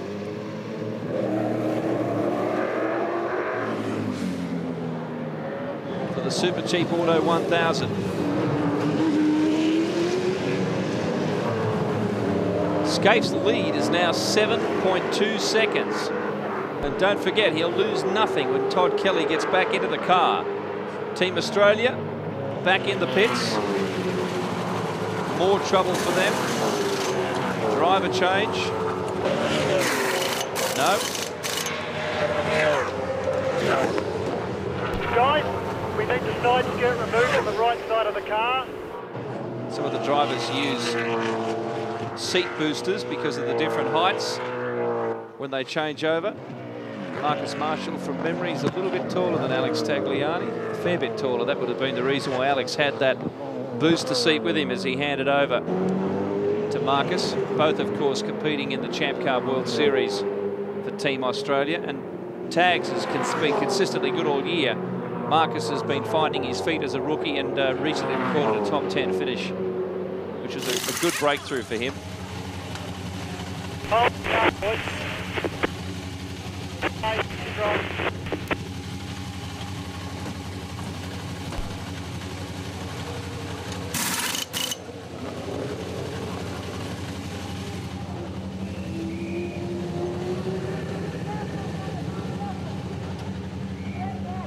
A few problems here, getting themselves sorted out. Not that it's a major issue with this team. They've been off the track a number of times, and they're about 6 laps down when he's ready on the rest of the field.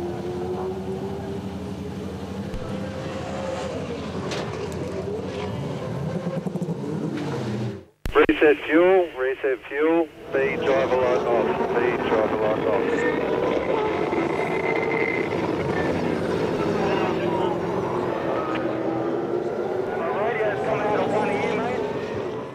This man out in front is flying. Skaife has got the HRT Commodore just where he wants it. He's braining them at the moment, Lee. An 8:65.15 on lap number 95, 1 lap ago. That is a new lap record at this racetrack. So the fastest man ever in a race. In other words, a genuine lap record. Remember, Murphy that time in the shootout, but you can't get a lap record. Oh, Luke Yorton has half-looped the number 9 car. Oh, has he got it bogged? I was about to say he may have saved the day here by not getting in the gravel, but did the rears go in? And can he get it out? He was only 1 lap away from stopping. They asked him to, oh, you know, he lifted his foot off the brake pedal and rolled in backwards there. Can he get it out? Oh, yes, out of jail. That was lucky. He was under pressure from Bargwanna, and I thought I heard a call for Skaife to come in. He hasn't. Maybe this lap. Yeah, maybe this lap. Maybe this lap, and the SBR cars were preparing for their stop.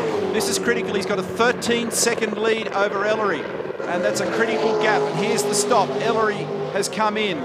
Adam Macro replaces the driver. They're using a driver assistant to help get the next driver into the car safely. What a moment for Adam Macro. He has not yet finished a Bathurst 1000, and in this, the Super Cheap Auto 1000, he is in a great position. And they took their pad stop quite late in this race, well within the window. But all the time, Skaife's making hay. One better electrical Ford in trouble. That's Lowndes and Muller, but this one running hot. Seton is in, and Cando's about to leap in there as well. Ellery Macro car rejoins. This is a critical stop. They need to get this one done quickly for car number 9. These guys have drifted as a result of backing her into the edge of the road there, and how lucky to get out of that sand. Russell Ingall will stay in here for the checkered flag. Yulden's day is done, and a job well done, we should say, right up until that last point. Rain, heavy rain at the top of the mountain is the report. Wait, Rusty, wait. Don't touch the pedal. Wait. Don't touch the pedal. Wait. Okay, pump, mate, pump, long pump. The long rhythmic pumps of the brake pedal here to get the pistons back out, squeeze them out of the brake caliper. Car controller clears him out. Keep pumping, mate, get yourself a pedal. And now he'll have to be mindful on cold tyres of these reports of rain at the top of the hill. 13 seconds is the margin now, 13.08 seconds Scaife to Macro, but that will have opened up due to the stop.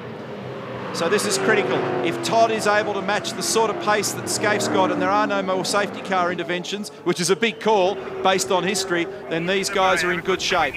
Scaife is in, and we believe that the rain was only a brief shower on top of the mountain. Scaife will hand over to Kelly.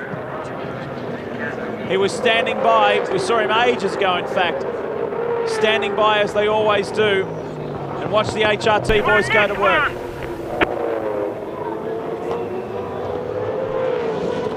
What was that?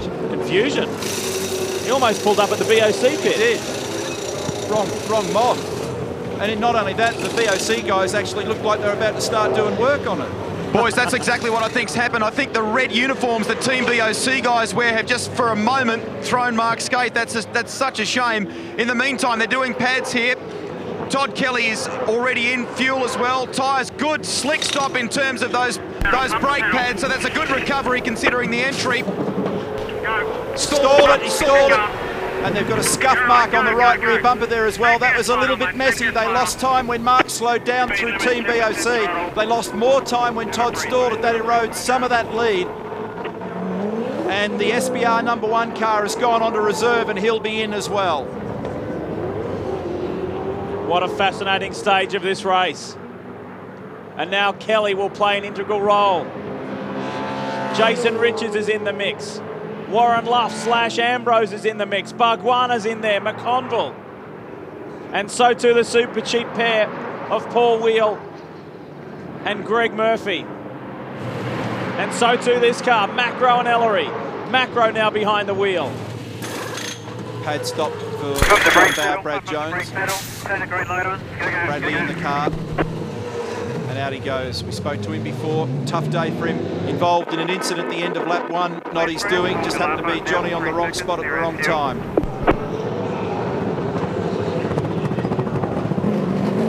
And away he goes. Tom Walkinshaw back to camera. The owner of Holden Special Vehicles. Ambrose at the ready. Luff has done his job, and a pretty good job at that. He's sustained plenty of pressure, and there is a huge burst of sunshine here on pit straight. It's a by-the-minute weather report because no sooner than we were told that it was wet up the top, they're saying the sun's back out there now as Warren Luff comes in for this critical stop for the reigning champions car. Green light off. We have to say, well done, Luffy. An enormous amount of pressure. He's driving with the championship leader, the championship defender, and a guy who has never won Bathurst and wants to do it before he heads off to the United States for NASCAR. All the stops have been very sequential. Lap 31 for Ambrose, 66 for this car, and now lap 100. No radical strategy. Sometimes keeping it simple is the best, isn't it? Been dictated largely by the safety cars, really. And they've coincided with about the end of the fuel loads, which has been a bit remarkable. Jason Richards has inherited the lead courtesy of this latest round of stops. Pump the pedal, pump the pedal, pump the pedal. Keep pumping, keep pumping. And just like Ingle, Ambrose will stay into the end. Keep going, keep going, keep going. Okay, you got a pedal. Now, turn the co-driver light off, turn the co-driver light off. Well, I'm just a few garages down with Mark Scaife. Just walk us through what happened there. There's another red group and you thought it was your own. Well, I wasn't concentrating. I was looking down and I was organising the main pumps and getting my radio lead out and buggering around. And all of a sudden I saw all the red, so, straight in. no one started to change the wheels, Rusty, so I thought I'd better go to the next one. Tell me, Mark, about the pace of the car, particularly in that stint. It's really come into its own, hasn't it? Yeah, look, the car's very, very good. You know, we've been saying through the weekend that when the surface grips up, the car gets better and better and better, and that's what's happening at the moment. Lap record pace, and you're in good shape. Well done. Thanks, mate. Thank you. And there it was. Whoops, not that red team, this red team. Mind you, one of Bradley's blokes thought about doing the front left on it, or he fainted it at least. Well, he's well trained, isn't he? That's right, saw a red car. Hey, you present me a wheel, I'll change it. Exactly. 61 to go. Laps, that is. And we have had absolutely everything in this race so far. Different leaders, different weather conditions. We've had it all. Makes the new leader of the race now, Jason Richards for Dodo Racing. Jason Bargwana up into second, of course. We're still yet to see those guys tumble out of the order here with their next sequence of stops. Warren Luff, give me an idea. What was it like to do a back-to-back session? Yeah, look, it wasn't too bad. Marcus has done a great job of setting the car up. We spent a lot of time all week really concentrating on a race setup, and Marcus has done a great job. Hopefully we can be in a good enough position for Marcus to bring it to the flag in a good spot. Got to say, there must be a huge relief off your shoulders that you've done your job. Mate, I'm going to go sit down after this. Thanks, Warren. Guys, hang with us. Luke is behind us here. Luke, fantastic stint. You were in traffic there, 3 abreast up Mountain Straight at one stage. We actually touched wheels up there. I thought, oh, this is a bit dicey, so I got out of it. You know, we don't need to be spinning up Mountain Straight, you know, so I just concentrated on line and length out there. Once I got clear of the traffic, we could put sort of high 9s, low 10s in. I think that's sort of race pace. So, yeah, I'm pretty happy. What happened in the end there with that spin before you come in? We had a little bit of radio miscommunication, and, you know, we just got a bit of a late call and just sort of concentrating on other things, to be honest, and just looped it. But fortunately, we got out of there. It wasn't too serious. We didn't lose much time. So, you know, we'll press on, and Rusty will bring it home. How did the car feel tyre-wise at the rear? There were some shots during that stint. It was getting pretty sideways off the curbs. Yeah, that's me probably just trying a bit hard, to be honest, Darryl. The car's perfect. I think it'll be great for Russell. And you'll concentrate on probably low 9s, I reckon, and bring it home. Well done. Good job. Thanks, mate. Cheers.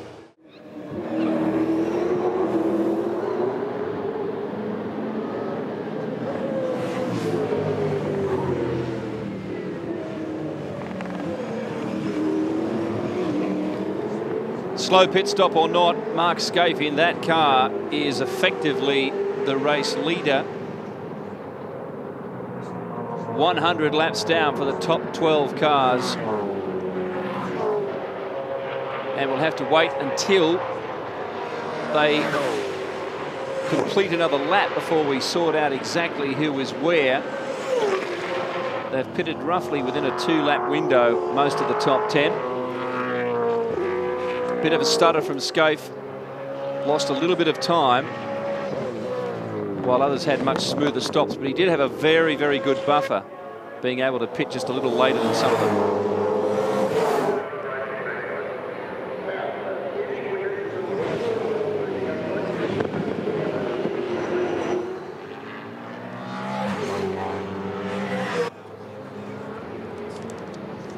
Todd Kelly behind the wheel now for his stint. Variation of strategy.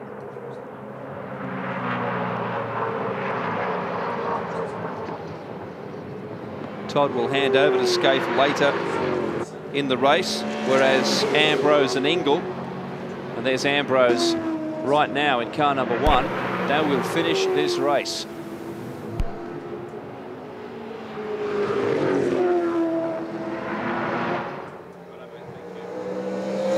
Just behind Ambrose is Coulthard D'Alberto entry, which is a lot further down the order.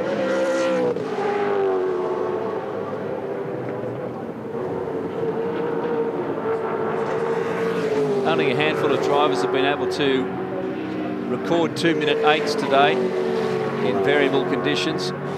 Scaife still with that record lap, 2:8.65. Macro and Ellery were in the 2.8s. Ellery did that lap from memory. Murphy did a 2.87. Paul Wheel is in that car now in 5th place.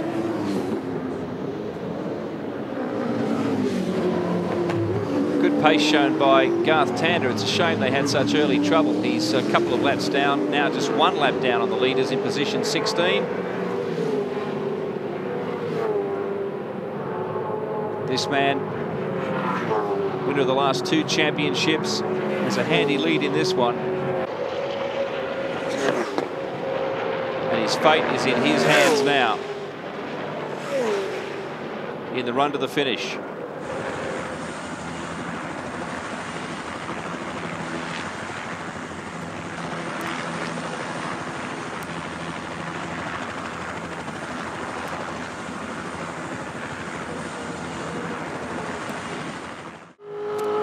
That is your selection of who will be leading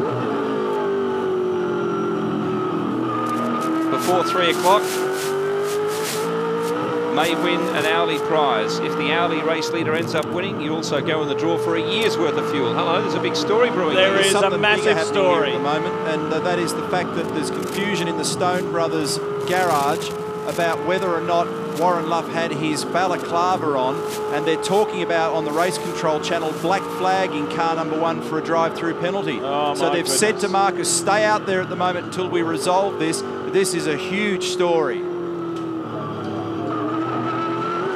That's what makes this an incredible race. The mountain throws so many things at you just when you least expect it. And if something as small as that, which is important, mind you, for safety reasons, can deny you from winning this race, look out. We're trying to ascertain whether the issue was with Warren or it is with Marcus. I heard conversation with the team that they say no way Warren had his balaclava on. So I heard the call from Tim Schenken, race director, black flag car 1, safety apparel infringement. It was a clear call, and once they've issued a black flag, it's hard to retract it. So, but they're all studying the monitor, which makes me think that they're more worried about Marcus than they are Warren.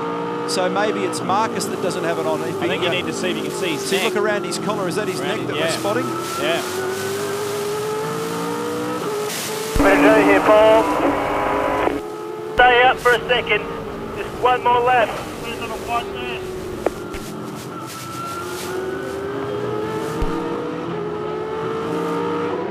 It's a hard one, isn't it? I mean, you can't ask the bloke to come in and say, oh, look, we'll just have a quick peek in your helmet. It may be that it's rolled up around his neck. He could well have it on there, but if he's using one of the wide hole balaclavas, you don't necessarily see it around his eyes or his forehead.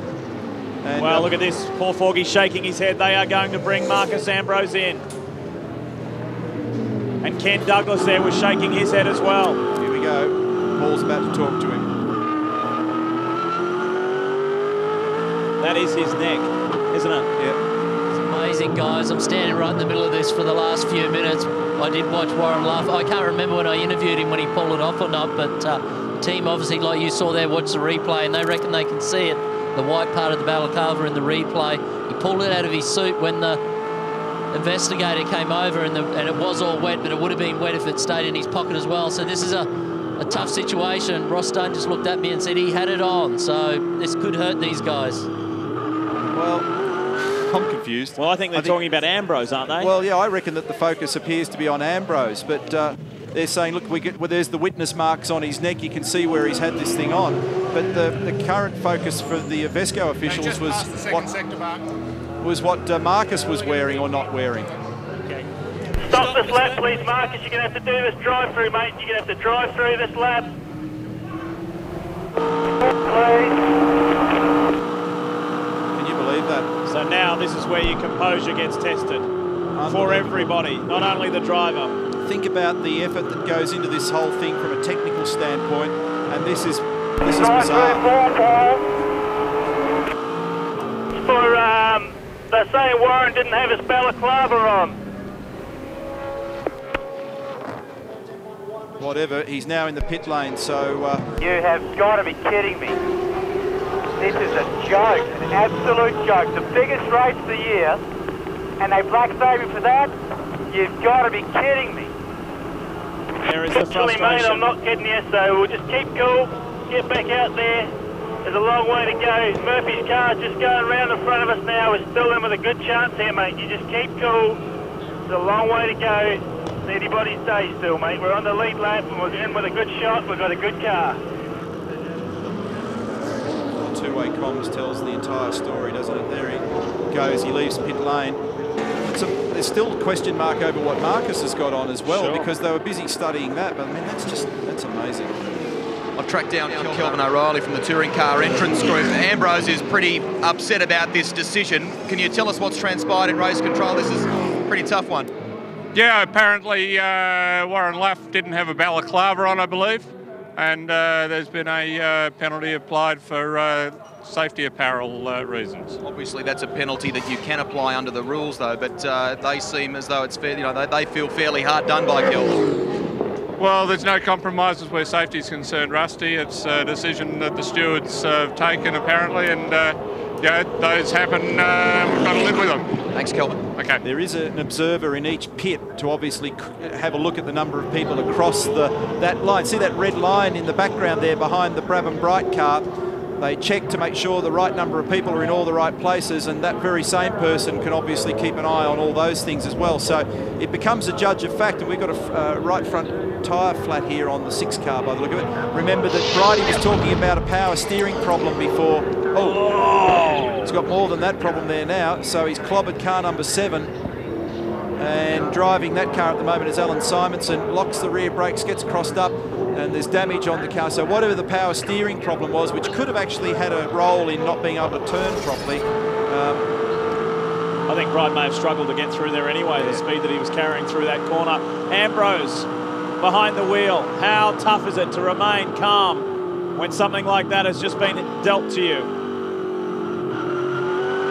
Well, but what Paul Forgy said's right though. Good car, lead lap, bundle of points, on target to continue to do well in this championship with an aim towards a 3rd. So, I mean, it's a very difficult message to sell to the driver when his heart rate's up, but that's what they need to think about now. And winning this race is going to be a tall order. But keep cool, mate. Think about the points. You've got a lot of points to collect today. Don't throw them away. There you go. That's the message. Kelly, Macro, Whincup, Wheel, Owen Kelly, Winterbottom, Andrew Jones, Russell Ingall, Marcus Ambrose, Dean Canto. That's the top 10. We've got 11 cars on the lead lap, including Matthew White in the Brightech car. I won't name the driver for obvious reasons, but I do recall going up Mountain Straight one year behind a very high-profile driver whose balaclava came whistling out the window after the pit stop. Oh, come on, name names. No way. I'll get myself in plenty of trouble. Was it years ago? Well, let's put it this way. It's one of the front runners who currently circulates. It's not... that's as far as I'll go. And rhymes with? Yeah, good luck. But they're not the favourite item for a lot of the drivers, I might mention, but unfortunately they are a nominated item in the international rules. This is an international event. You've got to wear that underwear. And even though the helmets themselves also have a fireproof lining in them, but I did burst out laughing when I went arrowing up the pit lane. Well, here's Ambrose. Take a look in between the top of the collar and the bottom of the helmet. You can try and sneak a peek in under there, under the hands device. It does look a bit damning for him, although it's not impossible that it could be rolled up.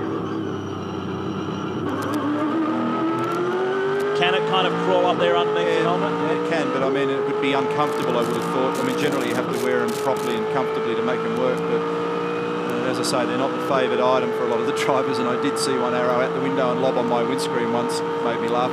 It was on about the 3rd gear change up Mountain Straight on the first lap of his next stint, and I thought, oh, I wish I could get this thing off.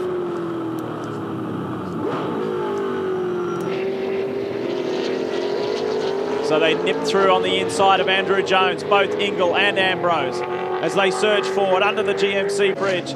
Another lap down. It's pretty impressive when you consider we're on lap 107 and we still have 11 cars on the lead lap. That's a 1/3 of the field on the lead lap as Ambrose runs a little wide up pit straight. Todd Kelly, race leader, 5 seconds in front.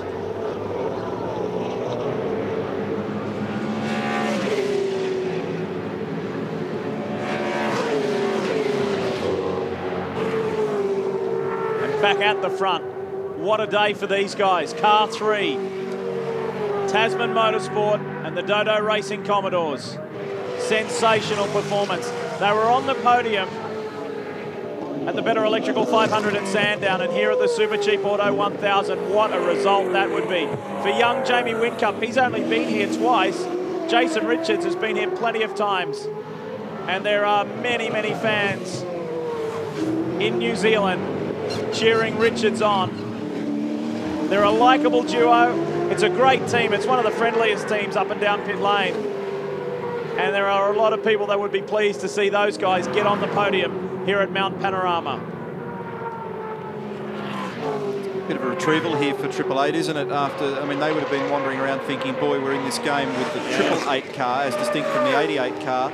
And now things can pan out differently in this motor race.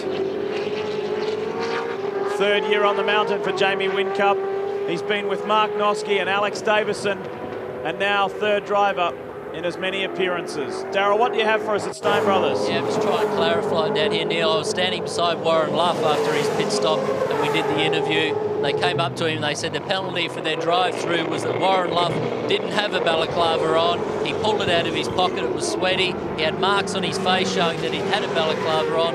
And the guys from Invesco said, you definitely did not have a balaclava on. I saw it. We've mentioned Ambrose. At that time, the incident had nothing to do with Ambrose. Right. Well, what can you say? It becomes a judge of fact, doesn't it? If the officials have made that ruling, there isn't much you can do about it, obviously.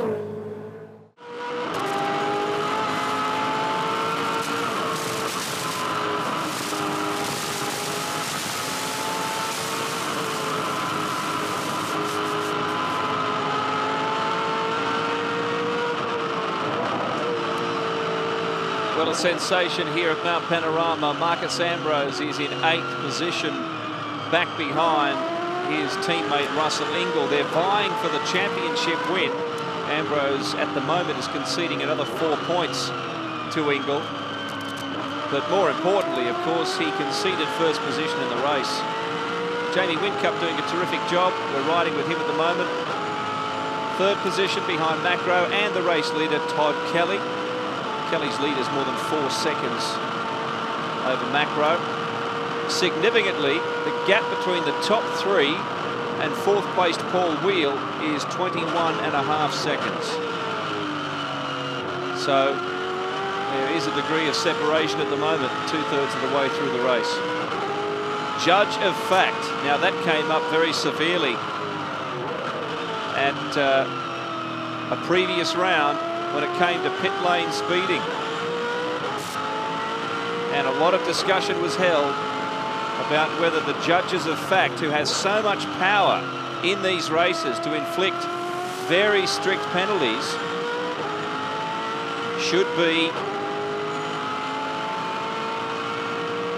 better equipped to make those decisions. But we can tell you it was a CAMS official who made the decision and was reportedly only 1 metre away from Warren Luff when the decision was made. So you would think someone would have the ability to see something from 1 metre away and figure out what was going on. And as was pointed out, those guys are specifically there to spot pit lane infringements. Nevertheless, the debate will continue.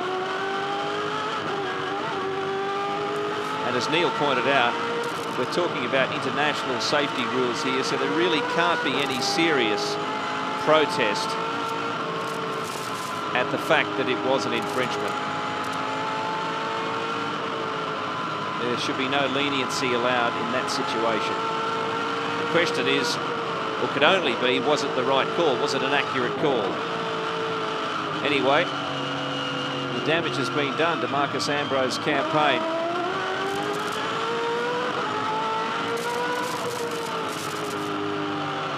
Let's just have a listen as we continue this journey with Jamie Whincup around the mountain. Little lock up there on the left rear as he trails Adam Macro.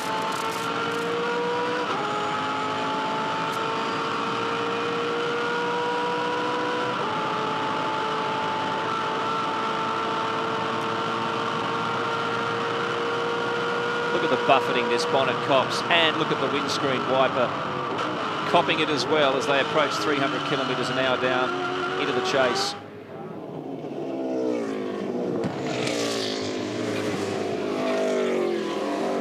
Back on top of the mountain, Matthew White, 11th position, chasing Dean Canto.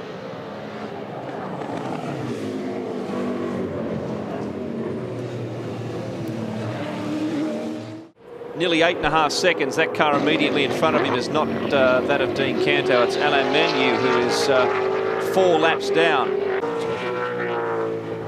This is a fabulous story. Young team, new team. Jason Bright owns this team, the Brightech organisation, and it has been a huge effort to just build this team from scratch. Chris Jewell and his men have done a wonderful job, and they have learned, tried to build every step of the way this year. And if they can hang in there for another 51 laps, this will be a beautiful reward for the team, for the members of the Brightech team. They're bordering on breaking into the top 10. And if you can do that at Bathurst at your first appearance, there's Chris Jewell, the general manager of the team. And this is their first brand new, in inverted commas, engine. They've been running on an engine has seen many miles and actually several years. So they've got a fresh engine in this. As Neil mentioned before, Scotty Owen built it and has done a wonderful job. Just further clarification of what we know about this incident in the pit lane. The word from race control is that the nominated observer at Stone Brothers was standing 1 metre from Warren Luff when he removed his helmet, and vows that that balaclava was not on young Warren, and it was later pulled out of his pocket where, of course, it would be wet. So in that case, it is a judge of fact, and unfortunately there's no debating it at this point. The other interesting thing that happened during the commercial break, as we look at the Better Electrical boys continue to help that wounded car, Daryl mentioned to us. Daryl, it was interesting you said that you asked Jimmy Stone about Ambrose. Did he have a balaclava on, and what did he say?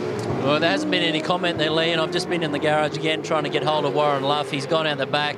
I said to Crusher Murray, can we speak to Warren Luff? And then he went and spoke to Ross Stone, and they said no. So you got to wonder there as well if they won't let us speak to Warren Luff. Well, I'm sure emotion's running pretty high down there at the moment, because the amount of work that goes into these Bathurst assaults from such a focused bunch of racers like that group is extraordinary. And for an issue like this, look at that, there's the replay of the whole thing. Kenny's going, look, it's hot, it's wet. Warren's pulled it out, you've got a look of disbelief on his face. Paul Forgy on the right there. None of these blokes would ever, for a million years, think that something like that would become a management issue in a race. Back out the front, and this battle continues. It's good stuff, isn't it? Adam Macro versus Jamie Whincup, 2 young stars of V8 Supercar Racing. Whincup is 16th in this championship, and he's had some highs this year. He's made a real star of himself, and he started it at the very first race meeting this year. Here's a zinger replay of an earlier incident between the teammates, and it's Ambrose making a nice, easy move on Russell Ingall. Yeah, Paul's been counselling Marcus to just cool down, because obviously the sparks are flying inside that helmet. And he said if you are able to get past, make sure you do it cleanly. There's a heap of points on, focus on that. So they're trying to counsel Marcus to not throw away a championship opportunity here. And currently, Marcus showing in 6th, and that's worth 172 points, and that's only 20 points away from what is a win here. 11 cars on the lead lap, and all top 11 drivers have now done their minimum laps. Battle for second.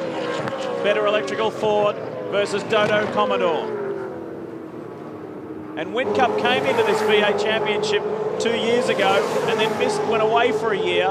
He drove with the Gary Rogers organisation for a full season, stepped out, then came back. And his second attempt at the main game has been a far more successful one. They're hustling Todd Kelly at the moment because his last lap was a 2:11. These fellas that we've been focused on are doing low 10s, so his margin's disappearing. So they're saying to Todd, keep putting in was the description, just push, push, push. They need margin. You know, we had a flurry of safety cars in the first half of this race, but it's all eased out. And that's a bit of a typical pattern here too. Garth Tander, shocking start off the line for him. He went further back than fullback. And then when he got down to the last corner at the end of the first lap, he tripped over. Looked to me as though Greg Ritter made an error down there, tagged Garth Tander, which then in turn involved Tony Longhurst and Brad Jones, and 4 cars ultimately copped a lot of damage. Did you ever play fullback? I did, actually. It's not an easy position. It's not. Preferred centre half forward. Who was that for? The Ballarat Bush Rats? Hey? Let's focus on the motor race. Rick Kelly, the ill Rick Kelly. He has got a bad dose of the flu, and it's been a tough weekend, not only for he, but the day for the team. It's been a very long one.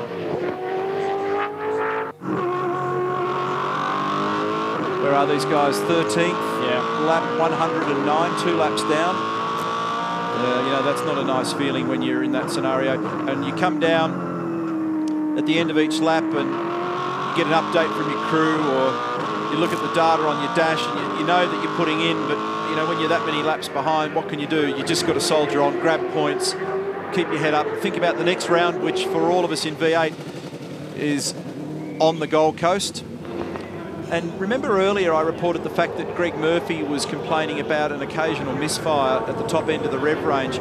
I've been puzzled because, and sometimes you just end up forgetting things in this motor race because so much goes on, but Paul Wheel's now reporting a drop in fuel pressure in that car, and they've not really been as punchy lately as they were in the early part of the race. They were disputing the lead not long ago, and now they've just drifted a little bit. Darryl, can you update us further? Yeah, Neil, initially it started in the pit stop when Paul Wheel got in the car. They said their pit stop was about 5 seconds longer than they would have liked, so they lost a bit of time there. While I was in the garage, I looked on the data. The boys just showed me where they lost complete fuel pressure. They've told him to flick the pump again, and it's come back. Everything's all right, so they're all sitting around with their fingers crossed. 3.7 seconds, 3.1 seconds the lead margin. Todd Kelly over Adam Macro. And Whincup, you know how close he is in third. Then it's Wheel, this 51 machine, followed by Owen Kelly. And he hasn't got any great lap speed at the moment either, Paul Wheel, 11.5. Yeah, so the 50 car's a bit quicker at the moment. Jason Richards, you're sitting amongst your team, and there's a few nervous-looking faces about here now. You're up to third. Yeah, look, it's going well. I mean, the car was beautiful in my stint, and I had a few sprinklings of rain, and yeah, just didn't want to push too hard, so I sort of backed it off. You just don't know what the grip's going to be like when you come over, you know, Reed Park and McPhillamy Park, but look, it's such a beautiful motor car to drive. It's phenomenal. So we're actually sitting in a pretty good position. Jamie did an awesome job at the start. The car's in perfect condition. That's our plan. We're going to sneak up on this race, and we're just starting to get there now. So it's looking good, isn't it? I notice in one hand you've got a banana, in the other you're not letting hold of your balaclava there. No, I don't want this to go too far away, mate. Good luck. Thank you. It's been one of those weekends for Jason Richards. He got his first ever top 10 appearance here on the mountain, and the car is currently sitting third. This car, the Caterpillar Ford, spent a long time in its pit box, and this is the sole remaining wow sight and sound Commodore. Paul Wheel will be in this lap in car number 51. They just advised Owen Kelly so that those two don't tangle their line astern on the racetrack at the moment. Glenn Seton down the... I was about to say down the inside. Not at all. Contact. Quite heavy contact. And...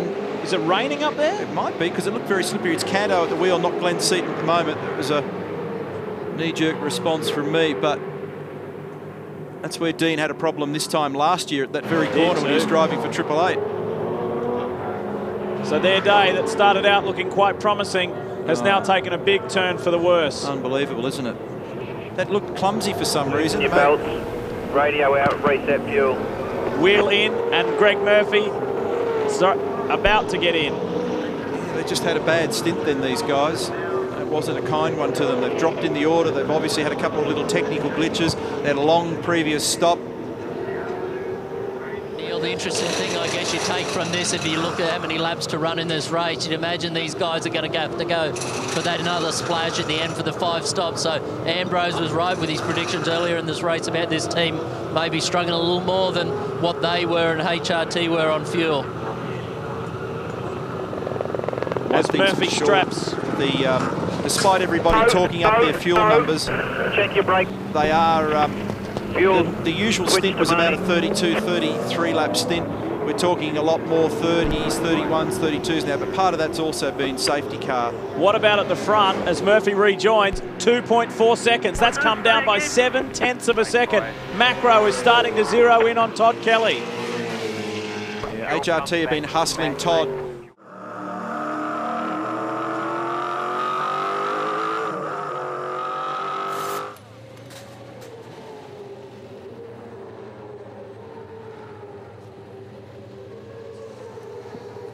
Pit stop here for the Greg Ritter Cameron McLean entry. Car number 5 has been a very tough day. If you've only recently joined us, this car was in a pretty nasty collision on the very first lap, or lap 2, the early part of lap 2. And is there a problem with the refueling there?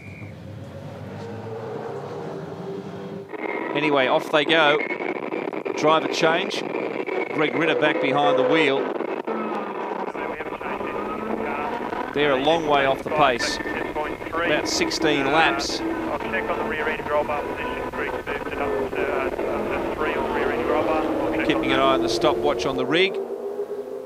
Hot tyres. To make sure they get the right amount of fuel in. Greg said the tyres are still quite good. He was still managing to do 10. Some instructions to Greg as he settles in, and there is Paul Wheel looking very hot. Doesn't look too happy either. As we said before the commercial break, there were reports from the car that it wasn't going as well as it was early in the race. So the two guys who have dominated this event for the last 2 years are struggling.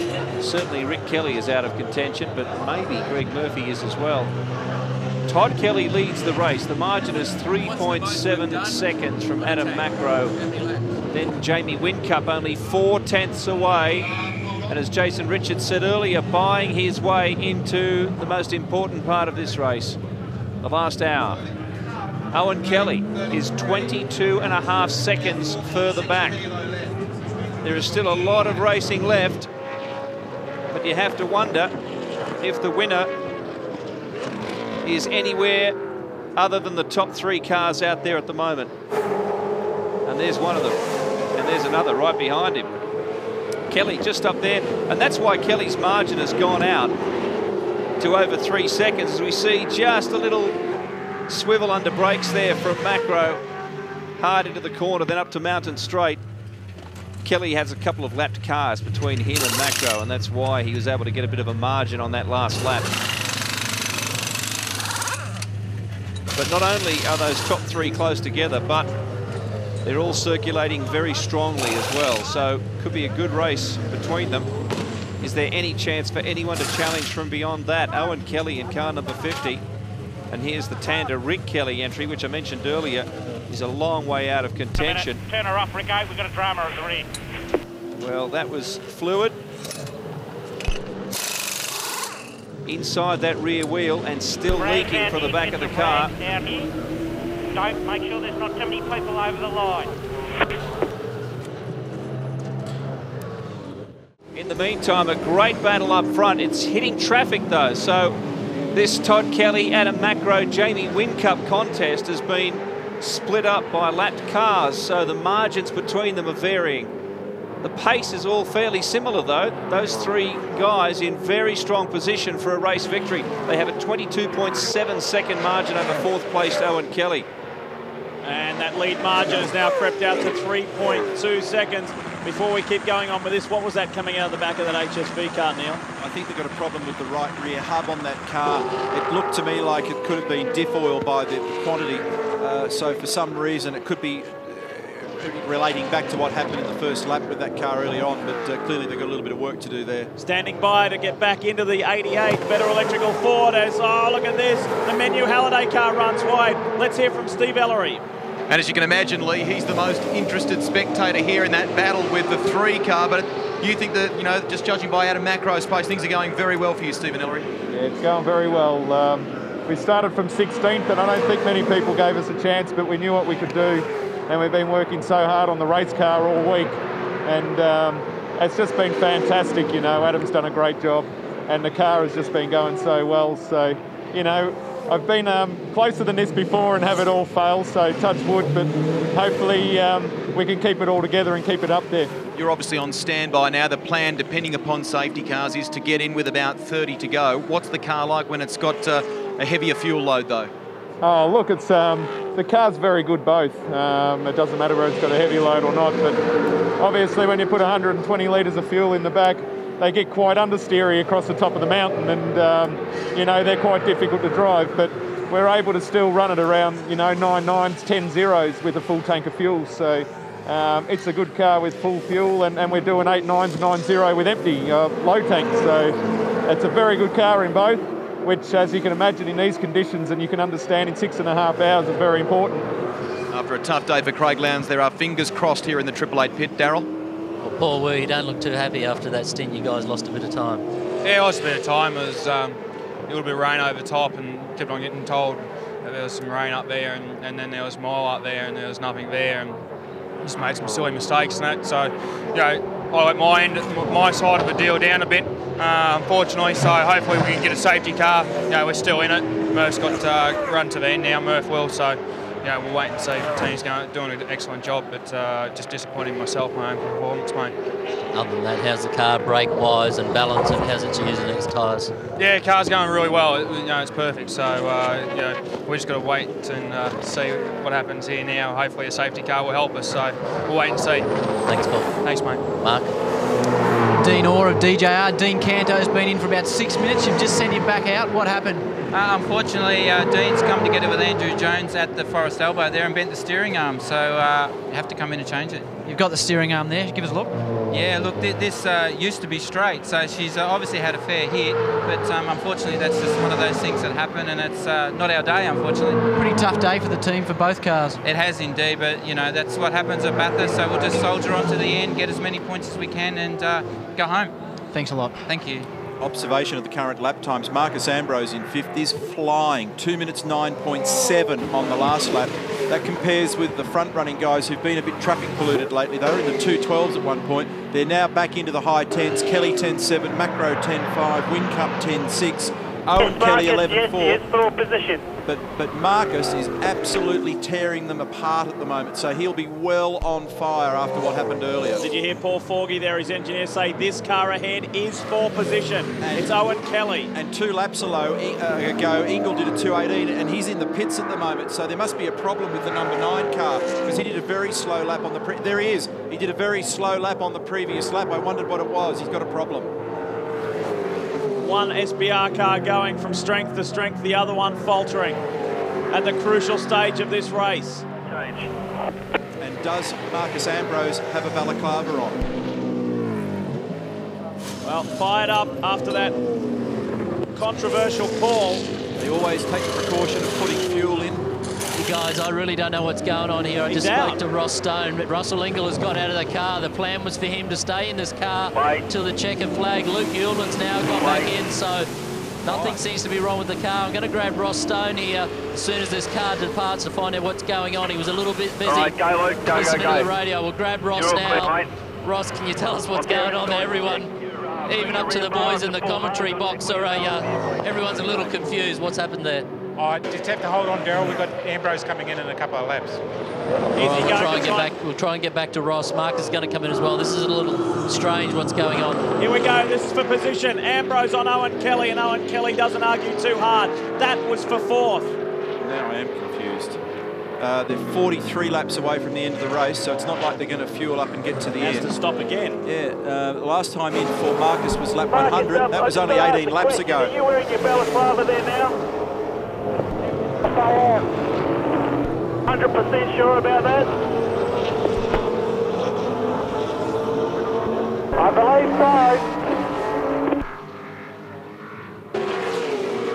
If you missed that radio communication, his engineer Paul Forgy said, Marcus, are you wearing your balaclava now? And he said, I guess so, or I think so. And then he said, are you 100%? Okay, tell me 100%. You're absolutely positive.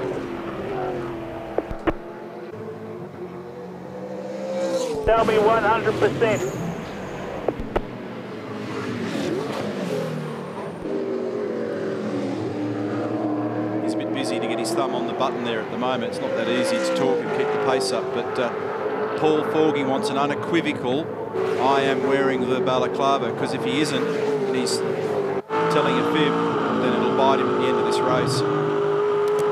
And if you take the pain now, it's probably less pain than if you wait at the end and deceive race control, because then they'll come at you harder. The penalty will be bigger on his race result. They'll penalise him harder. do you reckon? You're doing finger signs to me. Well, I don't think he's got one on. I think that's skin you can see. Most balaclavas are white, aren't they? Yeah, not always. Yeah, well, they're that whitey, egg, yolky colour type thing, off-white. Beige. Ivory. Look at Tim Schenken in the middle there, talking to his colleagues. This discussion is going on, and we're yet to hear an answer from Ambrose. Okay, Marcus, if you're not wearing a balaclava, I want you to end this lap and we'll put one on you. If you are wearing a balaclava, keep going. So no balaclava, end this lap and we'll put one on.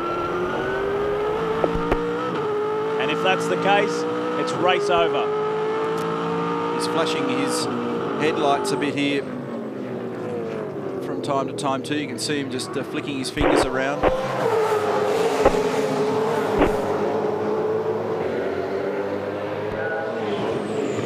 I'm just going to try and be quiet here and hear what these blokes have got to say.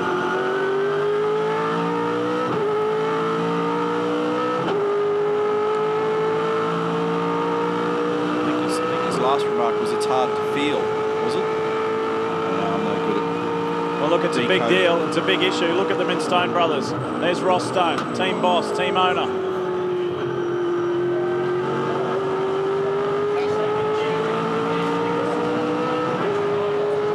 I mean, it's an awkward position for Ross and Jimmy and these senior management people. I mean, it's the last thing these blokes need to worry about. They've got a balaclava there. I mean, you'd have one in prep.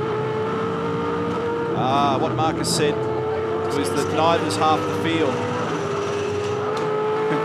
Well, that's interesting. They need to do a balaclava check at the end of it. Might end up scuttling half the result. It has actually been a pretty controversial issue with the drivers, I can assure you, in all seriousness. It's actually something a lot of blokes feel pretty strongly about.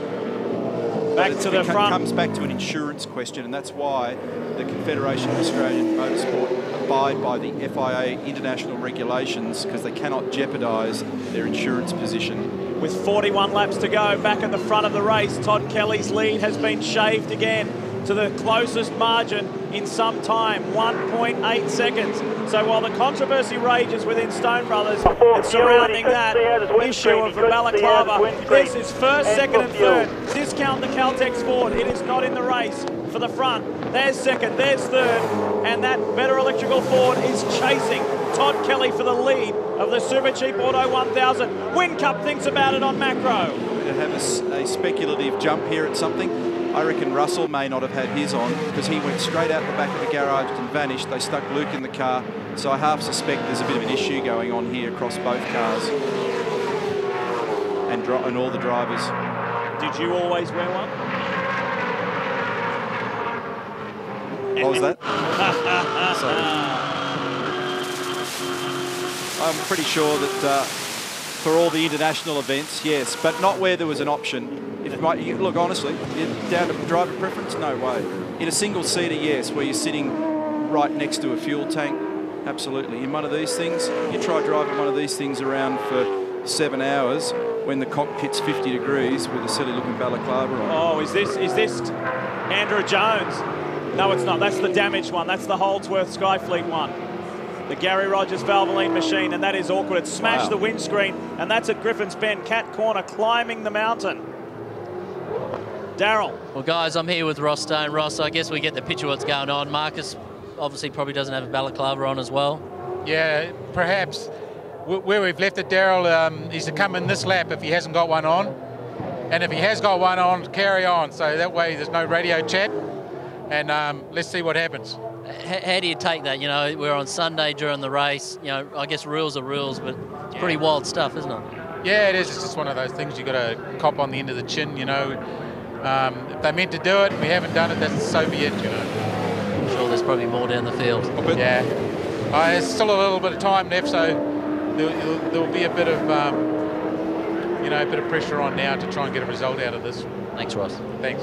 And Ambrose is up into 4th place, so you can understand to some extent his reluctance. Look at this, it's driving by braille here, trying to find a way around this track without seeing. It's Phil Skyfleet, and that he has done a remarkable job. This is for second, Macro, he dives there, and Whincup on the inside, change of position. Nice move, Jamie Whincup in the Dodo Commodore. The 20 car is in the lane here, boys. Jason Barguana and Mark Winterbottom. Winterbottom at the wheel. It absolutely died as he ventured beneath the super cheap bridge. He's shaking his head, Mark Winterbottom. I don't know whether it's electrical or fuel. We'll come back to you. Oh, no, they were running 6th. Strong run for Barguana and Winterbottom. But this is where the action's at. And these guys have got caught up in traffic because Kelly has escaped again. The lead's now 5.2 seconds. Ambrose is in, so we'll be all over this to see whether or not he puts the balaclava on, but pretty sure that's what it's all about. Here he is. While in 5th place. Well, he was up to 4th. Race over. Yeah, unbelievable.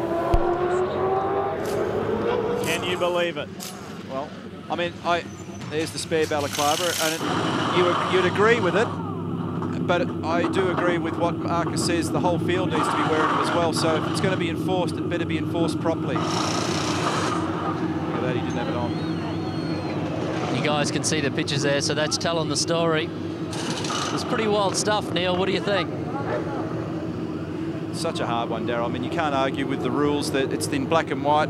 It's an international event. You've got to wear all the underwear, but it is an unpopular item with many of the drivers, especially on the hot days. And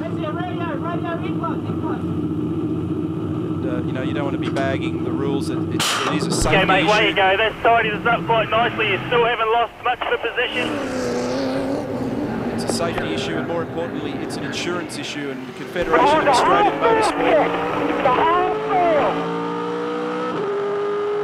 He is wild. He is hot. 3 years he hasn't worn one, he's just said.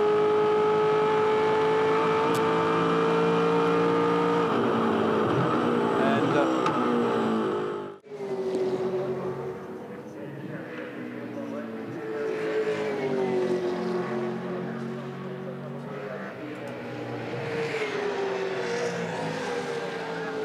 the bottom line is, it doesn't matter if a rule is dumb or 90% of the field disagrees with it, it is still a rule, and if you know it is a rule, there is no excuse for breaching it. And that's why Marcus Ambrose finds himself for the second time, or the team finds himself for the second time, forced to make an unscheduled stop that has really cruelled their chances of winning this race. Todd Kelly's lead is 4.6 seconds. Jamie Whincup not long ago made the pass on Adam Macro to unleash himself. Meanwhile, this sorry saga continues with poor old Philip Skyfleet trying to negotiate almost a full lap of the circuit with the bonnet covering his windscreen. He's been at this for a while now. Well, apparently we've had word that he did actually fix it, but it's blown back up again, so hence the fact this is dragging on. And he is tumbling down the order.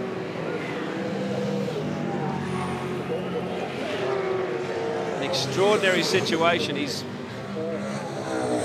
trying to imagine it. The bonnet of your car covering your windscreen, and you are tightly strapped in. You cannot lean out of the car and look. So you have to actually view from the side where you're going in the middle of traffic, race traffic, at top speed. There will be radio warnings going out to other drivers, of course, that Skyfleet is out there and is a moving hazard. But it will still provide, and has already provided, some heart-stopping moments for his rivals as well as himself.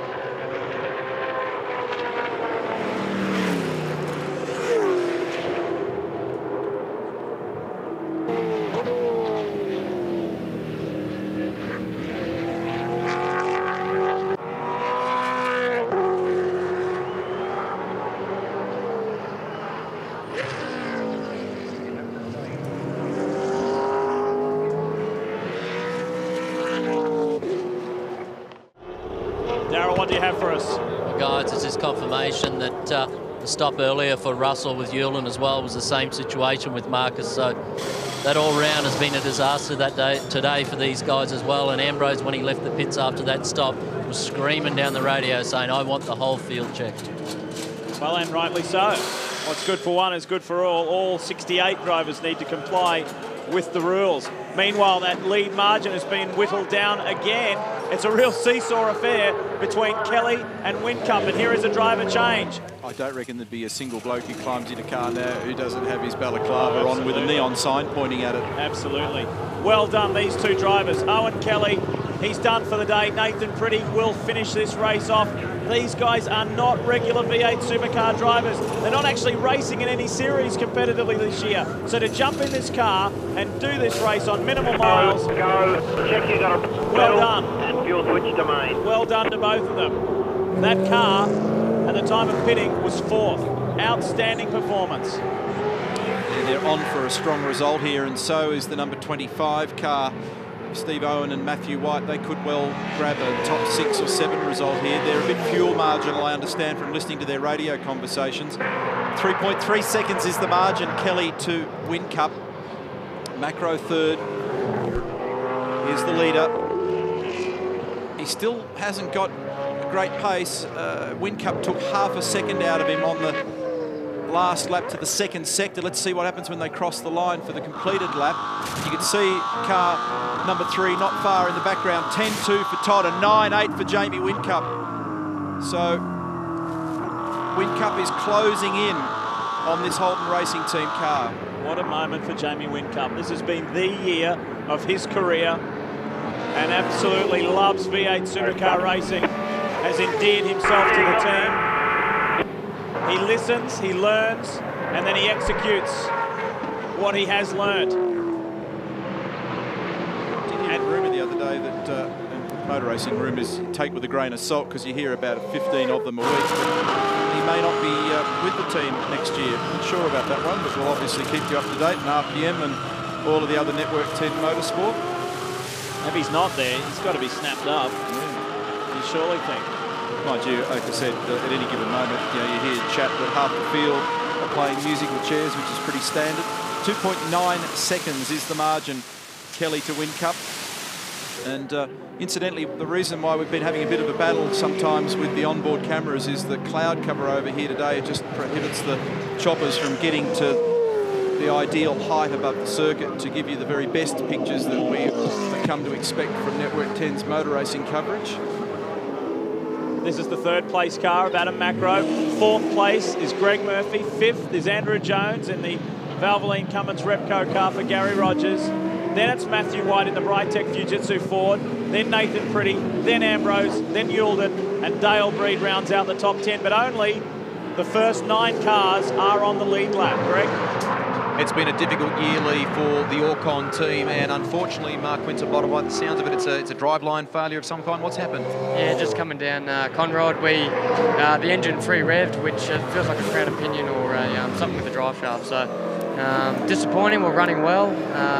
We're 4 stopping, so we had the strategy down pat, and podium was there. So disappointing, but not much you can do. Exactly right. Tough one for you. Did it give you any warning, though, or did it was there any sort of vibration or any sounds that were emerging in recent laps? It's been vibrating a bit all day, the car, but we thought we'd get it on. But yeah, just pretty much went straight away, got a wind across the top of the mountain, and coming onto Conrod, just let go. So I'm quite lucky I let it go in Conrod because I got back to the pits and they can fix it. But we're out of the race, but that's motorsport, so just a bit disappointing. Thanks, Mark. Phil Seifleet, they've just taken the windscreen out of your car. The bonnet actually came up and hit it. What happened? Yeah, all the bolts underneath the bonnet have just broken loose going up Mountain Straight. Doing about 250 Ks, it felt like you hit a brick wall. It just scared, it's one of the most frightening experiences I've had. And it's just shattered the whole front of the windscreen. I stopped up the top to try and put it back down, but she just blew straight back up again. I thank all the flag marshals and mainly all the other guys for looking out for me out there. That's the most dangerous situation I've been in. I thought it could have been a lot worse. How did you actually manage to get back around the circuit not being able to see Phil?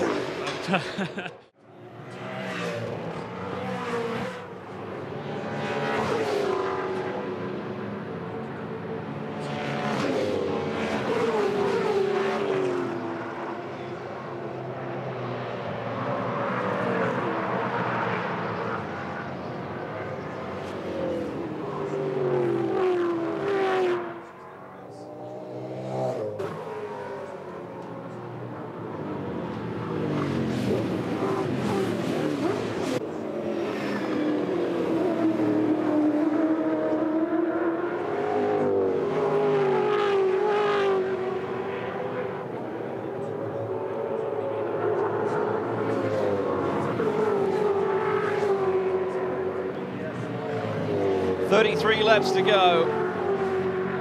Car 25, Matthew White at the wheel in 6th position. But what is significant right now is that Todd Kelly, with a lead of 1.7 seconds over Jamie Whincup, and Adam Macro, who's another 6.5 seconds further back, are in the box seat. Greg Murphy in 4th position is more than a minute behind Macro.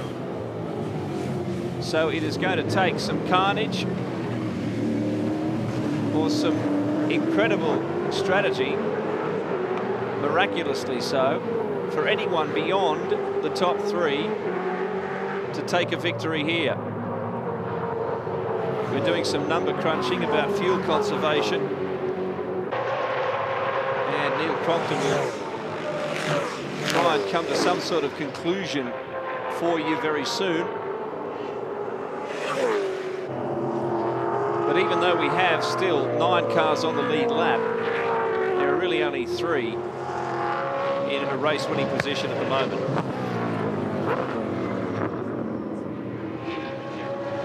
As usual, a lot of potential has been lost this afternoon due to a variety of bizarre circumstances.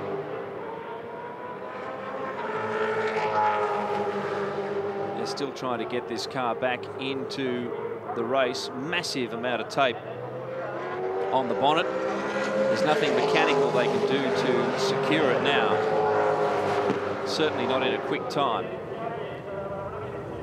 So the good old race tape is coming in handy.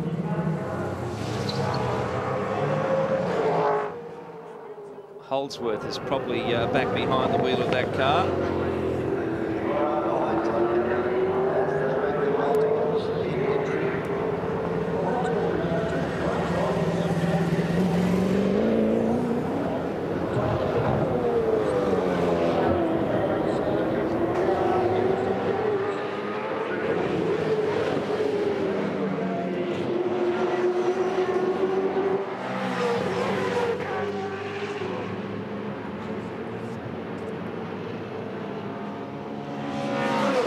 Heavily taped car.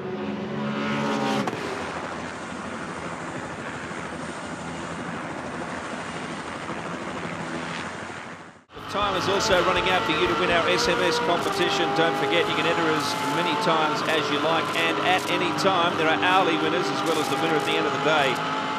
Shannon Holding from Bassendean in WA. You have won a $1,000 Shell fuel voucher by choosing who was leading the race at the end of the hour. There are still a couple of opportunities left, but we are finishing at lap 150, and you could be the ultimate winner, and that is a year's worth of fuel. Good luck. You want to race?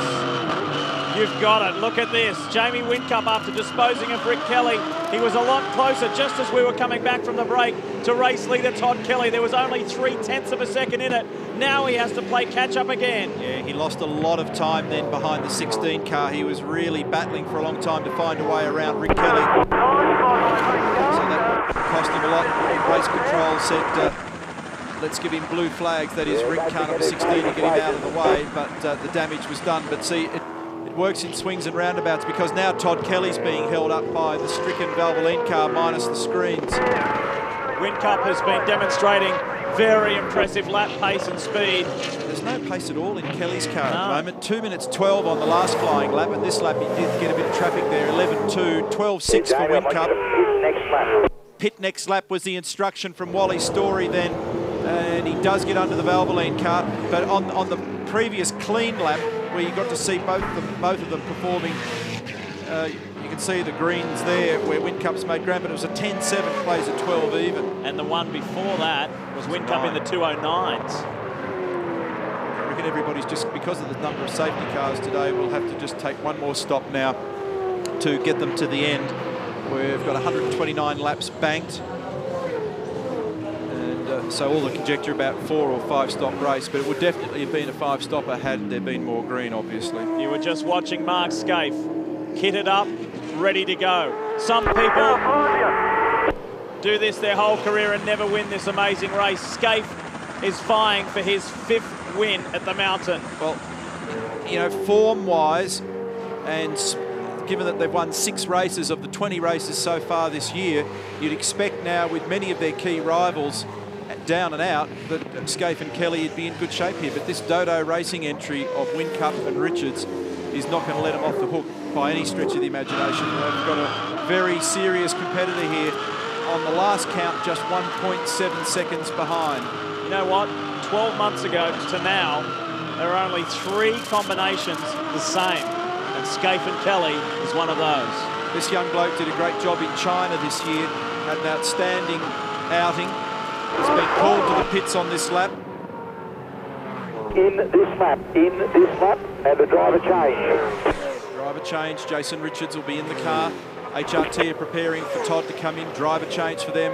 So the shootout will be between Scaife and Richards to the end. They fought for a Sandown 500 victory a few years ago, which went Scaife's way when Jason went off in the wet. They're both in. This is now down to a team battle, a team race. Look at Whincup. He's made a massive amount of ground. I don't understand why Todd's hasn't hustled the car in harder there. Great driving, Jamie Whincup. He made massive, he made 3 seconds on that lap. That is heads up, smart driving. Because he got held up by that traffic on the last lap, so the gap elongated, and Jamie got most of that back on that lap. A lot of it was just in the last bit. Maybe Todd was battling his belts and stuff. Right, who's got the quicker pit crew? A real pit stop race on our hands here now, and it took a little while to get the right rear tyre off. That wheel was free spinning a little. Whincup out of the car. They're putting the... Oh, it's off the jacks already. Getting all the driver radio and the like installed. Still waiting for the fuel now. 22 seconds gone already. Into the breather, away he goes. Jason Richards, the race to the flag. Will he get out ahead of the HRT car? That's the million-dollar question. He is definitely going to get ahead out of Scaife. That car took a lot of fuel. It's just over nearly 125 litres for Scaife. Is this the run home for him that's going to give him a victory since 2002? And further in the background, it looked like Macro had stopped as well. Here he comes. And Scaife will be grinding paste off those teeth as soon as he saw the orange, white and black car go by. 30 laps to go. This is it. A 30-lap shootout. Richards. Wow, talk about pressure. He is leading the great race, and he's got Mark Scaife hunting him down. I'm with you, Robbie. What I'm more interested in is what the speed problem was with Todd Kelly. Was it a tyre pressure issue? Have they got something else going? Was he just uncomfortable with the setup of the car? We'll try and get an answer to that question. This is the defining moment of Jason Richards' career. He's at no relation to Jim Richards or Stephen Richards. He is, however, a Kiwi.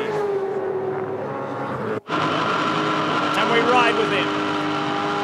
More pressure than at any other time of this man's career, leading the biggest race in Australia in front of a known hotshot. Well, Todd Kelly, it looked like on that last lap you had a bit of a struggle. Yeah, I was struggling most of that stint, to be honest. The seat really isn't ideal and the back's a bit sore, but I brought it home and gave it to Scaife, and the car's good.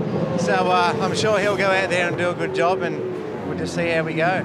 You mentioned earlier in the day, or we spoke to the boys earlier in the day, they're saying the tyre pressures were down a little bit. You were playing with them, getting better. You think all that's good now for this home run? Yeah, it was better that time when I drove it, and I reckon they've fixed her up a bit since then. So hopefully we've got it all spot on for this last stint. Go sit down there and cross your fingers. Yeah, that's all you can do. Thanks, Todd. Jamie Whincup, what a stint. You could see the target, you could see the HRT car, and you were chasing hard. Hey, we're on a bit of a roll at the moment. The car is unbelievably good. It's handling well. You're right, I could see that red car up ahead, and it's a fairly front-running car the last 5 years, so I pushed away. I was able to come in right behind him into the pit lane, and the blokes out here, they did an unbelievably good stop and out in front. Cheers from the team went up. That was a great stint from you, and it just set you up perfectly. The overtake in pit lane for Jason, just beautiful. Yeah, I felt very good. I've been working hard on my fitness and felt quite good. I was comfortable out there. The fumes were a little bit too much, but I would have actually liked to have finished the race, but they decided to pull me out, so that's their decision. Let's go to Mark Howard. Thank you. I'm with Adam Macro, who has got a very, very big smile on his face. Yeah, no, it's great at the moment. The car's going well. We're pretty strong. Car feels good.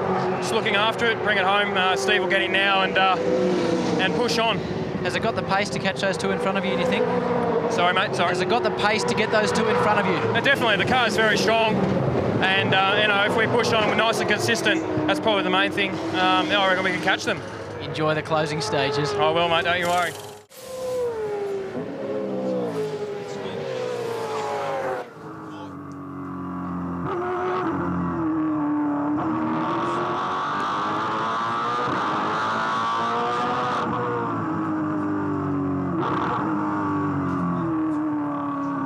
What a contest here. Very little now between the top 4 cars, although we understand Greg Murphy in position 3 has yet to make his final stop in this race, but the 3 I spoke of earlier, Jason Richards, Mark Scape and Stephen Ellery in 4th place, are the guys, the teams that hold the key to this race. We're riding with Mark Scape as he tries to hunt down Jason Richards, the New Zealander. Margin's 2 seconds.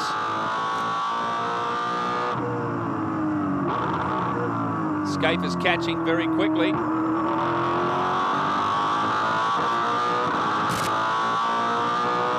there's a marked difference in the performance of Todd Kelly and the performance of Mark Scape. The gap now as they cross that start-finish line again. It's only 1.2.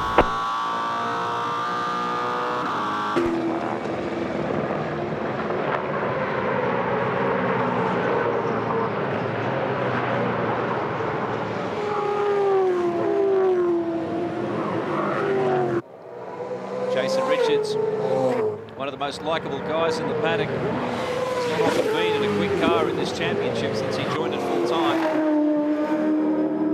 Distinguished career in 2-litre racing. Had a very unhappy ending to his relationship with Team Dynamic. It finished up in the courts. Recently settled in his favour. This team has given them, both he and Whincup, a real second chance, so to speak, in the championship. Whincup, of course, had a stint with Gary Rogers Motorsport in 2003, but missed out last year, was dropped, and has had to fight his way back in. Like a lot of good motor racing stories, he's made a success of it. Mark Scape still on the hunt, getting closer and closer.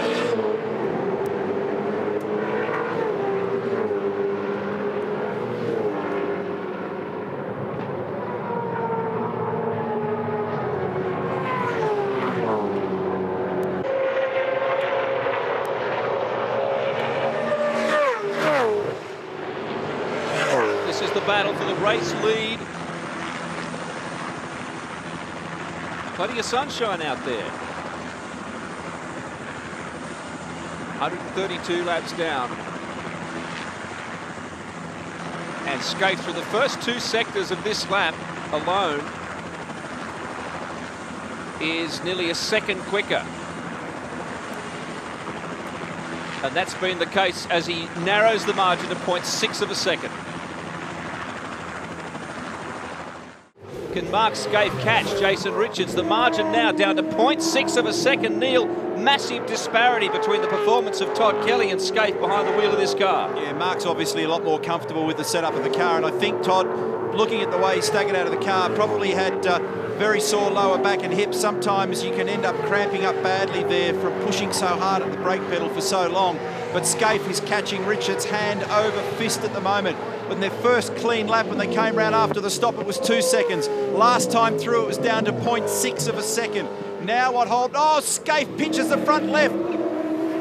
What they've got to do here is try and make sure that they manage Mark as best they can for no high-risk manoeuvres and low yield. He's got plenty of time on his side. There's traffic to deal with. On the other hand, if you're at Dodo Racing, you've just got to try and settle Jason down, not to be forced into an error. Behind you has to pit again. Did you hear that? Greg Murphy behind, charging on in third, needs to pit again. So they're saying to Mark Scape, don't worry, he's not a threat. And if we get a safety car, Ambrose has got a very quick car and he's 5th on the road at the moment, which could put him back in the game. But on current targets, Holden could be looking for their 8th in a row at this circuit. The running order is Jason Richards, Mark Scape, Greg Murphy, Stephen Ellery, Behind Ellery is Ambrose, Nathan Pretty, and Cameron Mcconnell. Scaife won here in 91 and 92 with Nissan, 01 and 02 for Holden. Jason Richards could be the first time on the podium here for him. It's been a magical year for Dodo Racing. It started off pretty ordinarily for Jason Richards, but it's got better and better as the year has progressed. In fact, for Jason, he's never even been in the top 10 here in all his previous outings. To lead the Super Cheap Auto 1000 is one thing, to win it is another. Can this likeable Kiwi do it? He knows what he's got underneath him. He just has to feel what grip's available, how his balance is, get the most out of himself in this car without being hustled into an error. And as we've seen through the race, car behaviour can change across the stint as the fuel load varies. Neil, I've just spoken to Wally Story. As you can imagine, this organisation down here, which 12 months ago was just an underdog outfit, it's gone through the most amazing transformation. They have everything crossed at the moment. Wally Story's words were, no changes to the car during the last pit stop, not even a change to tyre pressures. He said, if it's a good thing, leave it alone. And we have to mention two very special guys that are involved in this team. Steve Reed, Trevor Ashby. Remember the Lansvale guys? They were legends here on the mountain for how many consecutive years of racing they did. Well, they are still very much part of this organisation. They're part of the shareholding group and the team management structure. This lap, Richards has just held station a little. I think Mark might have got a little fright there before when he just locked that brake. And has he put a small mark on it? Online right now, we've got team owner Gary Rogers. Gary, your boy sits 7th at the moment. It's been a pretty good day. Yeah, it's not too bad, Lee. Would have been nicer to be a little bit further at the front, but there's a way to go yet. Still on the lead lap. We've had 6 safety car periods so far, so anything could still happen. Well, it could. When you consider it's been dry all the way, it's probably a lot of safety cars, but you know, so far so good, and you know, you just got to keep everything crossed at this point in time. Hey Gaz, it's Neil here. That was weird when those bonnet pins came out of the other car. What happened there, do you think? Yeah, I've got them here in my hand, Neil. It's just the bonnet pins we've run for years and years, and both of them just sheared off. It's as though they've been fretting against the bonnet somehow, and they've just both let fly. Gary, what do you make of the whole balaclava thing with Ambrose and Engel? Lee, I really didn't. I just saw a little bit of it on the monitor. I didn't take a big interest in it, but clearly if he didn't have it on, I don't suppose there's much you can do about it. But, you know, there's a lot of those petty rules that, you know, my opinion about. Gaz, just going back to that previous issue we spoke about, and refresh my memory because you lose track in this race, is that the car that gave the wall a little whack up at turn 2 and did the bonnet shift on the pins as a result of that, I wonder? Well, it could have, but really, if you look at them, they're just clear breaks. There's not an issue where they've been rubbing for any time. It's just as though they've just sheared off. They're pretty small, lightweight bolt, but we've never had an issue with them at all. It's weird, isn't it? It is. You've given a lot of young guys a big break in their careers in V8 supercar racing. The guy who shares the lead of this race, Jamie Whincup, of course, teammate of Jason Richards, you gave him his first full year in V8s. You must be proud of him. Oh, it's great, Lee. He's a terrific young bloke, and I mean, look, clearly we want to win the race, but if we don't, I'd love to see him get it. Thanks for your time, Gary. Thanks very much, Lee. I reckon that Greg Murphy is going to have to stop before lap 149 to take fuel on in car number 51. And according to my calculations, with assistance from PitSmart here as well, Marcus Ambrose, unless there's a safety car, will also have to grab fuel. He's in 5th at the moment. He last stopped on lap 122. And that would be too great a window to get him through to 161. I think the Pretty Kelly car may be in a little strife too. They'll be cutting it very, very fine. So it's Richards, Scaife, Murphy, the top 3. But this man, the 4 times Bathurst winner, must stop again. Very impressive performance, though, from the Super Cheap team this weekend. They had an outstanding result at Pukekohe, and we've just come to expect that from Greg. And he also stands up in the seat when he gets to this racetrack, doesn't he? He just does an amazing job at Bathurst. He set the car up beautifully. They've pounded it all day. Oh, from a team perspective, they are the best performing team. They've got both cars in the top 10. Bit of bad news, I think, for car number 25, Steve Owen, Matt White. I think they've got an issue at the moment with that car. It feels that it's losing a bit of grunt. They've been well inside the top 10 for a while, but they're going to bring it in on this lap.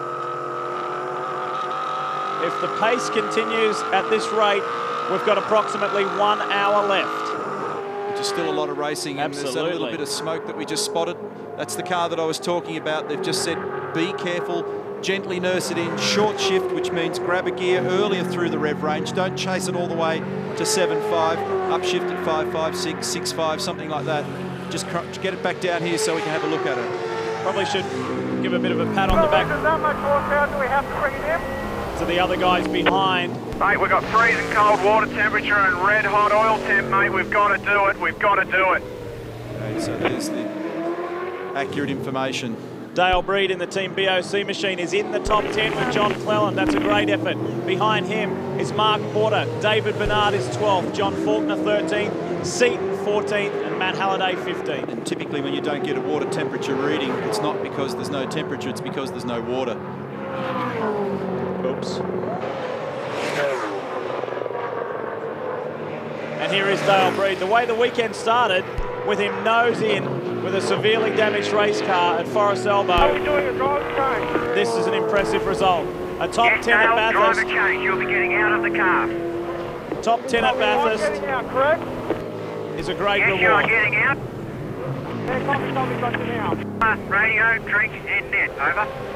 John Cleland, all the way from Scotland. You know, I bumped into 2 people the other day that have travelled all the way out from Scotland to come and watch this event specifically. They were having a ball. 21 seconds. Breed's in the car at the moment, and Cleland will jump in. 21 seconds. Hayden, And this might be a little sweet spot in the weekend for this team that would have an otherwise tough 4 or 5 days at the mountain. No, Hayden, nod your head if you've got a copy, mate. Cleland takes it to the flag. And Breed's day is done. To get a top 10 is a better ending than last year when he ended on his lid. 2 minute 9.3 lap for Scaife. Greg Murphy echoed that time. It was a 10 flat for Jason Richards, and the margin at the line last time through was 0.6 of a second. And there is the wheezing engine of Steve Owen, car 25, the Fujitsu entry. John Cleland rejoins in car 12. Looked like a pretty efficient stop for them. Marcus Ambrose just laid down a 2 minute 9 second lap as well, so he is still continuing to fly. Across the top of the mountain, the Ritter McLean car, FPR, and this may bring out a late safety car. Oh, he's sticking the back out there, and it's Ritter at the wheel. What a weekend these blokes have had. Look at that car. That is hammered.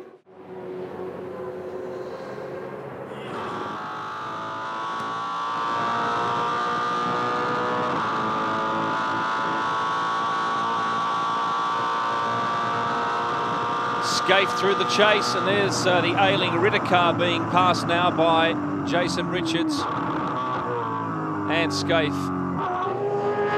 Ritter will come back into the pits. That was very close to being a full course yellow, which would have brought Marcus Ambrose and indeed the man in front of him, Stephen Ellery, right into the picture. But as we see it now, that's the top 3. The 3rd place car there, Greg Murphy, will need to come in for 1 more pit stop. Margin then to Stephen Ellery is 15.5 seconds, another 12 seconds to Ambrose, 18 seconds to Nathan Pretty, then Mcconnell, Yulden, Steve Owen. They have problems, and they're in the pits, so John Cleland will inherit 9th position when he comes out for Team BOC. Still plenty of time. Scaife needs to be patient here. A couple of years ago, these two were embroiled in a very, very serious battle at Sandown. From memory, it was the other way around then, and Richards made a very rash pass late in the race, and it cost him the race. Cost him a podium finish, in fact. This team's worked hard today. They will be very, very tired.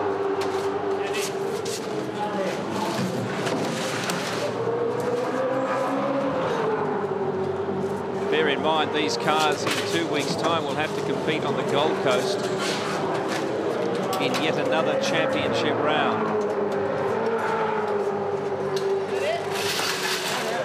2-race round in conjunction with the Champ Car event. The Lexmark Indy 300 it's called, and each of the 2 categories has equal billing, which is a very, very rare occurrence in world motorsport for an international event and a domestic event with some international credibility, I might add, sharing the spotlight and quite comfortably. Back to the lead battle. And Richards under brakes. Scaife locking up slightly on the front left as he almost runs right into the back of Jason Richards, just letting him know the menace that he is going to have to suffer for the last 23 laps. And there'll be a lot of radio talk from the crews. Doing a good job, mate. Keep the pressure on him. We just might have caught the last bit of that. Well done, Mark. Good job. Keep the pressure on him.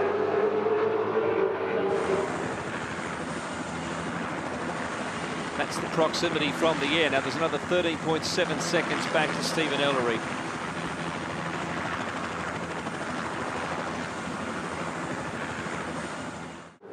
What price would you have put on the Sydney Swans, the Wests Tigers, and Jason Richards and Jamie Whincup doing the treble in this amazing September-October period in Australian sport? Quite remarkable. And just quickly before I go back to Lee and Neil, our total crowd figure given out by the race organisers this weekend is 166,840, 48,679 people here today. I think the record was 162. 172. 172. So it's just under the all-time record. Well, certainly Jason Richards and the Dodo Commodore has the West Tigers colours.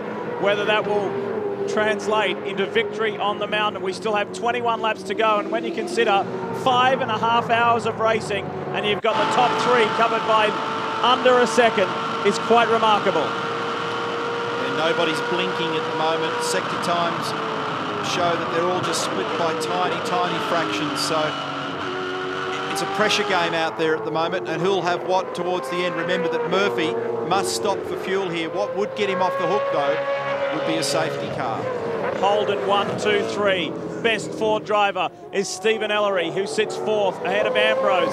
Then Nathan Pretty, Cam Mcconnell, Luke Yulden. Those 8 cars on the lead lap. The farthest that Greg can stretch this, according to our calculations, is another 9 laps from now to lap 149. Sister Dodo Racing Commodore in. 9.6 last lap for Jason, 9.5 for Scaife, 9.7 for Greg Murphy. Ellery did a 10.5, Ambrose did a 9.8. That's the top 5. 0.4 of a second, the official margin across the line. Scaife has said right across the weekend, this car is brilliant. Normally there's something, there's a hiccup, I'm not happy with one thing or another. But he said, touch wood, we've had nothing go wrong this weekend, and the car has been brilliant.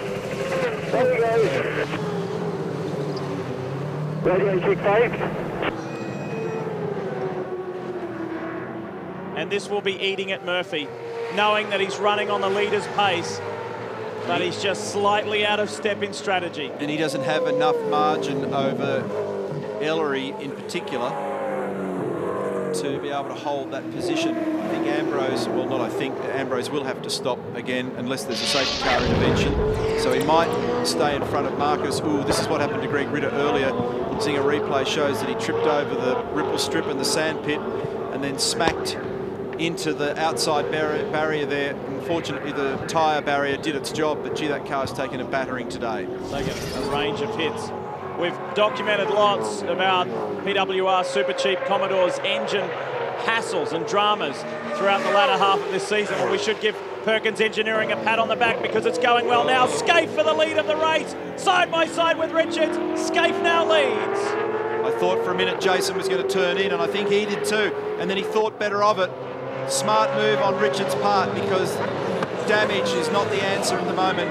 And it'd be wise to almost let Murphy go. They need to tell him where Greg's at in his fuel cycle, and that'll be a relief. Keep it focused, keep it focused. Message to Mark Scaife. Plenty of cheers from the crowd for the HRT #1 man. HRT are rallying their fans now. They've got a new big membership program launch starting this weekend for next year. Safety cars being deployed. Yellow flag, safety car has been deployed. This changes everything. Wow. What a critical moment for Mark Scaife to get to the lead. A hair's breadth in front of that SC. Unreal. We have not had a safety car since lap 80. That is 61 laps of green flag racing. And now it comes out within the final 20 laps.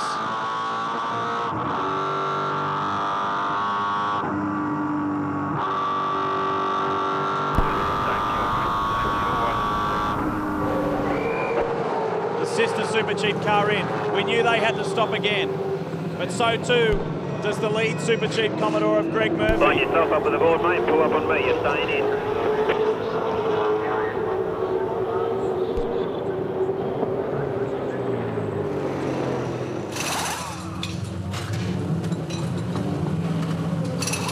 Boards have gone out and the computer's gone yellow, but the safety car hasn't actually gone out on the racetrack at the moment. Check your brakes.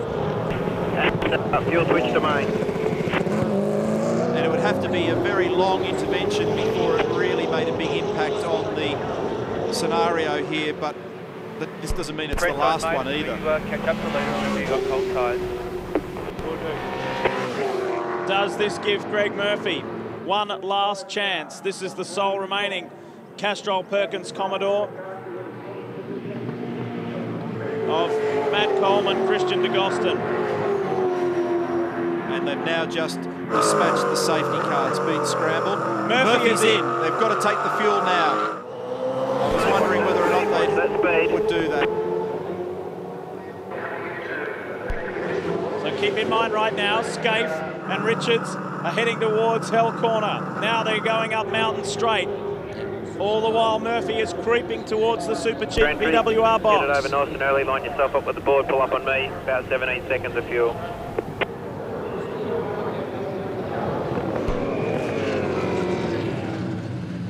See the stopwatch on top of the fuel nozzle there. The time fuel stop. Four odd litres a second going down the nozzle. They're putting 40 litres of fuel in and new tyres. So 10 seconds of fuel. No, they're actually putting more in. 17 I heard, Neil. 17 seconds of fuel. And Murphy is on his way. Ambrose in as well.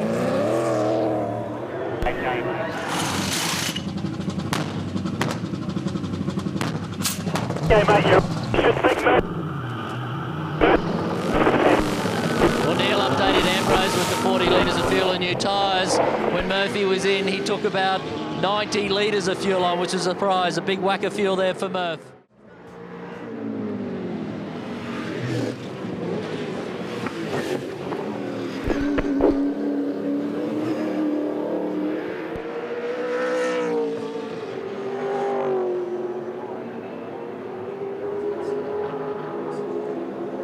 Fewer than 20 laps to go now in the great race, and there are more players in the game. Marcus Ambrose and Greg Murphy have made pit stops under yellow. Also coming in, Luke Yulden. And they're putting Russell Ingall in for a very, very short stint. So Ingall in the driver's seat. Wait. Okay, start pumping, mate. Long pump. Long pump. Drop clear. Keep pumping it. Keep on it, mate. No pedal yet. Keep on it. They're figuring perhaps that Ingall can pick up pressure, 8 championship points at least by vaulting over the next couple of drivers, although... Be careful through turn 2, Rusty. Very careful through turn 2. May have a bit of traffic between he and the targets.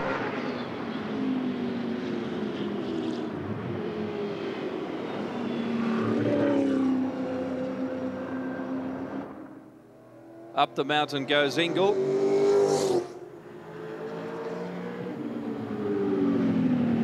Top 10, Scaife, Jason Richards. Murphy, Ellery, Ambrose, Pretty, McConnell, Yulden. Now Russell Ingall, that will change. John Cleland, Mark Porter.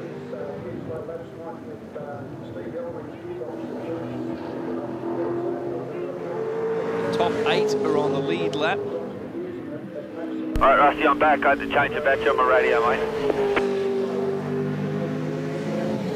And it won't be much longer before the safety car pulls back into pit lane, and we may well have an 18-lap sprint to the finish.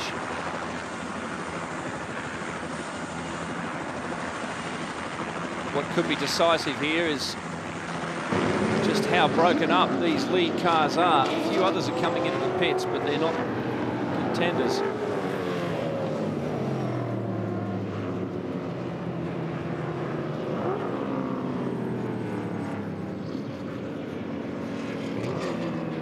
Scaife definitely has the car speed on Jason Richards, so it's going to be difficult for that team to figure out a way back past him.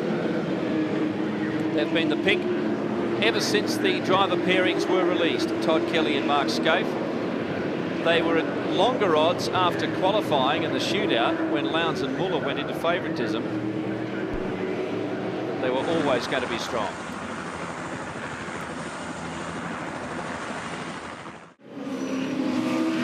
So the question now will be how they negotiate the traffic. For example, there's Murphy with one car between he and his target, Stephen Ellery.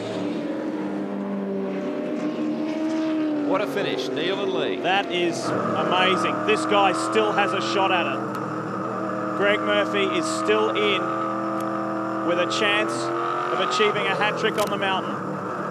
How important was that last safety car? There's something weird happening in the number 1 car as well. Paul's asking Marcus to rocket from side to side. Don't know what that's all about. One interesting message I picked up before we entered the break is that Barry Hay was saying to Russell, pump those brakes, you still don't have pressure. Now, normally it's the driver who says, yes, he confirms I have pedal pressure. So Stone Brothers must have a sensor on their brake lines to know when their brake system's pressured up. Remember, they got trapped a while ago here and they had a car shunt at the end of Mountain Straight a few years ago, so they've probably been once bitten, twice shy, but they clearly have data analysis of that, and they're confirming to the driver instead of the other way around, yes, you have pressure. This is the calm before the storm, truly, because you've got Ambrose right behind Murphy. These two guys are in position 4 and 5. There they are, right there. Murphy is focused on Ellery, who's in 3rd. There's only one lap car between those two guys. And then you've got Jason Richards and Mark Scaife at the head of the line. This man is 5th, and he is still majorly upset over what occurred earlier with the Balaclava situation. So he's got a point to prove, and there's still plenty of fire in his belly. Murphy wants a hat-trick of wins. Scaife wants to win at the mountain. Be interesting shootout, won't it? The thing for Marcus and Greg is they don't have track position at the moment, and to try and make it, you've got to stretch yourself, your car, your tyres, everything. It's at this phase of the race where it's easy to flat spot a tyre or just take yourself out of the game, but this will be one heck of a sprint race to the end, which it always is. It's still 100 kilometres of racing. It's like a conventional round, it's like a conventional sprint race in our championship. 18 laps of this 6-kilometre race. There's some racetrack. Sorry, Neil, there's some confirmation on Murphy's car there. Throughout the day, that car's probably missed the window, Paul Will said, by about 4 or 5 laps just through fuel economy. It's been a little bit thirsty, so that's why for this last run they've just taken a little bit more fuel on than they initially thought. WPS safety car is off. We are ready to race to the end of the Super Cheap Auto 1000. Who will win? Back to green. Scaife is your race leader. Mark didn't play any games there at the restart. They've been expressly instructed by the race director not to get too cute when it comes to the restarts. They'll actually look at the data later to make sure you weren't jumping on the brakes to try to trigger a little chaos down through the field. Greg Murphy made very quick work of Mark Porter there. Got through, and he's now focused on Ellery. Richards is right with Scaife. This is an unbelievable drive from Jason Richards. Ellery is 3rd. Now Murphy needs to get by that WPS Falcon, and Richards is giving Scaife the big hurry up. Yeah, it's no doubt that for whatever reason in the early phase of these restarts, the HRT car is not quite comfortable in its... Ambrose has had a massive shunt. Ambrose has had a massive shunt. So Greg Murphy's involved. More cars. The track is jammed. The track is jammed. Can you believe that? That was huge. And look at this. The track completely blocked. You okay there, mate? It could be game over. It could be Mark Scaife's victory. We have passed the 75% distance. What will this man do? What will the race director Tim Schenken do? And how did that happen? More to the point. Greg Murphy's tangled up with it. Cars are getting through. Cars are getting through. They may not red flag it. Murphy is out of the car. Ambrose stepping from the car. Did these two tangle? And watch this. Look at these guys. It's on. Murphy and Ambrose. These two do not like each other, and they are going to have some serious words.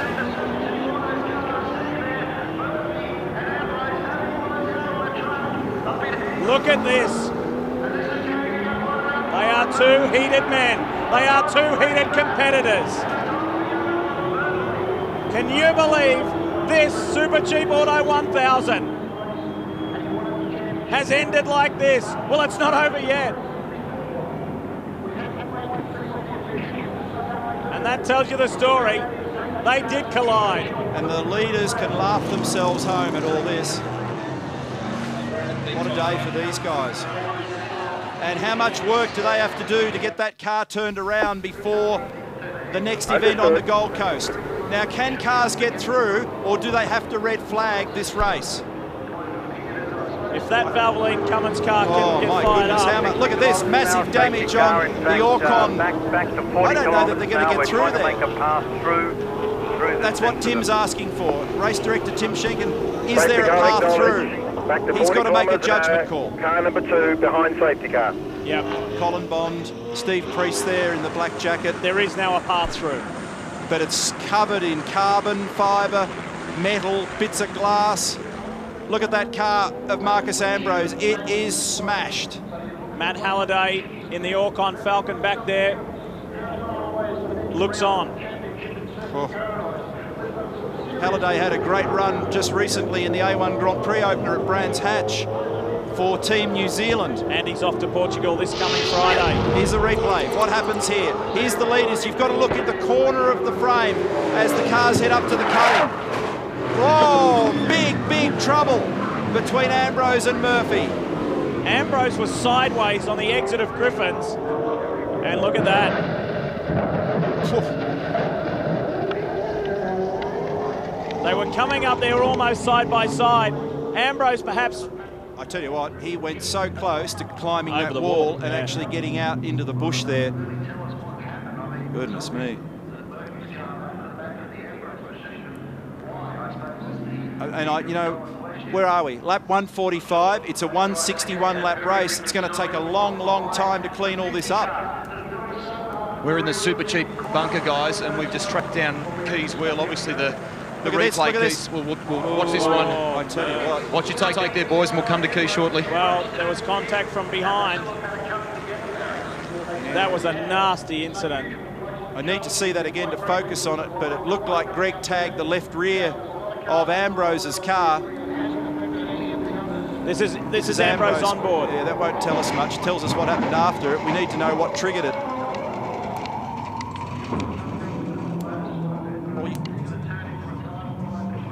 And Ambrose is saying, what was that all about? Here it is again, from above.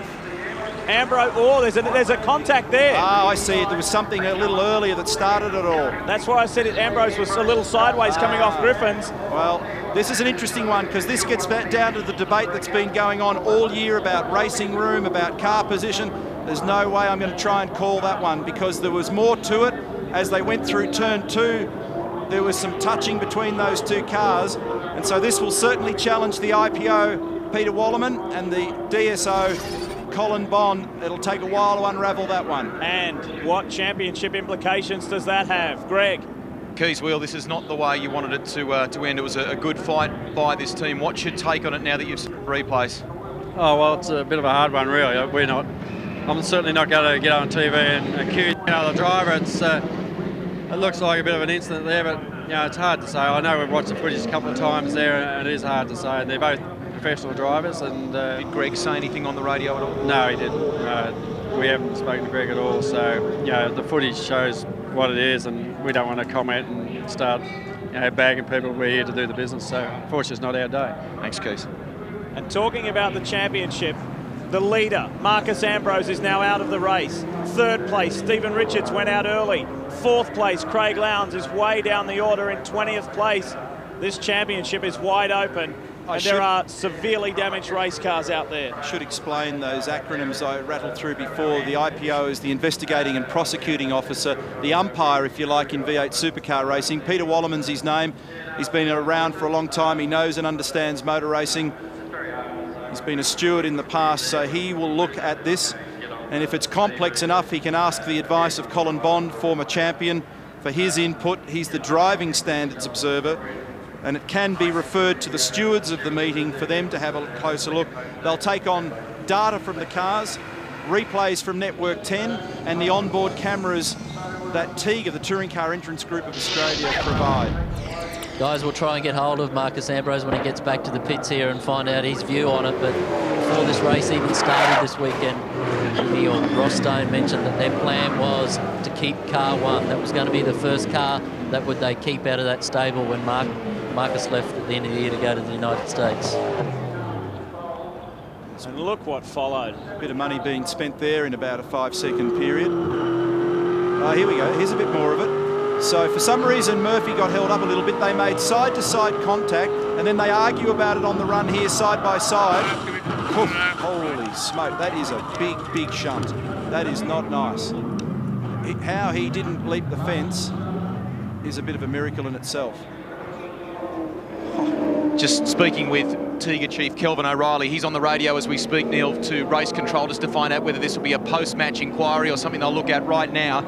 The concern, obviously, from all the teams that are still a part of the game here is that if we keep this race going, that racetrack must be cleared of all debris. Robbie Starr in particular said we can't have anything that's going to be in a situation that may cause a puncture. Again, the Zinger replay from above, and a lucky escape for Marcus Ambrose. And the stewards that could be drawn into this later are Steve Chopping, Peter Drew and Keith Morris. Again, very experienced stewards, and they'll need to draw on it because that's going to be a difficult one to organise. And if it stays like it is, this puts Russell Ingall in the championship lead. For the first time this year.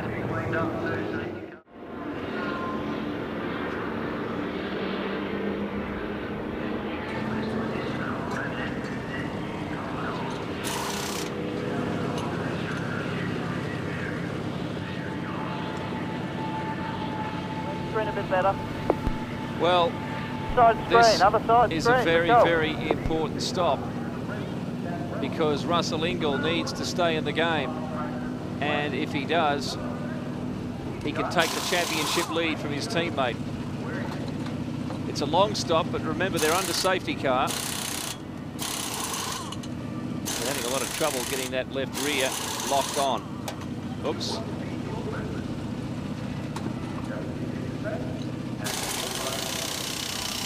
When you drop, just wait, mate. We need to see tyre clearance. Don't go yet.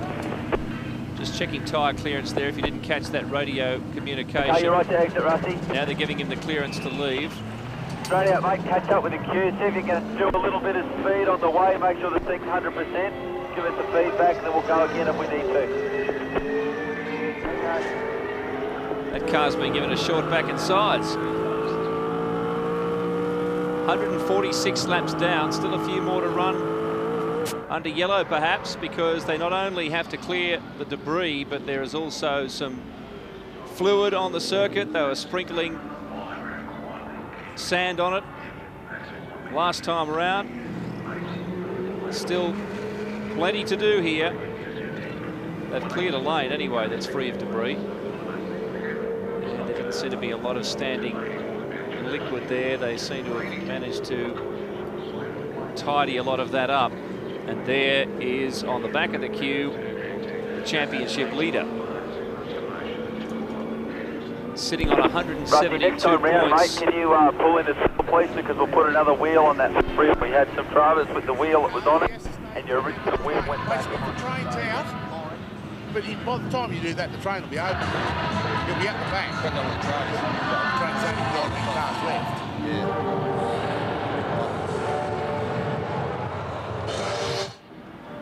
Race control. Tim Schenken gesturing there.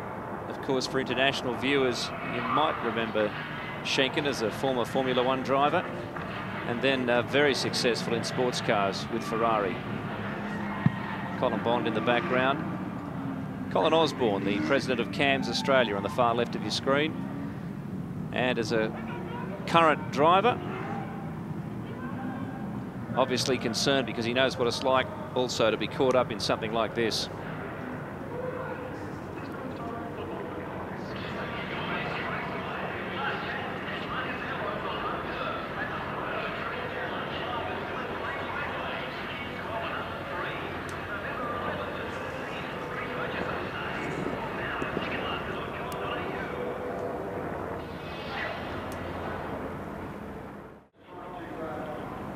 At the moment, Scaife leads from Jason Richards. Stephen Ellery, Cameron Mcconnell is up in fourth. Nathan Pretty is next, and then Ingle. Murphy and Ambrose are still classified, of course, at the moment, because that timing monitor will change when we get them going again. But this is an extraordinary race. The two cars waiting to be rescued belong to the Gary Rogers Motorsport team. There's Andrew Jones with his mum and dad, and he is facing his best ever result at Bathurst. His co-driver Cameron Mcconnell is in the car, and he is in fourth place at the moment. Things may not have gone so well for Dad today in Team BOC, but they've gone great for young Andrew Jones. The sister car needs to be rescued. Phil Skyfleet and Lee Holdsworth, and the second Larkham Orcon car. Once they get which is going to take another couple of laps. It will, at least. yeah. We're 146 in the book, so I reckon it'll be 148, 49 before we get going. So looking down the gun barrel at 10-lap sprint to the end, and they're urging Mark Scaife to do everything he can to put temperature into the tyres of that car, because that's been its vulnerable area on the restarts when they cool out. As far as track position is concerned for Steve Ellery, he's under no immediate threat from Cameron Mcconnell. There's a handful of lap cars between those guys, but it's nose to tail, first and second. This man, Mark Scaife, and Dodo Racing's Jason Richards. That's a one-on-one fight. That's a fair fight. And Ellery has no immediate pressure for third. This is going to be a gripping finish. As if we haven't seen enough already, there is more to come. Gee, I tell you what, there's going to have to be some serious work done in the next week and a half before they go racing on the Gold Coast, yeah. Because just looking at that field streaming through pit straight there, as we look at Jason Richards trying to keep warmth in his rubber, there's so many damaged cars, and that's not to mention those that are actually buried in the bunkers beneath us here, which are already out of the game. Second stop here for Ingle to try and rectify more of that problem. And what are they doing here? They're doing rotors. They've got a spare brake rotor there for some reason. Well, while we're sort of having some downtime, we're going to try a communication to the second place, Jason Richards in the Dodo Racing Commodore. Jason, hi, it's Lee Diffie here. Can you hear me? I can, Lee. Can you hear me? Yes, Jason. Congratulations, mate. What a day. I know it's not over yet, but you and Jamie Whincup have had a stellar run. Yeah, it's been fantastic, mate. Like, we've just sneaked up on it. I've been saying it all day, but this is the way you do well at Bathurst. You don't try and win it in the first couple of laps like most of the field did. I couldn't believe how many cars were out by sort of lap 20. Hey, mate, you had a memorable moment. You led Bathurst today. What was that like? It was pretty good. I haven't really had a chance to have a think about it because I still want to win Bathurst, mate. I've got a bloody red car in front of me, which is really starting to pee me off. Can you do anything about him? Have you got something for him? Look, we've got good car speed. He's got pretty good engine speed, so look, Scaife can make a mistake, and I'm going to keep on his heels, so we'll see how we go. Just a quick one, Jace. It's Neil. I was very impressed to see you make a couple of pretty good survival decisions during the day. You sidestepped what could have been some trouble. Yeah, mate. You know what it's all about, mate. It's all about staying out of trouble, and Jamie and I both, you know, said to each other, mate, whatever happens, if you have to stop on the track, stop, because we just want a perfect car, and that's what we've got. So we're going to put our best foot forward and this is what, you know, this is the car. Jace, just hang on the line. We're just going to go away, but if it's possible, we might come back to you if there's an opportunity. Okay, mate. Daryl. Guys, I don't know if you see the footage of Russell Ingall in there, but they made 2 front disc changes on that car. The rotors were actually on temperature for most of the day, and they had them on standby in case at the end of this race with the tough pace they were going to be able to go to discs on that car. But pretty quick change on that. They're amazing they could get those discs off and back on again. So just confirming for my benefit there, Daryl, they have changed front brake rotors on that car. Front brake rotors now, wow. Yeah, they've been on temperature heat all day, and they've got a system where the bolts come out of the back of the caliper. I watched them and it just floats and they can pull the rotor off and put another one on. Well, several people told me during the week that this was becoming an issue because of the increased pace in this race. I've never seen that before, so it's not just a question of pad wear now, but also rotor wear, so that is extraordinary. So, you know, given that kind of a problem, they weren't going to get to the end anyway. Let's go back to Jason Richards in the Dodo Racing Commodore. Jason, considering the way your racing year started, can you believe the position you're in now? I mean, it's just amazing that as the team's got older, we've just got stronger. And, you know, I used to say, didn't rate Paul Morris tipping me over, but by crikey, it's rattled something, hasn't it? It's caused something. A few years ago, Jace, I was doing what you're doing now, talking on the radio to television, and Wally went nuts. So we might get off the line so you guys can get back on with the job of motor racing. Okay, thanks, guys. See you, mate. We wish him well. Jason Richards, he sits second. There's Ron Harrop from Tasman Motorsport, Team Dodo. And we thank Ron. He's the man. He's the genius behind all of the gear in our tech centre. It's Graham Jenkins in the foreground, the team manager. There's a group of crusty old racers in that bunker, and they do a very good job, these fellas. Neil Burns is the engine man. There's Jamie Whincup. And he did a fantastic job in that previous stint, put him well in the game. And here's the opposition, Robbie Starr, Dave Swenson, 2 very bright engineers, Todd Kelly in the background. They lead the race at the moment. Sweaty palm time for them. Richard Holway just to the left, the senior engineer in that team. And just reminding you, the Shell Optimax SMS competition, where you can win a year's worth of fuel right here today. All you have to do is guess who is going to win the race. You must get your entries in before lap 150, and we are on 148 right now. So be fast. SMS the winning car number to 1999 33 33. Get into it. A year's worth of fuel is a very good prize. Not often you get to go above a helicopter, is it?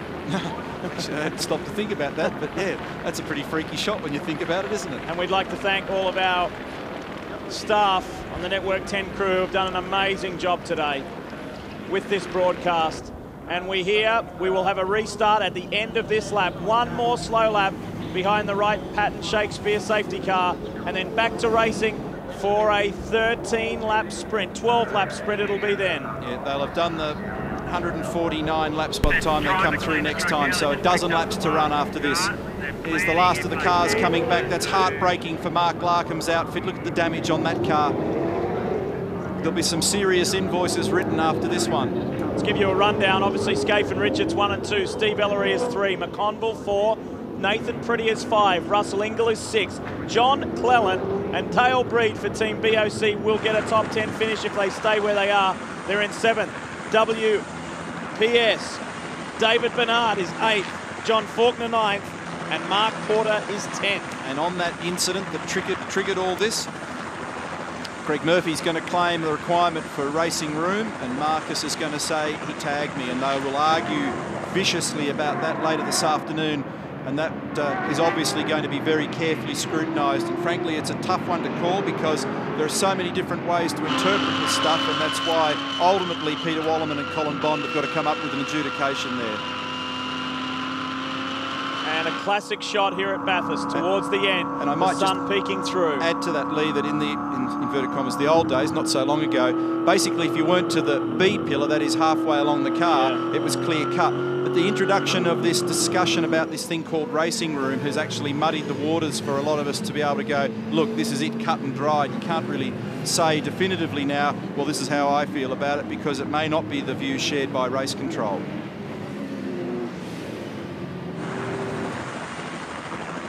nice afternoon to what's been a pretty trying day, weather-wise. It looks like we're going to get a nice, clear, sunny finish. The run to home, it will be a frantic sprint to the checkered flag. Look at these wounded cars. The attrition rate has been incredible today, and they've gone out in quite spectacular fashion. But the Lowndes, Ivan Muller, Better Electrical Refrigerator, is still going. Running for almost the entire race with no front or rear windscreen. And 10 laps down in 17th for them. But points, championship points for Lowndes. Yeah, 128 of them. And that's the way the championship is structured. There's a lot of points on offer, a lot of meaty points down through the midfield. Boys, we're with a media scrum here. We're in the back of the super cheap transporter. Greg Murphy has just arrived back. Just walk us through what happened from your point of view. I made a bit of a mess of Griffin's Bend, and Marcus came up alongside, and unfortunately he decided that he'd got past enough and turned in and didn't give me any room at all, and which you can't do. And you know, we're racing for it. I expected that he would do a proper job and you know, give racing room and we'll go around the corner together, but he decided that I should have to give way, and that's what happened. So he moved over and fed me into the wall, which then catapulted him around. So bloody stupid, if you ask me. The exchange looked pretty heated. Can you give us a version of what happened, what you said to each other? Yeah, probably not. But you know, Marcus, you know, as always, thinks he's in the right and thinks everyone should give way to him and move over, and you know, that's just not the case. We're just not going to play that. So you know, he's got a problem, an ego problem that we all know about, and you know, that rear-ended ugly hit again this time. It's not a problem. Will the car be right for Indy? I don't know about it. She's not in a healthy state. Tough end to a good day. Thanks, Greg. He did have a shot, and so too did Ambrose. So like Scaife and Richards and Ellery, but it's gone now. He had a shot in more ways than one. He didn't hold back there, did he? No. He made his feelings pretty clear about Marcus. And, you know, we see a lot of camaraderie with the guys and a lot of off-track entertainment where they're almost comedians sometimes. And people have said to me, you know, is that what it's like out there? Is the will that good across all? And I go, well, no, on the racetrack it is warfare. Safety cars pulled off, the lights are out. We're about to go racing to wrap up this super cheap auto 1000. 12 laps sprint. Here we go. Can Scaife and Kelly do it? What has the Kiwi got? Jason Richards. Can he challenge Mark Scaife?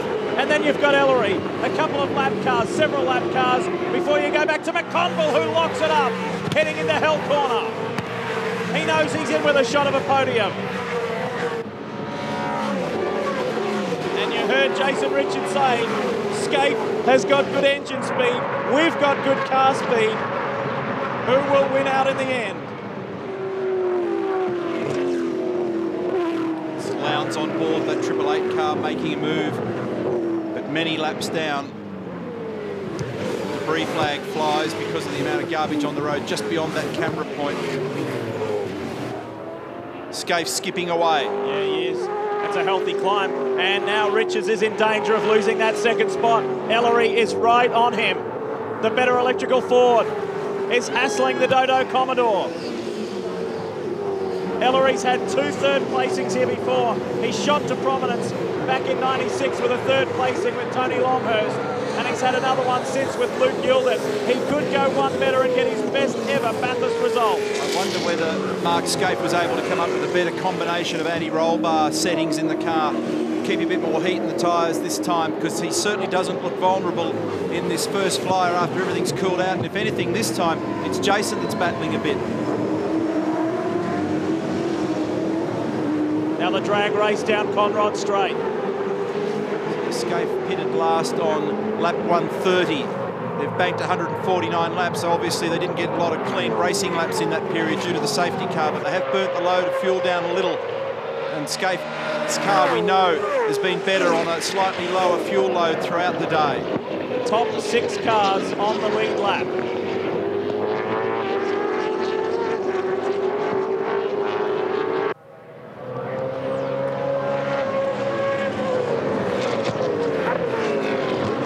Tough break earlier in the day for the other Holden Racing Team Commodore of Jim Richards, James Courtney, and went out in the opening stint after heavy contact with the wall from James Courtney.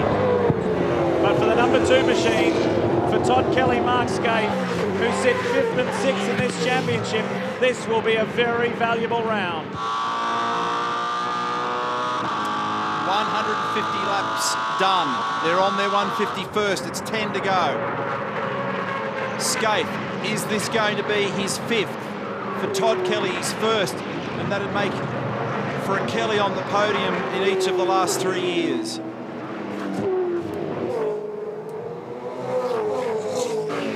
And just reminding you, the SMS Shell Optimax Fuel SMS comp is closed. Someone locked up heading into the Hankook cutting.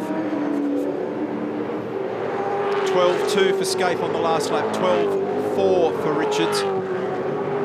0.7 was the official margin across the line.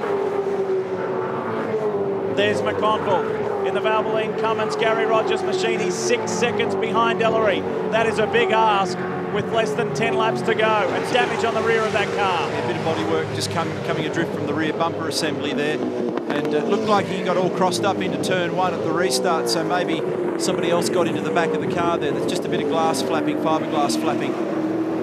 And again, if you missed it earlier, as things stand right now, Russell Ingall will be the new leader of the championship.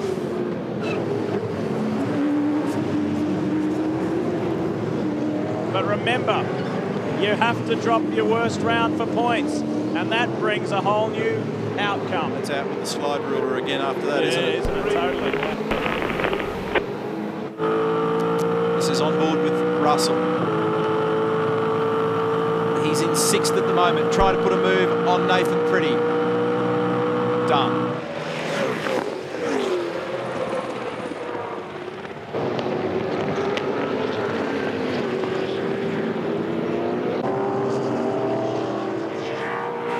Good to see the Team Australia car still circulating. The Champ Car boys, Marcus Marshall, Alex Tagliani, they're 15th in Tagliani's first ever appearance on the mountain. And look at the wounded Caltex Ford. But Russell Ingall and his never say die attitude. And well done to his young teammate Luke Yulden, who drove very well today. One error, that was all. 2:10.7 last lap for Scaife, 11.0 for Jason Richards, 11.4 for Steve Ellery. 1 second the official margin. That's Luke Yulden, co-driver with Russell Ingall today. I'd like to use the Owen Kelly, Nathan Pretty combination as an example and use it in comparison to, say, the Australian cricket team and the Australian A team. We have so much depth in our cricket team, etc., in many of our sports. And it's like the same here with Australian drivers. There are so many good drivers, but there are so many limited seats in V8 supercar racing. And Nathan Pretty and Owen Kelly are an example of that. They don't have full-time drives, but yet they're still talented enough to plug into this car and get a top 10 at Bathurst, a top 6 at Bathurst. Well done, boys. Should have a bit of a listen to Mark at the helm here. We can get a bit of an idea of how hard he's pushing and what the car's like. Let's have a listen.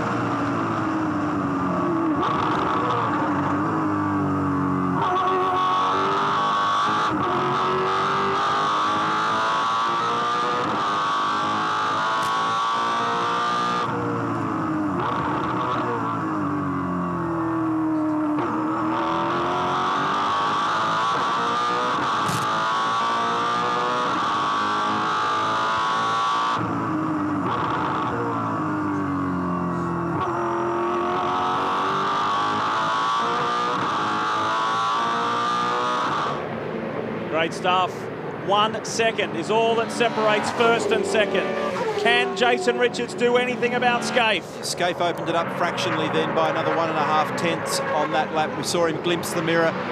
He'll be keeping an eye on where Jason Richards is at.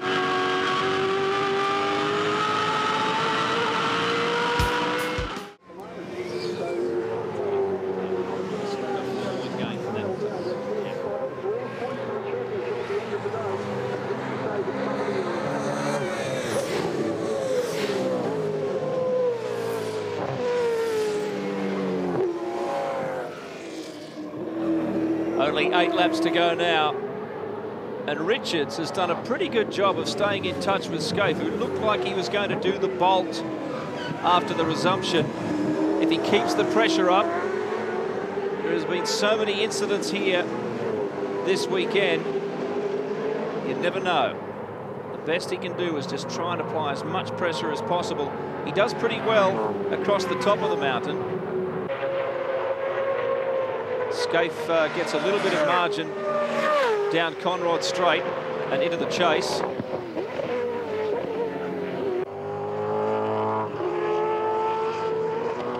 Ellery has dropped off the back of this group, and Mcconnell is not looking a threat to Ellery at this stage. So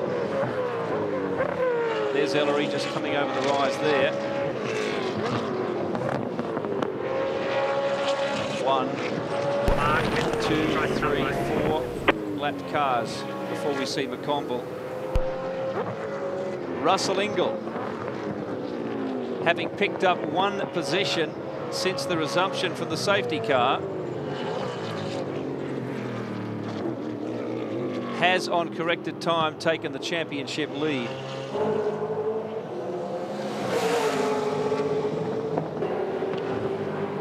John Cleland. What is going on here? 7th position.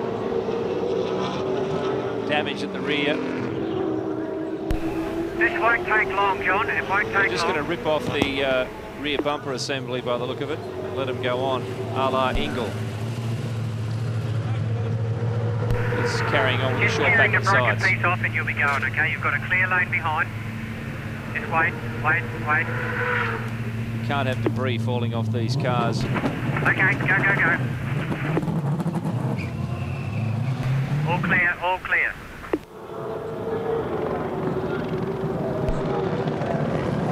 You have to tell me now if that guy behind is catching us for a plate.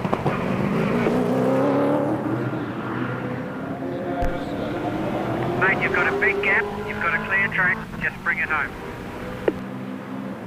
How did the back bumper fall off? That's the residue of Dale's incident earlier. That's right, it's from when we got shunted into the sand trap at the end of Conrod, and it's just worked its way and broken.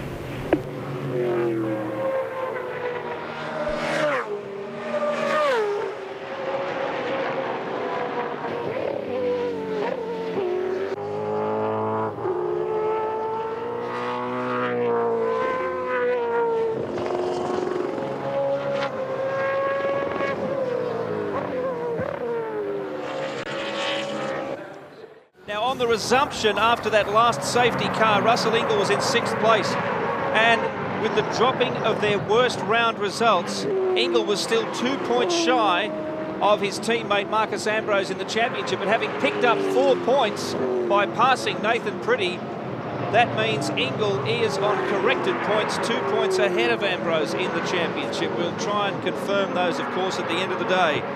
But that's how tricky it all is. There are a lot of things hanging in the balance here as Ingall makes the climb in 5th position. 4.8 seconds adrift of Cameron Mcconnell. In fact, but for the top 2, there is a handy margin between serious points paying positions. It's been rise and fall for Russell Ingall throughout the course of the weekend. He looked strong, then had an accident, severe damage to the back of the car, rebounded, qualified for the top 10, was looking great in the top 10, then a gearbox issue had sent him into the sand trap. That was the fall. Came back in the race, was at the front, then was forced to come into the pits and put on a balaclava that he should have had on. Fall again, now he's back on the rise, and so long as he stays where he is, will leave Mount Panorama the series leader with 3 rounds to go. How things can change. 1.23 seconds last time through between Scaife and Richards.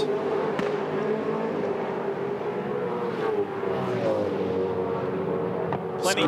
Scaife set the fastest lap of the race as well, and a new lap record around Mount Panorama at a 2:08.65. He did that lap 95. Plenty to be gained for the front-running cars. For For Scaife, as Neil mentioned earlier, it would be win 5 at Bathurst. For Kelly, Todd Kelly, it would be his first. For the second place car, the Dodo Racing Commodore of Jason Richards, Jamie Whincup, and the team on all 3 fronts, it would be their best ever result in V8 supercar racing. For Stephen Ellery, it would be his third placing at Mount Panorama. For Adam Macro, it would be his best result. To see Russell's car blow all the dust and carbon out the exhaust, then he cracked it on the hard cut on the rev limiter on the gear shift. He's right behind Glenn Seton, who's in 9th at the moment. It's about to put a move on him. Russell's up in 5th, chasing Cam Mcconnell. And at the end of 6 hours, 25 minutes of racing, we still have 6 cars on the lead lap. That's an impressive effort. Gaps wide, 1.56 seconds between Scaife and Jason Richards. And on the first sector split, Mark has taken another 0.5 again, so that margin will be now out to 2 seconds. He's turned it up, hasn't he? I was in the HRT garage yesterday when having a casual chat with Mark and Todd Kelly, and Peter Brock joined us. And he walked over and a big smile, and he shook Mark Scaife's hand, and he said, "Are you ready, Scaifey? Is your mind right? Are you feeling good? Are you ready?" And Scaife had an ear-to-ear smile, and he said, "Yes, PB, I am. It's all in order." PB's forecasting skills have maybe gone a bit awry, because he said in the Melbourne press during the week that Ford would win this race, so that wasn't quite right. Scaife is opening up this lead, stamping his authority on this race, and has made it increasingly difficult for Jason Richards to respond in the closing handful of laps.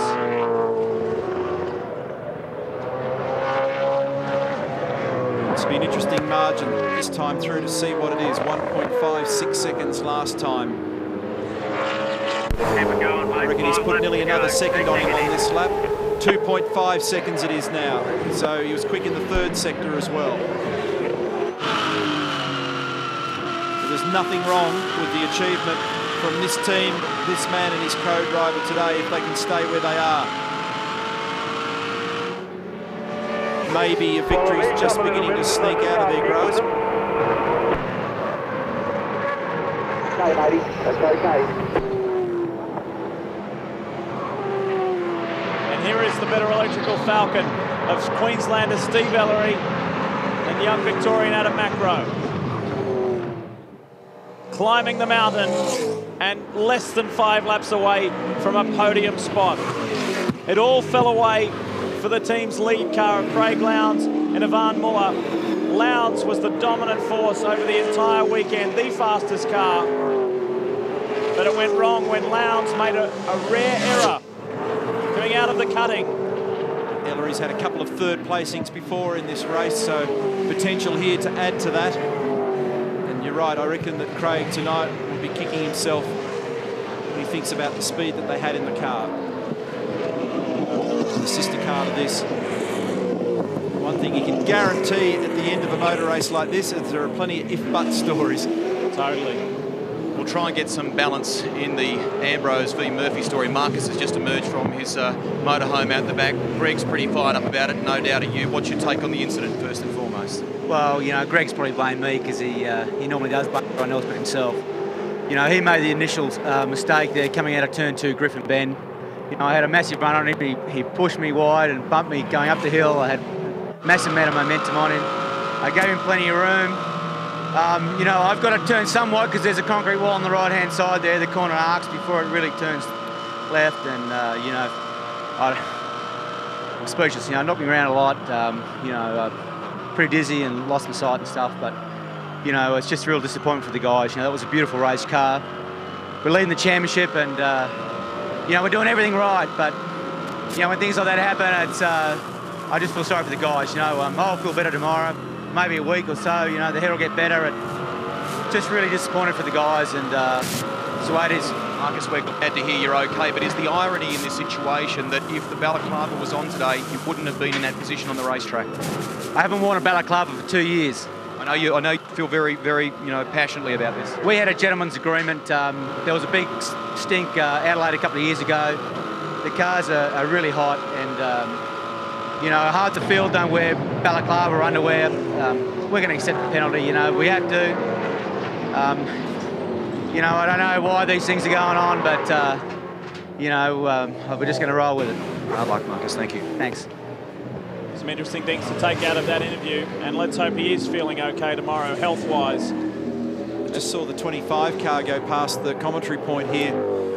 Steve Owen, Matthew Whitecar, and it was leaking a lot of oil down pit lane, so I'm not sure whether they grabbed him at the end of the lane before he got out onto the racetrack. But I understand that, in fact, they did do that, because otherwise it would have coated the racetrack in oil. But Marcus is right. There was it's kind of a wink and a nudge in terms of the underwear thing a few years ago. You know, don't make a fuss about it, boys, and it won't be pursued. But today it has been. No doubt that's not the last. No, I reckon we'll hear a bit more about that. And you know, he was swallowing his real thoughts on all that then, which is the best thing to do. No good making a hot remark. This is the 6th place car and the final car on the lead lap. The sole remaining Super Cheap Auto car, and here is the veteran Scottish driver, former British touring car champion John Cleland, who loves coming to Bathurst every year. He's not racing competitively anymore on a full-time basis. His 2 sons are involved in motorsport back in the UK. One does rallying, the other one does some kind of circuit racing, I think. And he said, my weekends are so busy now and I'm not even driving. And he's sporting the little goatee this weekend as well, Mr. Cleland. Very humorous guy, great character, loves racing at this track in these cars. And even at his peak form when he was doing British Touring Car Championship racing, he used to talk up this track and these cars so much. He's been, in many respects, a wonderful international ambassador for V8 Supercar.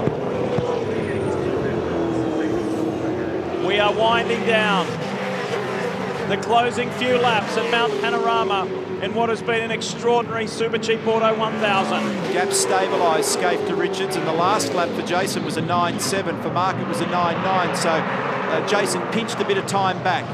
This is for position. Here is the fight. I apologise.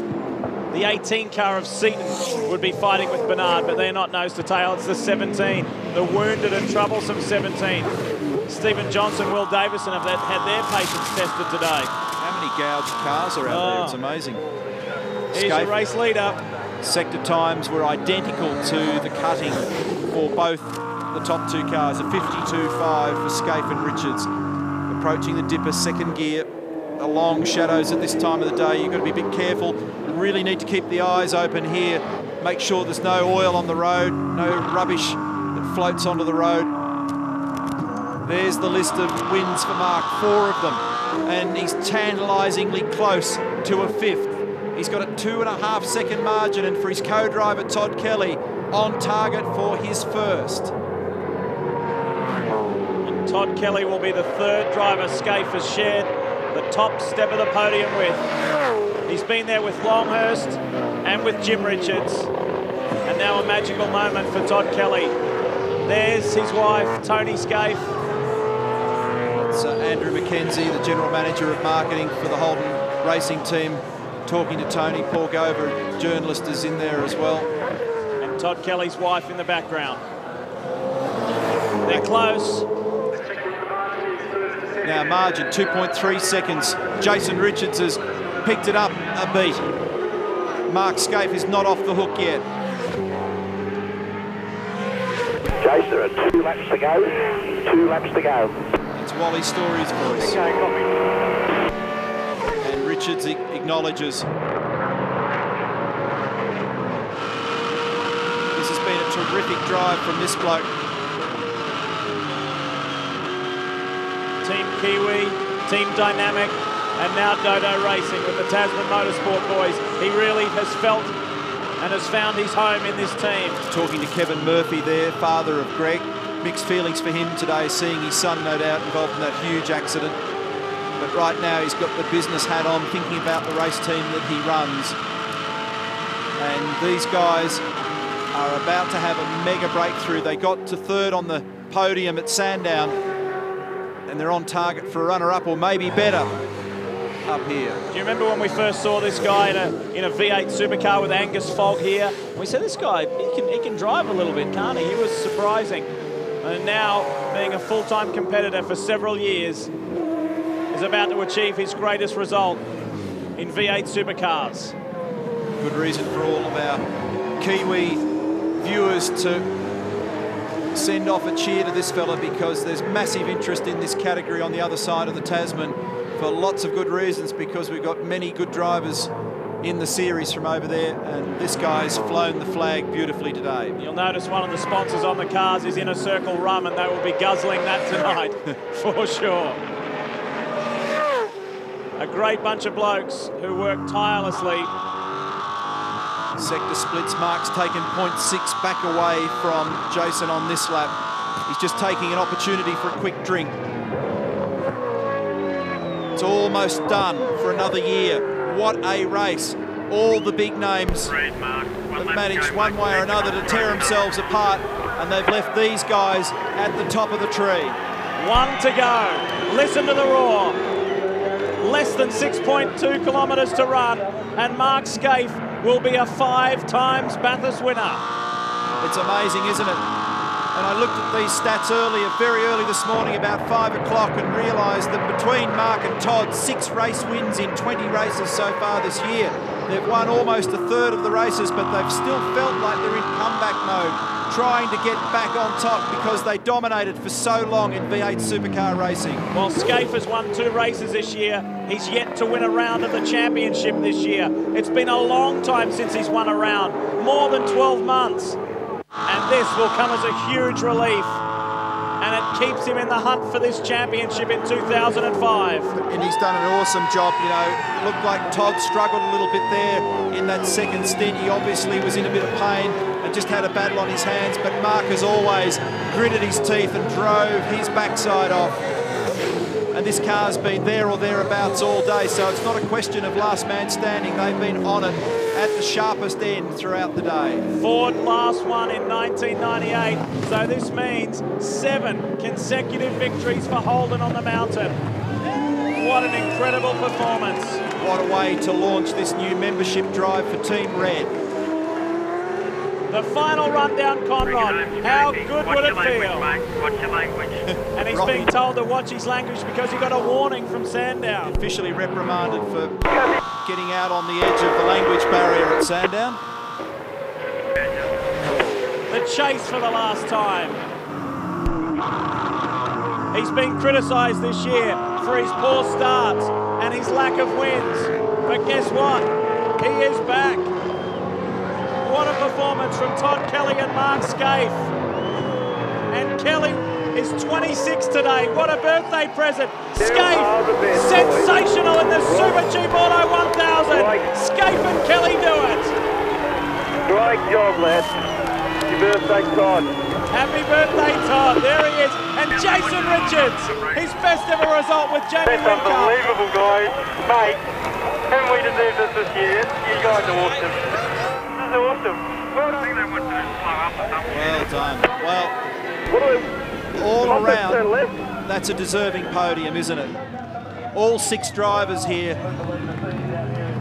can take real joy in this. Outstanding outcome for Steve Ellery and Adam Macro as well. The first Ford home in 3rd. Holden, 8 victories in a row at the mountain. Robbie Starr, Todd Kelly. Let's go, Mick.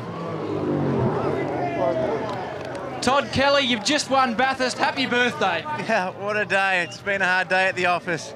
Couldn't get a better birthday present than that. Scaife did an absolutely magic job out there. Unbelievable. Your brother's won this race twice. Now you've joined him. Yeah, got one back on him. You've been dreaming about this moment for very long?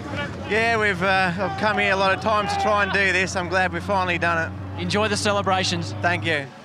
Todd Kelly, one of the sport's nice guys, that's for sure. He's very well liked in this fraternity, and he's had 7 goes at it. Well, on his 8th, he is a Bathurst winner. And I'm thrilled for Jason Richards and Jamie Wincup as well. Here's the boys from Tasman and Dodo Racing. Well done, Wally Story. He eats, sleeps and breathes this business. There's Steve Reed in the background, Big Bird. And Jamie Wincup, best ever V8 result and a podium man at Bathurst.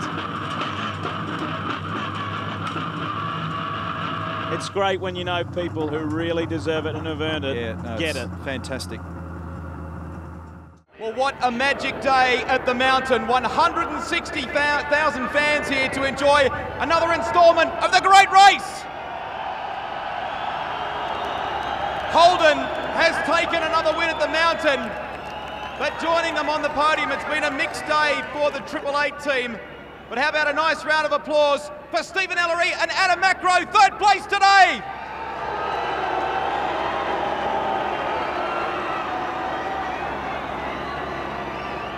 You've been on the podium before, Steve, and the week didn't start that well for you guys, but it must be nice to have fought your way forward. Oh, look, this is fantastic. No, the weekend didn't start that well for us. A lot of people have written us off, but Adam here did a fantastic job. And these boys down here, you know, I would love to have given them the win today, and all the Ford guys. We tried our hearts out, we honestly did, and we will be back. Thank you very much, guys. Thank you. There he is, Stephen Ellery. A quick word from Adam Macro, who's had a tough history here at Bathurst. Must be nice to be on the podium. Yeah, finally we finished the race and it's on the podium, so it's a dream come true. It's taken me 7 years to get here, and it's these boys down here that have given me the opportunity, and also Steve for doing a fantastic job. So thank you very much, all the sponsors, and Better Electrical. 888 Race Engineering, the team Better Electrical outfit, third place today. In second, what an effort by the Dodo Racing Tasman outfit. They were on the podium at the last round, the last Enduro. Please make welcome Jamie Whincup and Jason Richards. We have to go quickly here. Wonderful performance. Oh, it was, and big thanks to Dodo, big thanks to Holden, big thanks to my team. I mean, they've done an awesome job. This man here is a champ. Woo! Go Holden! Jamie, very quickly, your career was in real trouble about 12 months ago. This is a wonderful way to bounce back. Yeah, it's fantastic, Rusty, to stand up here. Well done to all the team. We've worked so hard over the last 12 months. It's great to stand here and get a result. And hello to everyone at home, and happy birthday to Dad for tomorrow. Let's get them out here. The winners of the Super Cheap Auto 1000, Mark Scape and Todd Kelly. They will collect the trophy from Bob Thorne, the Managing Director of Super Cheap Auto.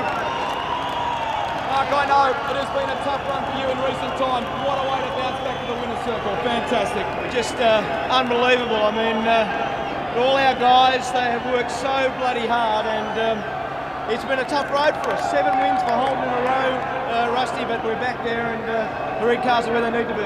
Let's get the birthday boy up here. How about it for Todd Kelly? What a way to celebrate the birthday. Great work. It was an awesome day today. I tell you what, I know what my brother felt for the last 2 years. I'm about to tear up here now, but Scapey did a magic job. All the boys down there. Thanks, fellas. Well done. Todd Kelly and Mark Scape, winners of the Super Cheap Auto 1000.